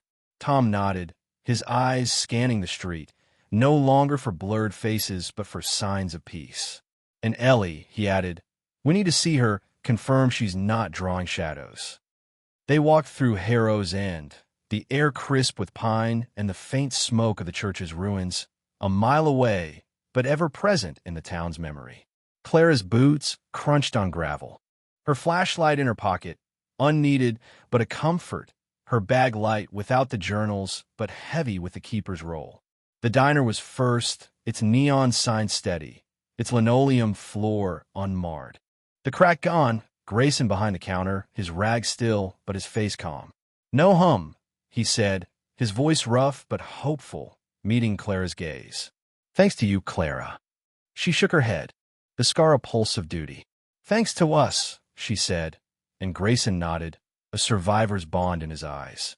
Mrs. Whitaker's cottage was next, its garden less wilted, its windows clear. The crack beneath her parlor floor a faint scar, no glow, no hum. "It's quiet," Whitaker said, her prayer book closed, her eyes wet but steady. "You gave us back our town." Clara's throat tightened, the keeper's weight both burden and honor, and she moved on, Tom's presence a steady anchor. Pastor Reynolds met them at the town hall, his Bible unmarked, his voice firm. "The cracks are gone," he said, the hum too. "But we'll watch, Clara, as you do." She nodded, the survivor's truths and network that strengthened her vigil, the gate's silence of victory, but not a promise. Ellie's house glowed in the distance, its porch lit, and Clara knocked, her bandaged hand aching, the absence of the hum a fragile peace. Sarah opened the door, her face soft, her fear replaced by gratitude, and stepped aside. Ellie sat on the couch, Her sketchbook open but filled with new drawings. Trees, stars, a town free of shadows. No broken hourglasses. No faceless figures. Her gray eyes met Clara's, a child's clarity now unburdened, and she smiled, a rare warmth. "They're gone," Ellie said, her voice steady. "I don't see them anymore. You did it, Clara." Clara's heart lifted, but the scar on her neck itched. Ellie's earlier warning. "They'll always know you." A caution she couldn't dismiss. "You'll tell me if you do?" she asked, and Ellie nodded, pressing a drawing into Clara's hand. A sketch of her, standing tall, no shadow behind her, labeled Keeper. Clara and Tom left, the night deepening. The town silence a balm, but not a cure. They returned to Clara's house, its door unmarred. The scratches gone, the crack beneath the floorboards a faint line, it's stone cold. The broken hourglass, symbol cracked and lifeless. The air was clean, the metallic tang and sweet rot absent, and Clara's neck was still, the scar a mark of her fight, not a chain. "It's over," Tom said, his voice soft, standing in the living room, his flashlight on the table, his eyes meeting hers. Clara shook her head, the drawing in her hand, Ellie's Keeper, a truth she carried. "For now," she said, her voice low, "but I'm the Keeper. I'll watch, always." The night stretched on, the town quiet, the knocks gone, but Clara felt the gate's shadow, deep in the earth. A question for another time, another Keeper. She sat at the kitchen table, Tom beside her, the drawing on the table, a vow to guard Harrow's End. Her bandaged hand rested in his. A bond forged in fire, and she knew the gate's hunger was burned, its roots severed, but its memory lived in her. The Keeper's truth a light against the dark. The stars shone above. The pines whispered, and Clara's vigil began. The knocks silent, but the night hers to hold. Clara Vaughn sat at her kitchen table. The stillness of Harrow's End wrapping around her like a fragile cloak. The town's newfound quiet a stark contrast to the nights haunted by the gate's hum. The broken hourglass brand on her neck was a mere scar, its pulse gone, but its presence lingered, a keeper's mark tying her to the vigil she'd accepted. Her bandaged hand, tender from the rituals that had burned the gate's heart, rested on Ellie's drawing.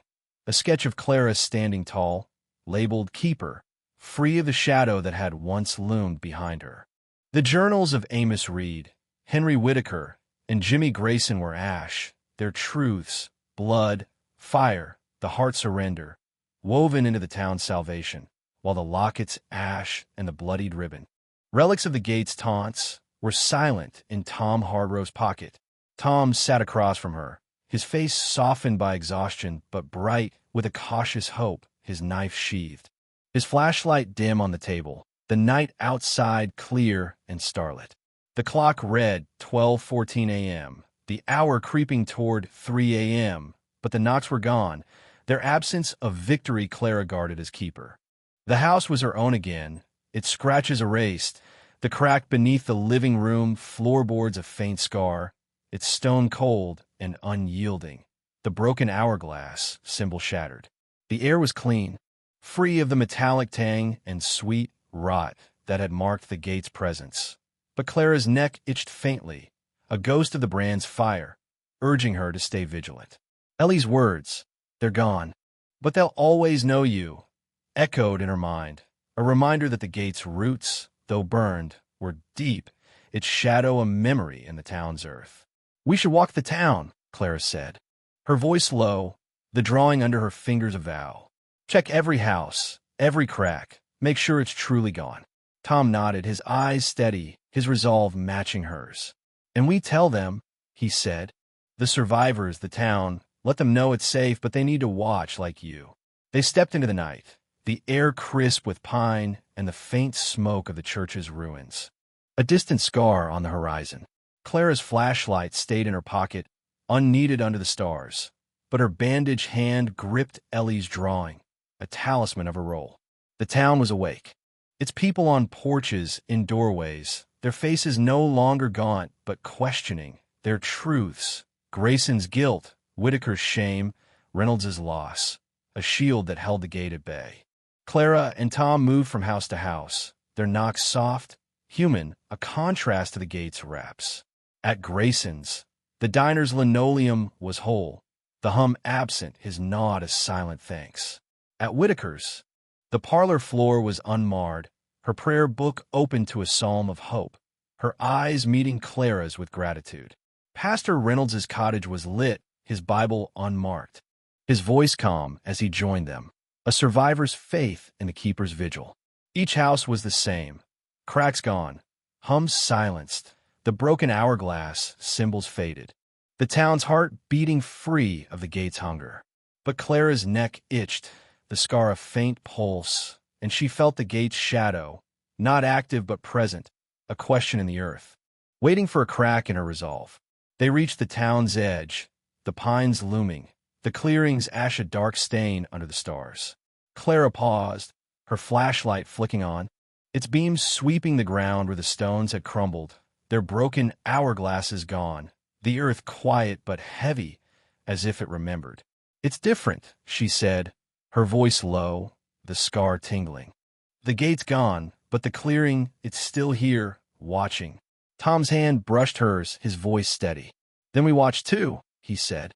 "You're the keeper, but you're not alone." A faint sound broke the silence, not the 3 raps of 3 a.m., but a rustle, soft and human, from the pines. Clara's heart skipped, her flashlight beam snapping up, catching a small figure, Ellie. Her coat too big, her gray eyes wide but calm, her sketchbook under her arm. "Ellie," Clara said, kneeling, her voice sharp with worry. "What are you doing here?" Ellie's eyes flicked to the clearing, then back to Clara, her voice steady. "I had to see," she said. "It's quiet, Clara, but it knows you. It'll always know the keeper." She opened her sketchbook, revealing a new drawing, the clearing. Its ash soft under stars, but beneath a faint root, thin and black, labeled waiting. Clara's neck pulsed, the scar a faint fire, and she felt the gate's memory, not alive but not dead. A shadow in the earth. Tom's voice was low, urgent. "What does it mean, Ellie?" he asked, his flashlight on the drawing, his hand tense. Ellie's eyes met Clara's, a child's wisdom heavy with truth. "It means you keep watching," she said. "You're strong, Clara, stronger than them. They can't come back if you don't let them." Clara's throat tightened, the drawing a vow. The keeper's role a light she'd carry.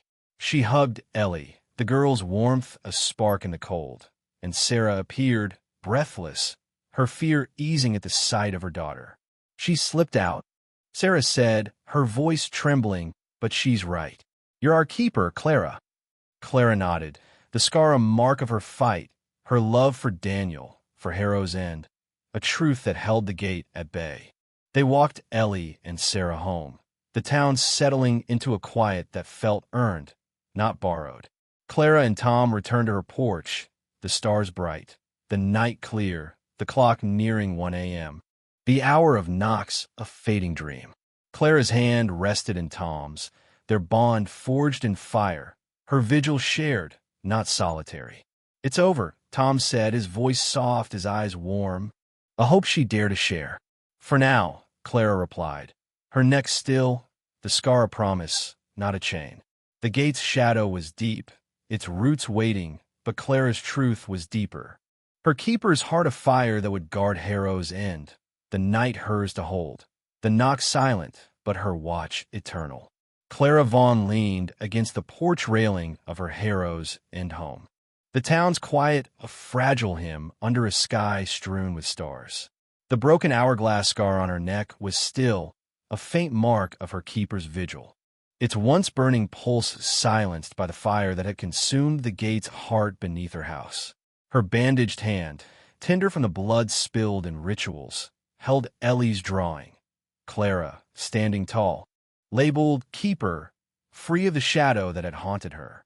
The journals of Amos Reed, Henry Whitaker, and Jimmy Grayson were ash, their truths, blood, fire, the heart's surrender, woven into the town's redemption, while the locket's ash and the bloodied ribbon, relics of the gate's hunger, rested in Tom Hargrove's pocket, their weight a memory of battles won.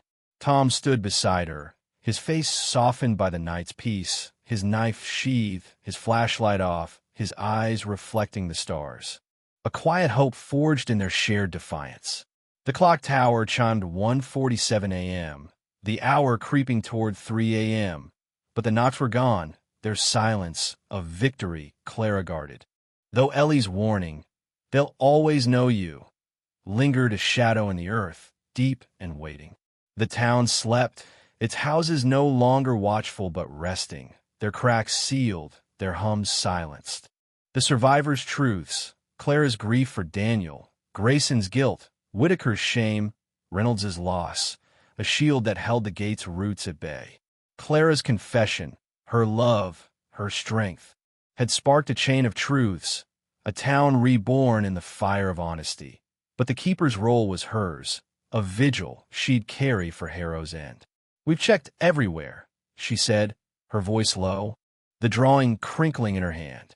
"The diner, Whitaker's, Reynolds's, Ellie's, no cracks, no hum. But I can't stop watching." Tom's hand covered hers, warm and steady, his voice soft but firm. "You're not alone," he said. "The town's with you. I'm with you. If it stirs, we'll know." Clara's neck itched faintly, the scar a reminder, not a chain, and she nodded, the keeper's weight shared. Her truth a light in the dark. They stepped off the porch, drawn to walk the town one last time, to feel its pulse, to ensure the gate's shadow stayed deep. The streets were empty, the air crisp with pine and the faint smoke of the church's ruins, a scar on the horizon that marked their fight. Clara's flashlight stayed in her pocket, the stars enough. But her bandaged hand gripped the drawing, its keeper label a vow. They passed the diner, its neon sign dark, Grayson's silhouette inside, cleaning, his face calm, a survivor's peace. Mrs. Whitaker's cottage glowed, her window open, a soft hymn drifting out, her truth a prayer that held. Pastor Reynolds's house was quiet, his cross above the door steady, a faith renewed by the town's truths. Each house was a testament, the gate's roots burned, its hunger broken, but Clara's scar pulsed faintly, a whisper of vigilance. The earth's memory of what had held. Ellie's bungalow was lit, its porch a beacon, and Clara paused, drawn to check on the girl whose drawings had mapped their fight. The door was ajar, a soft creak as it swayed, and Clara's heart skipped, her hand tightening on the drawing. "Ellie," she called, her voice low, Tom's flashlight flicking on, its beam cutting through the porch's shadows. Sarah appeared, her face weary but calm, her eyes softening at Clara's worry. "She's asleep," Sarah said, stepping onto the porch, closing the door behind her. "No drawings, no nightmares. You gave her that, Clara." Clara's throat tightened, the scar still, and she handed Sarah the drawing, its keeper label a gift, a promise. "Keep this," she said, "for her, for you. If she sees anything, tell me." Sarah nodded, her hug a warmth in the cold, a mother's faith in the keeper's watch. They left Ellie's house, the town settling deeper into sleep, the stars brighter, the night clearer. Clara and Tom walked to the town's edge, the pines a dark wall, the clearings ash a faint smudge under the moon. Clara's flashlight flicked on, its beams sweeping the ground, the scattered stones gone, the earth soft but silent. No hum, no glow, only the memory of fire. "It's really gone," she said, her voice trembling, the scar a faint itch, Ellie's warning a distant echo. Tom's arm slipped around her, his voice a whisper. "You made sure of it," he said, "your truth, your fight. You're the keeper, Clara, and you won." She leaned into him, the drawing folded in her pocket, her bandaged hand in his, a bond forged in fire, a vigil shared. The clock tower chimed 2 a.m., the hour of Knox a fading dream, and Clara felt Daniel's warmth, not his loss, a love that fueled her strength.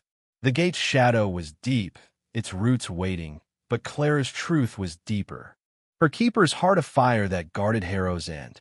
They returned to her house, its door unmarred, its air clean, the crack beneath the floorboards a faint scar, a story of what she'd faced.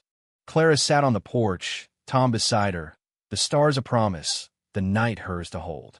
The town slept, the knock silent, but Clara's vigil was eternal. The keepers light a beacon against the dark. The gate's memory a question she'd answer, always for Harrow's End. Chapter 13. The Cost of Courage. Clara Vaughn sat on the edge of her bed in Harrow's End. The pre-dawn stillness of the town, a fragile peace that settled over her like a thin blanket. The broken hourglass scar on her neck was a faint mark, its once burning pulse silenced by the fire that had consumed the gate's heart beneath her house. Yet it itched faintly, a keeper's reminder of the vigil she'd vowed to keep. Her bandaged hand, scarred from the blood spilled in rituals, rested on Ellie's drawing, Clara standing tall, labeled Keeper, free of the shadow that had haunted her nights. The journals of Amos Reed, Henry Whitaker, and Jimmy Grayson were ash, their truths, blood, fire. The heart's surrender, woven into the town's redemption, while the locket's ash and the bloodied ribbon, relics of the gate's hunger, were quiet in Tom Hargrove's keeping. Their weight a memory of their fight. Tom slept in the guest room, his presence a steady anchor, his knife sheathed, his flashlight dim, the bond forged in fire a strength Clara leaned into. The clock on her nightstand read 4:22 a.m., the hour past 3 a.m., the knock silent, but Clara felt the gate's shadow deep in the earth. Ellie's warning, "They'll always know you," a whisper she couldn't ignore. The town was at rest, its houses no longer trembling under the gate's hum, their cracks sealed, their broken hourglass symbols faded, the survivors' truths, Clara's grief for Daniel, Grayson's guilt, Whitaker's shame, Reynolds's loss, a shield that held the darkness at bay. Clara's confession, her love, her resolve, had sparked a chain of truths, a town reborn. But the keeper's role was hers, a vigil to guard against the gate's memory, its roots burned but not erased. She rose, her bandaged hand aching, and moved to the window, the stars fading as dawn approached, the pines a dark silhouette against the horizon. The clearing, a mile away, was ash and silence. Its stones gone, but Clara's scar pulsed faintly, a question in the earth, a call to ensure the gate's end. She dressed quietly, pulling on her coat, her flashlight in her pocket. Ellie's drawing folded in her hand, a talisman of her role. Tom stirred as she passed the guest room, his voice low, rough with sleep. "Clara," he called, sitting up, his eyes sharp despite the hour. "Where are you going?" She paused, her scar itching, her voice steady but soft. "The clearing," she said. "I need to see it, feel it, make sure it's truly gone. Come with me." Tom nodded, grabbing his coat, his knife, his flashlight, his presence a vow to share her vigil. They stepped into the night, the air crisp with pine and the faint smoke of the church's ruins. The town sleeping but alive, its heart beating free of the gate's hunger. The path to the clearing was familiar, its mud hardened by the night's cold, the pines whispering as Clara and Tom walked. Their flashlights off, the moon's light enough. Clara's scar pulsed faintly, the drawing in her hand a guide, Ellie's keeper a promise she'd keep. The clearing emerged, a field of ash and rubble. The church's skeleton gone, the stones scattered, their broken hourglass symbols dust. The earth was soft, silent, no hum, no glow, but Clara knelt, her bandaged hand brushing the soil, feeling for the gate's pulse, its shadow. "It's quiet," she said, her voice low, the scar still, but her eyes scanned the ground, searching for a crack, a sign, a whisper of the gate's return. Tom knelt beside her, his flashlight flicking on, its beams sweeping the clearing, catching a faint glint, a small, tarnished object half buried in the ash. He dug, his knife careful, and unearthed a ring, its band etched with a broken hourglass, its metal cold, heavy with time. Clara's breath caught, the scar pulsing, and she took the ring, its weight a memory of the locket. The ribbon, the gate's taunts. "Another keeper," she said, her voice trembling, the ring a relic of someone who'd faced the gate and lost, like Henry, like Jimmy. Tom's hand closed over hers, his voice steady. "It's over," he said, "but we keep this to remember to watch. Clara nodded, slipping the ring into her pocket, the drawing in her hand a vow. The keeper's roll hers to carry. A faint sound broke the silence. A rustle, not the gate's raps, but human, from the pines. Clara's heart skipped, her flashlight snapping up, its beam catching Ellie, her coat loose. Her gray eyes wide but calm, her sketchbook under her arm. "Ellie," Clara said, standing, her voice sharp with worry. "Why are you here?" Ellie stepped into the clearing, her eyes on the ash. Her voice small but certain. "I dreamed of you," she said, standing here, holding the ring. "They're quiet, Clara, but they left something for you." She opened her sketchbook, revealing a new drawing. The clearing, Clara with the ring, a faint root beneath, thin and black, labeled memory. Clara's scar pulsed, the ring burning in her pocket, and she felt the gate's shadow. Not waking but present, a memory in the earth, tied to her, the keeper. Tom's voice was low, urgent. "What does it mean, Ellie?" he asked, his flashlight on the drawing, his hand tense. Ellie's eyes met Clara's, a child's wisdom heavy with truth. "It means you're the keeper," she said, "and they'll know you always. But you're stronger, Clara. Keep the ring, keep watching. And they can't come back." Clara's throat tightened, the drawing a vow, the ring a burden, the keeper's roll a light she'd carry. She hugged Ellie, the girl's warmth a spark, and Tom's hand rested on her shoulder, a bond that held her steady. The dawn was near, the stars fading, and Clara knew the gate's memory was hers to guard. The knock silent, but her vigil eternal. For Harrow's End, for Daniel, for herself. The dawn crept over Harrow's End, a pale light that softened the clearing's ash and rubble, casting long shadows from the pines that stood sentinel around Clara Vaughn and Tom Hargrove. Clara's bandaged hand clutched the tarnished ring, its broken hourglass etching cold against her palm. A relic of a keeper who'd faced the gate and vanished, its weight a mirror to the scar on her neck, now still but ever present, a mark of her eternal vigil. Ellie's drawing, folded in her pocket, showed Clara with the ring, a faint root labeled memory beneath the clearing, a warning that the gate's shadow, though burned, lingered deep in the earth, tied to her as keeper.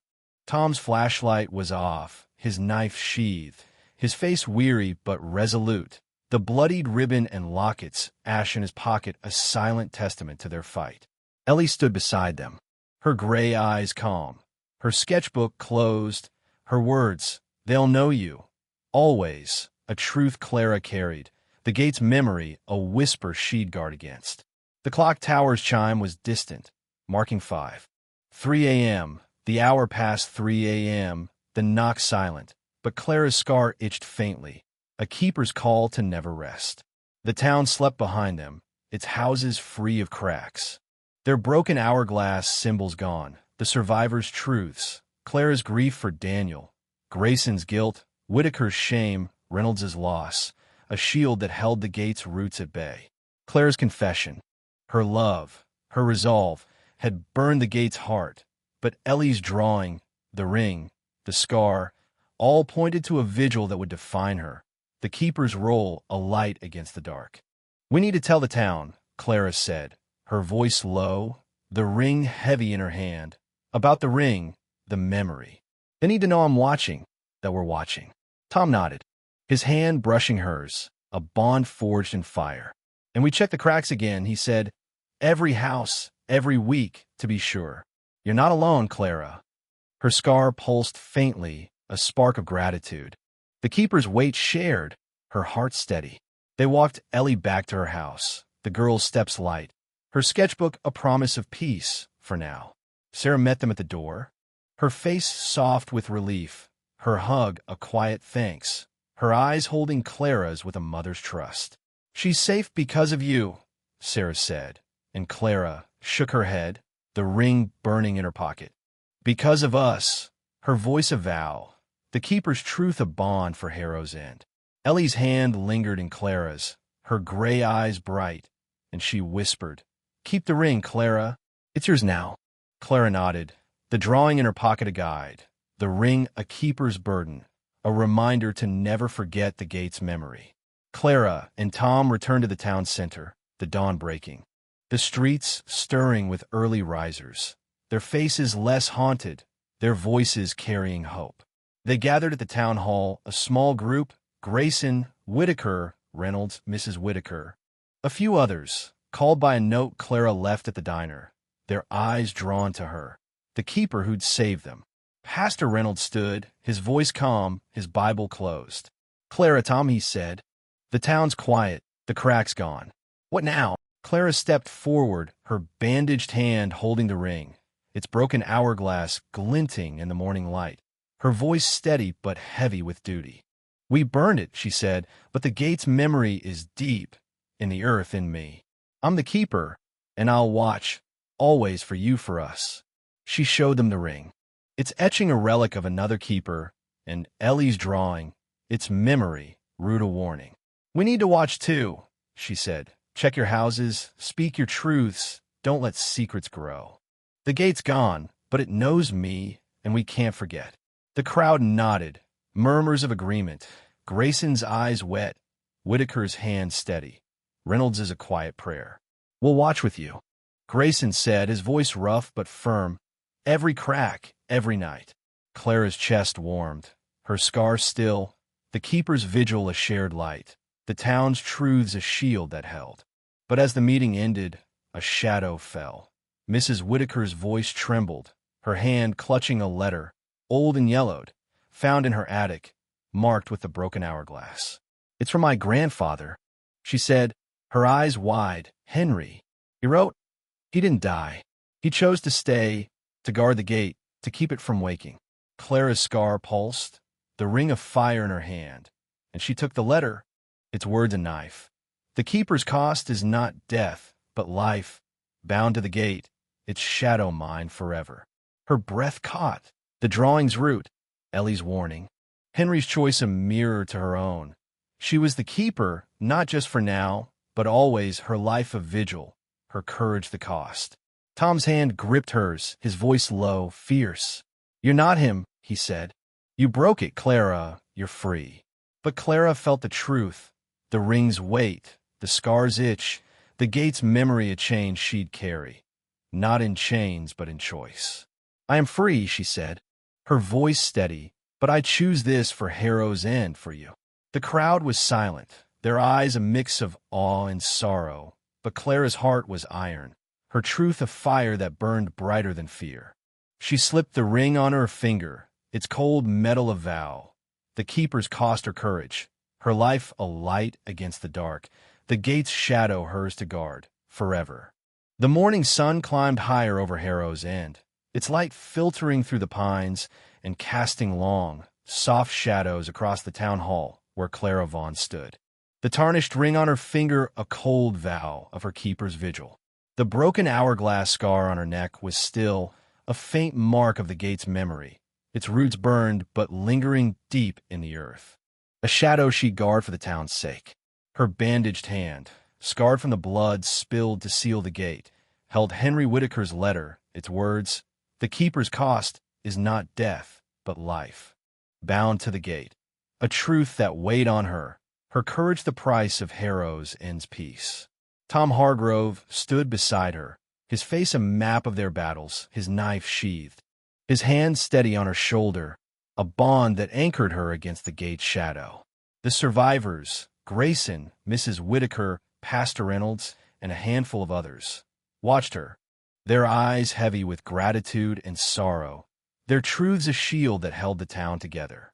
Ellie's drawing, folded in Clara's pocket, labeled her keeper, a child's faith in her strength, while the locket's ash and bloodied ribbon, kept by Tom, were relics of a fight won, but not forgotten. The clock tower chimed 8:17 a.m., the hour far from 3 a.m., the knock silent. But Clara's scar itched faintly, a reminder that the gate's memory knew her, always. Clara folded Henry's letter, her bandaged hand trembling, and met the survivor's gazes. Her voice steady despite the weight of her choice. "Henry didn't die," she said, holding up the letter, its broken hourglass seal glinting. "He chose to stay, to guard the gate." to keep it from waking. I'm the keeper now, and I choose the same. Not death, but life, watching for you for us. The room was silent, Grayson's rag still, Whitaker's prayer book closed. Reynolds's eyes wet but proud. Clara slipped the ring higher on her finger, its etching a vow. The keeper's cost her courage, her life a vigil to ensure the gate's roots stayed deep. Its hunger burned. We'll check the cracks, she continued. Every house, every month, and speak our truths, always. The gate's memory is in the earth, but our strength is greater. Mrs. Whitaker stepped forward, her voice trembling but firm, her eyes on the letter. You're not alone, Clara, she said, her hand touching Clara's arm. Henry was, but you have us. We'll watch. We'll speak. We'll keep the town free. Grayson nodded, his voice rough. The diner's clean, but I'll check it daily for you. Reynolds clasped his hands, his voice a quiet prayer.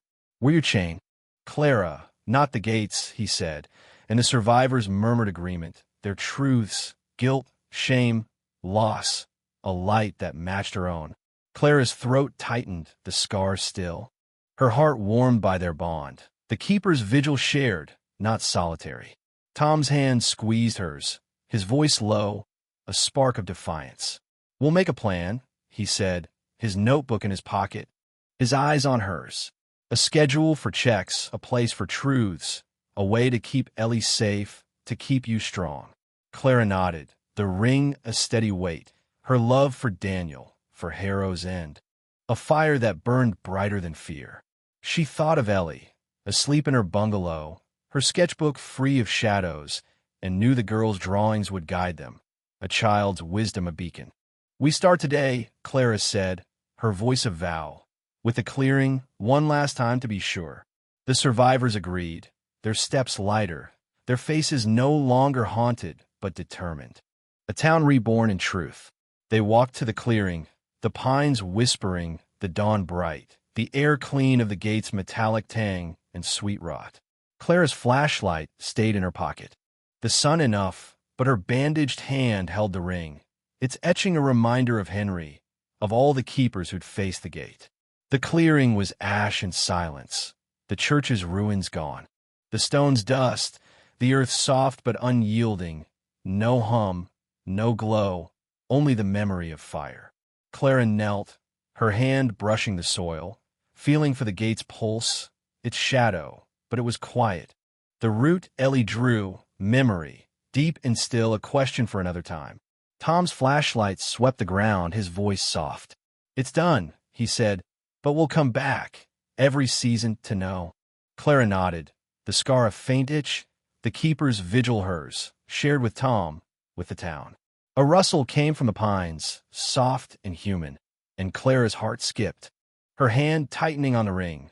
But it was Ellie, her coat loose, her gray eyes bright, her sketchbook under her arm. Sarah followed, her face calm, her trust in Clara a steady light. I knew you'd be here, Ellie said, her voice small but clear, stepping into the clearing. I drew something new. She opened her sketchbook, revealing a drawing of Harrow's End, its houses glowing. Clara in the center, the ring on her finger, no roots, no shadows, labeled home.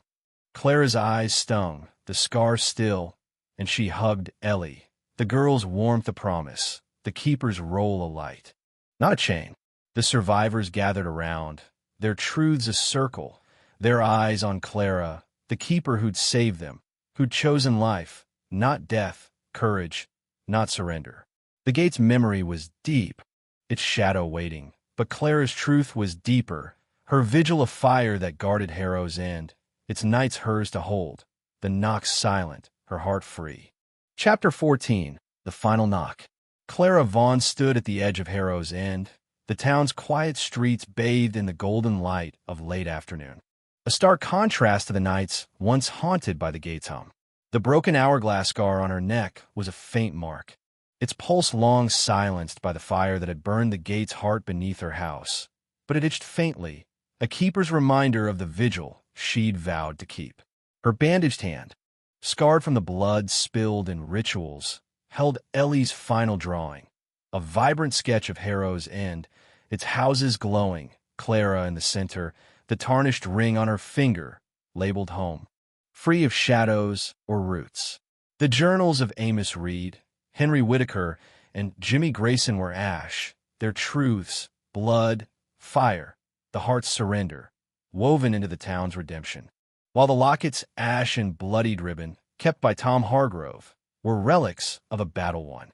Tom walked beside her, his face softened by the town's peace, his knife sheathed, his flashlight in his pocket, his presence a bond that steadied Clara's resolve. The clock tower chimed 4:03 p.m., far from 3 a.m., but Clara felt the gate's memory, deep in the earth. Ellie's warning, they'll always know you, a shadow she guarded against as keeper. The town was alive, its people moving with a cautious ease, their truths, Clara's grief for Daniel, Grayson's guilt, Whitaker's shame, Reynolds's loss, a shield that held the gate's roots at bay. Clara's confession, her love, her strength, had sparked a chain of truths, a town reborn, but the keeper's role was hers. A vigil to ensure the gate's shadow stayed silent. "We should visit the clearing again," Clara said, her voice low, the ring heavy on her finger, its broken hourglass etching a vow. "One last time, to mark it, to know it's truly gone." Tom nodded, his hand brushing hers, his eyes steady. "And the survivors," he said, "we'll tell them it's done, but they need to keep watching with you." Clara's scar pulsed faintly, a spark of duty, the keeper's weight shared, her heart firm. They walked through Harrow's End, the air crisp with pine and the faint memory of smoke from the church's ruins, now a distant scar. Clara's boots crunched on gravel, her flashlight unneeded but in her pocket. Ellie's drawing a talisman of her role. The survivors' houses were open, their windows glowing, their cracks gone, their broken hourglass symbols faded. Grayson met them at the diner, his rag folded, her eyes bright. "The town's free," she said, "because of your courage." Pastor Reynolds joined them, his Bible unmarked, his voice a quiet vow. "Were your eyes, Clara, your strength." Ellie's bungalow was their final stop, its porch lit, its door open, a beacon in the fading light. Clara knocked, her bandaged hand tender, the absence of the hum a piece she cherished. Sarah answered, her face soft, her gratitude a warmth that enveloped Clara. "She's drawing," Sarah said, stepping aside, "but it's different now." Ellie sat at the kitchen table, her gray eyes bright. Her sketchbook opened to a new page, a field of flowers, Harrow's End in the distance, Clara with a ring. No shadows, no roots labeled always.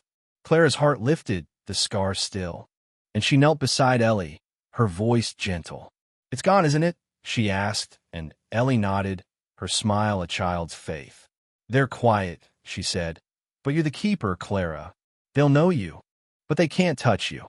Clara hugged her, the drawing in her hand a promise, the ring a steady weight, her truth stronger than the gate's memory.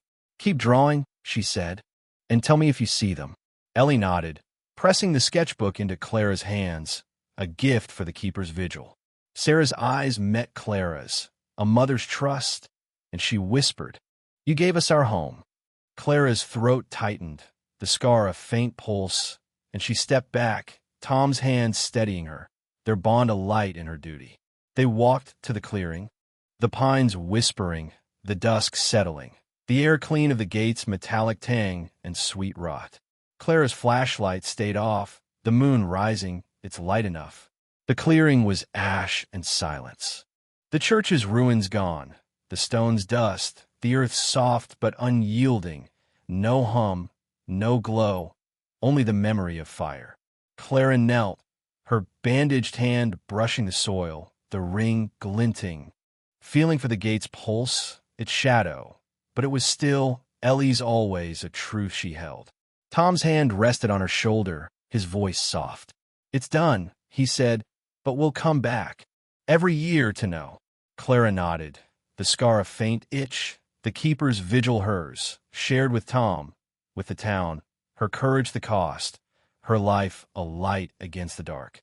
The dusk deepened over the clearing, the pines casting long shadows across the ash-strewn earth where Harrow's Inn's church once stood, its ruins now a memory burned away with the gate's heart. Clara Vaughn stood at the center, the tarnished ring on her finger glinting faintly, its broken hourglass etching a vow that bound her as keeper. The scar on her neck was still, a faint mark of her vigil, its once searing pulse silenced by the fire that had severed the gate's roots, though Ellie's warning, "They'll always know you," lingered, a shadow deep in the earth she'd never fully trust. Her bandaged hand, scarred from the blood spilled in rituals, held Ellie's sketchbook open to the drawing of Harrow's Inn glowing. Clara in the center, labeled "Always," a child's faith in her strength. The locket's ash and bloodied ribbon, relics of the gate's hunger, were safe in Tom Hargrove's pocket, their weight a reminder of their shared fight. Tom stood beside her, his face calm but vigilant, his knife sheathed, his flashlight off, his presence a bond that anchored Clara's resolve. The clock tower's chime was distant, marking 6:22 p.m., far from 3 a.m., but Clara felt the gate's memory, a whisper in the earth, her keeper's duty to guard against its return. The clearing was silent, the air clean of the gate's metallic tang and sweet rot, the earth soft but unyielding, no hum, no glow, only the faint scent of pine and ash. Clara's flashlight stayed in her pocket. The moon's light enough, but her bandaged hand traced the ring, its cold metal a promise to watch, to never forget. "This is where it ended," she said, her voice low, the scar a faint itch. "But it's where I begin as keeper for them." Tom's hand brushed hers, his voice steady, a spark of hope. "Not alone," he said. "You've got me the town, Ellie. We'll watch together." Clara nodded, her heart warmed by the bond, the survivor's truths, Grayson's guilt, Whitaker's shame, Reynolds's loss, a shield that held Harrow's end, her own truth, her love for Daniel, her strength, a fire that burned brighter than fear. They walked back to the town, the pines whispering, the dusk giving way to night, the stars sharp above. Clara's boots crunched on gravel, Ellie's sketchbook under her arm, a guide for her vigil, the ring a steady weight. The town was settling, its houses glowing, its people no longer cowering but cautious, their windows open, their voices soft with hope. Clara and Tom stopped at the diner, Grayson behind the counter, his rag folded, his face bright with a survivor's peace. "No cracks," he said, pouring coffee, his eyes meeting Clara's. "But I'll keep checking, keeper." Clara smiled, the scar still, her roll alight, not a chain, the town's trust of strength she carried. Mrs. Whitaker's cottage was next, its porch lit, her hymn book open, a melody of gratitude drifting out. She hugged Clara, her voice soft. "You gave us our home," her eyes shining, the crack in her parlor gone, her truth a quiet vow. Pastor Reynolds met them at the town hall, a small group gathered, survivors, neighbors, friends, their faces no longer haunted but resolute, their truths a circle around Clara. "We're your eyes," Reynolds said, his Bible closed. "Your watch, Clara. The gate's gone, but we'll stand with you." Clara's throat tightened, the ring glinting, and she spoke, her voice clear, a keeper's vow. "We watch together. Speak truth. Keep the gate's memory buried. I'm your keeper, and this is ours."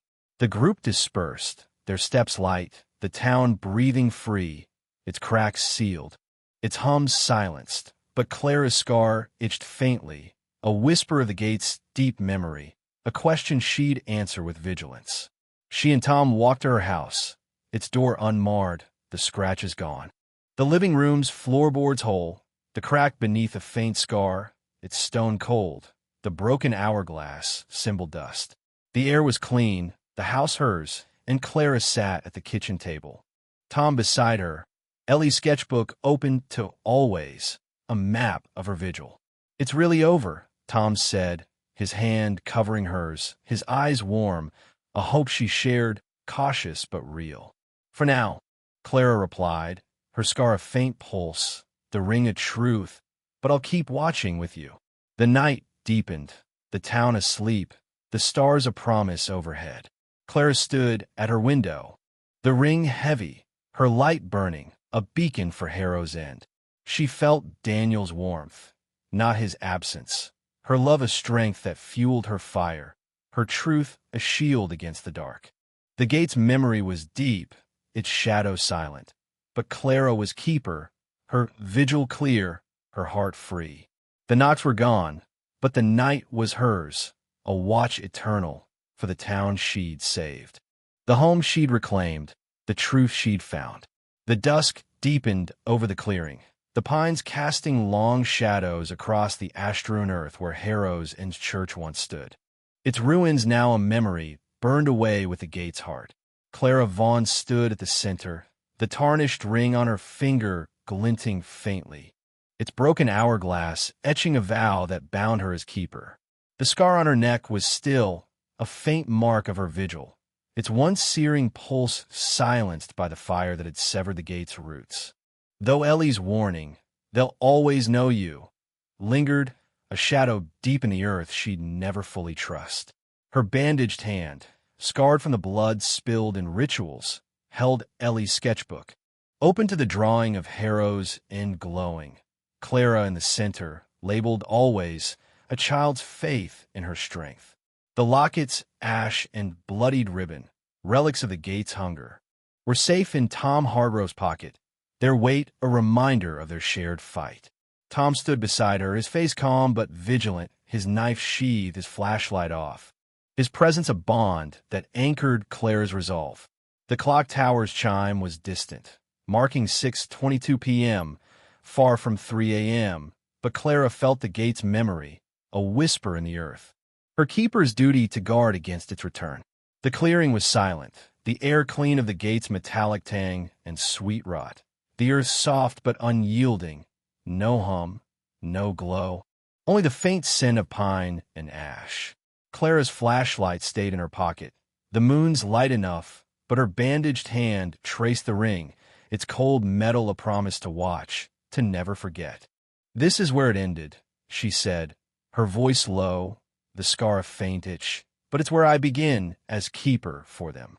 Tom's hand brushed hers, his voice steady, a spark of hope. "Not alone," he said. "You've got me, the town, Ellie. We'll watch together."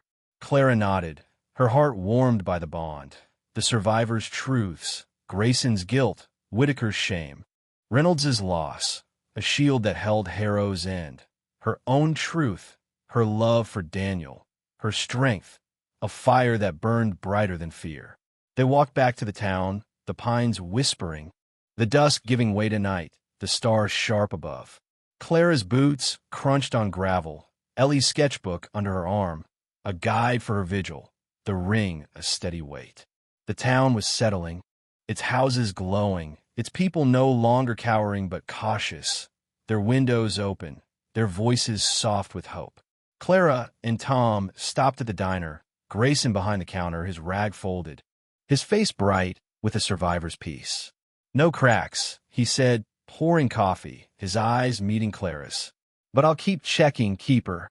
Clara smiled, the scar still, her roll a light, not a chain.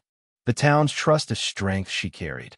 Mrs. Whitaker's cottage was next, its porch lit, her hymn book open, a melody of gratitude drifting out. She hugged Clara, her voice soft. "You gave us our home," her eyes shining, the crack in her parlor gone, her truth a quiet vow.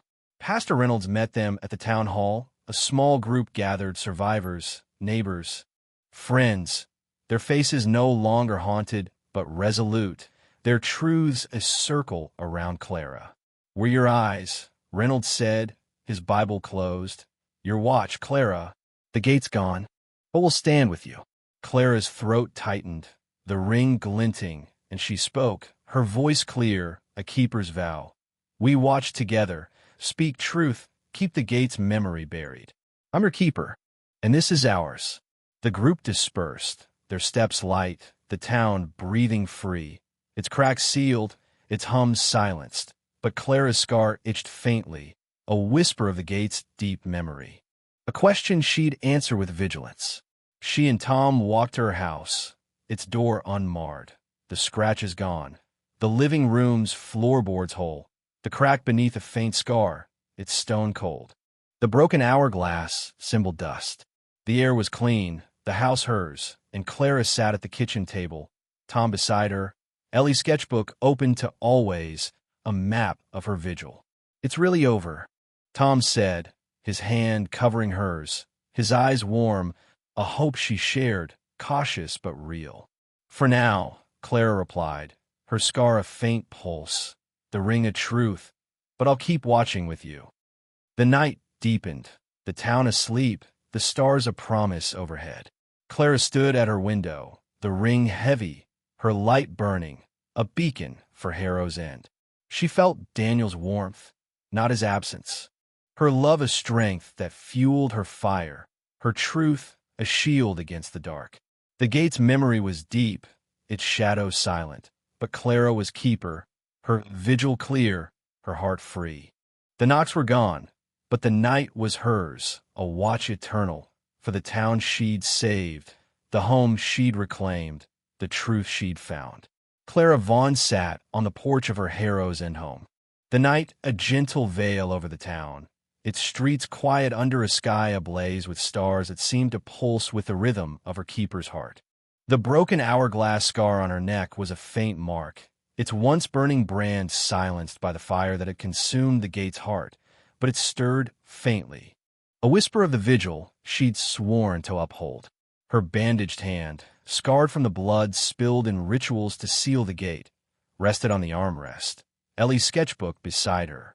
Its final drawing, always, a glowing Harrow's End with Clara at its center, the ring on her finger, a testament to her strength, a child's faith in the keeper's light. The tarnished ring, etched with the broken hourglass, gleamed softly, a vow forged from the ashes of those who'd come before. Amos Reed, Henry Whitaker, Jimmy Grayson. The locket's woman, its weight a reminder of the gate's memory, deep in the earth, silent but knowing. Tom Hargrove sat beside her, his presence a steady warmth, his knife sheathed, his flashlight forgotten, the locket's ash and bloodied ribbon in his pocket a quiet relic of their shared defiance. The clock tower chimed 9:22 p.m., far from the dreaded 3 a.m., but Clara felt the gate's shadow, Ellie's warning, "They'll always know you." A question she'd carry as keeper, a vigil to guard Harrow's End's fragile peace. The town was at rest, its houses glowing softly, their cracks sealed, their broken hourglass symbols gone, the survivors' truths, Clara's grief for Daniel, Grayson's guilt, Whitaker's shame, Reynolds's loss, a tapestry of courage that held the gate's roots at bay. Clara's confession, her love, her resolve, had ignited a chain of truths, a town reborn from the ashes of fear. But the keeper's role was hers, a light to ensure the gate's memory stayed buried. She'd walked the streets with Tom, checked the clearing's ash, visited Ellie's glowing home, and felt the town's pulse, free, alive but cautious, its people bound to her vigil, their eyes on the keeper who'd saved them. "It's different now," Clara said, her voice low, the ring glinting as she turned it on her finger. "The town's ours, not the gate's, but I can't stop feeling it, deep down, waiting." Tom's hand covered hers, his voice soft but firm. "You're stronger than it," he said, his eyes warm, a hope that steadied her. "We'll watch, Clara, together, always." Clara's scar itched faintly, a ghost of the gate's pulse, and she rose, drawn to walk the town one final time, to seal her vow under the stars. Tom followed, his steps sure, their bond of fire that burned brighter than the gate's shadow. They moved through Harrow's End, the air crisp with pine and the faint memory of smoke, the streets empty but alive, the houses no longer trembling but standing tall. The diner's neon sign glowed, Grayson's silhouette inside, his rag folded, his nod a survivor's trust. Mrs. Whitaker's cottage hummed with a soft hymn, her window open, her eyes meeting Clara's with a quiet pride. Pastor Reynolds stood on his porch, his Bible closed, his voice a vow. "We're your keepers too, Clara, for Harrow's End." The town was a circle, its truths a light, and Clara's scar pulsed faintly, not with fear, but with purpose. The keepers roll a choice, not a chain. They reach the town's edge, the pines a dark wall, the clearings ash a faint smudge under the moon. Clara's flashlight stayed off, the stars enough. But her bandaged hand held the sketchbook, Ellie's always a guide for her vigil. She knelt in the clearing, her fingers brushing the earth, feeling for the gate's pulse, its shadow. But it was still, no hum, no glow, only the soft ash of a battle one. The ring gleamed, a keeper's promise, and Clara spoke, her voice a whisper to the earth, to the gate, to herself. You know me, but I know you. You're deep, but I'm deeper, and I'll keep you there. The words were her truth, her love for Daniel, for Harrow's End, a fire that burned the gate's memory, a shield that held the town's heart. A faint sound broke the silence. Not the 3 raps of 3 a.m., but a rustle, soft and human, from the pines. Clara's heart skipped, her hand tightening on the ring. But it was Ellie, her coat loose, her gray eyes bright under the stars, her sketchbook clutched to her chest. Sarah followed, her face calm, her trust in Clara a steady light. I knew you'd be here, Ellie said, her voice small but clear, stepping into the clearing. I drew one last thing. She opened her sketchbook, revealing a drawing of Clara, the ring glowing, the town behind her. A single star above, no roots, no shadows, labeled forever. Clara's eyes stung, the scar still, and she hugged Ellie, the girl's warmth a spark, the keeper's role a light, not a burden. Thank you, Clara whispered, the drawing a vow, the ring a truth, her courage the cost that saved them all. Tom's hand rested on her shoulder, his voice soft. It's done, he said, but we'll come back. Every year to know.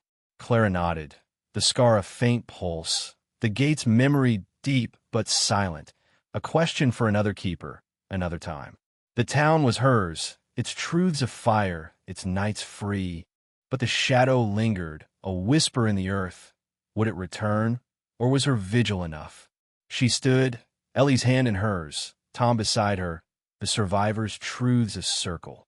Their eyes on the keeper who'd chosen life, not death, courage, not surrender. The stars shone, the pines whispered, and Clara's light burned, a beacon for Harrow's End, the knock silent. Her heart eternal. Thank you for joining me, Eli Nightfall, on this chilling journey through the knock at 3 a.m. Did Clara's truth truly silence the gate, or does its shadow still wait, deep in Harrow's End? Share your thoughts in the comments below. What would you have done as keeper? If you felt the shivers, hit that like button to let the shadows know we're watching. And subscribe to my channel for more spine-chilling tales every week. Ring the bell so you never miss a knock at 3 a.m. and share this story with your fellow horror fans. Until the next dark night, keep your truths close and your doors locked. Stay spooky, my friends.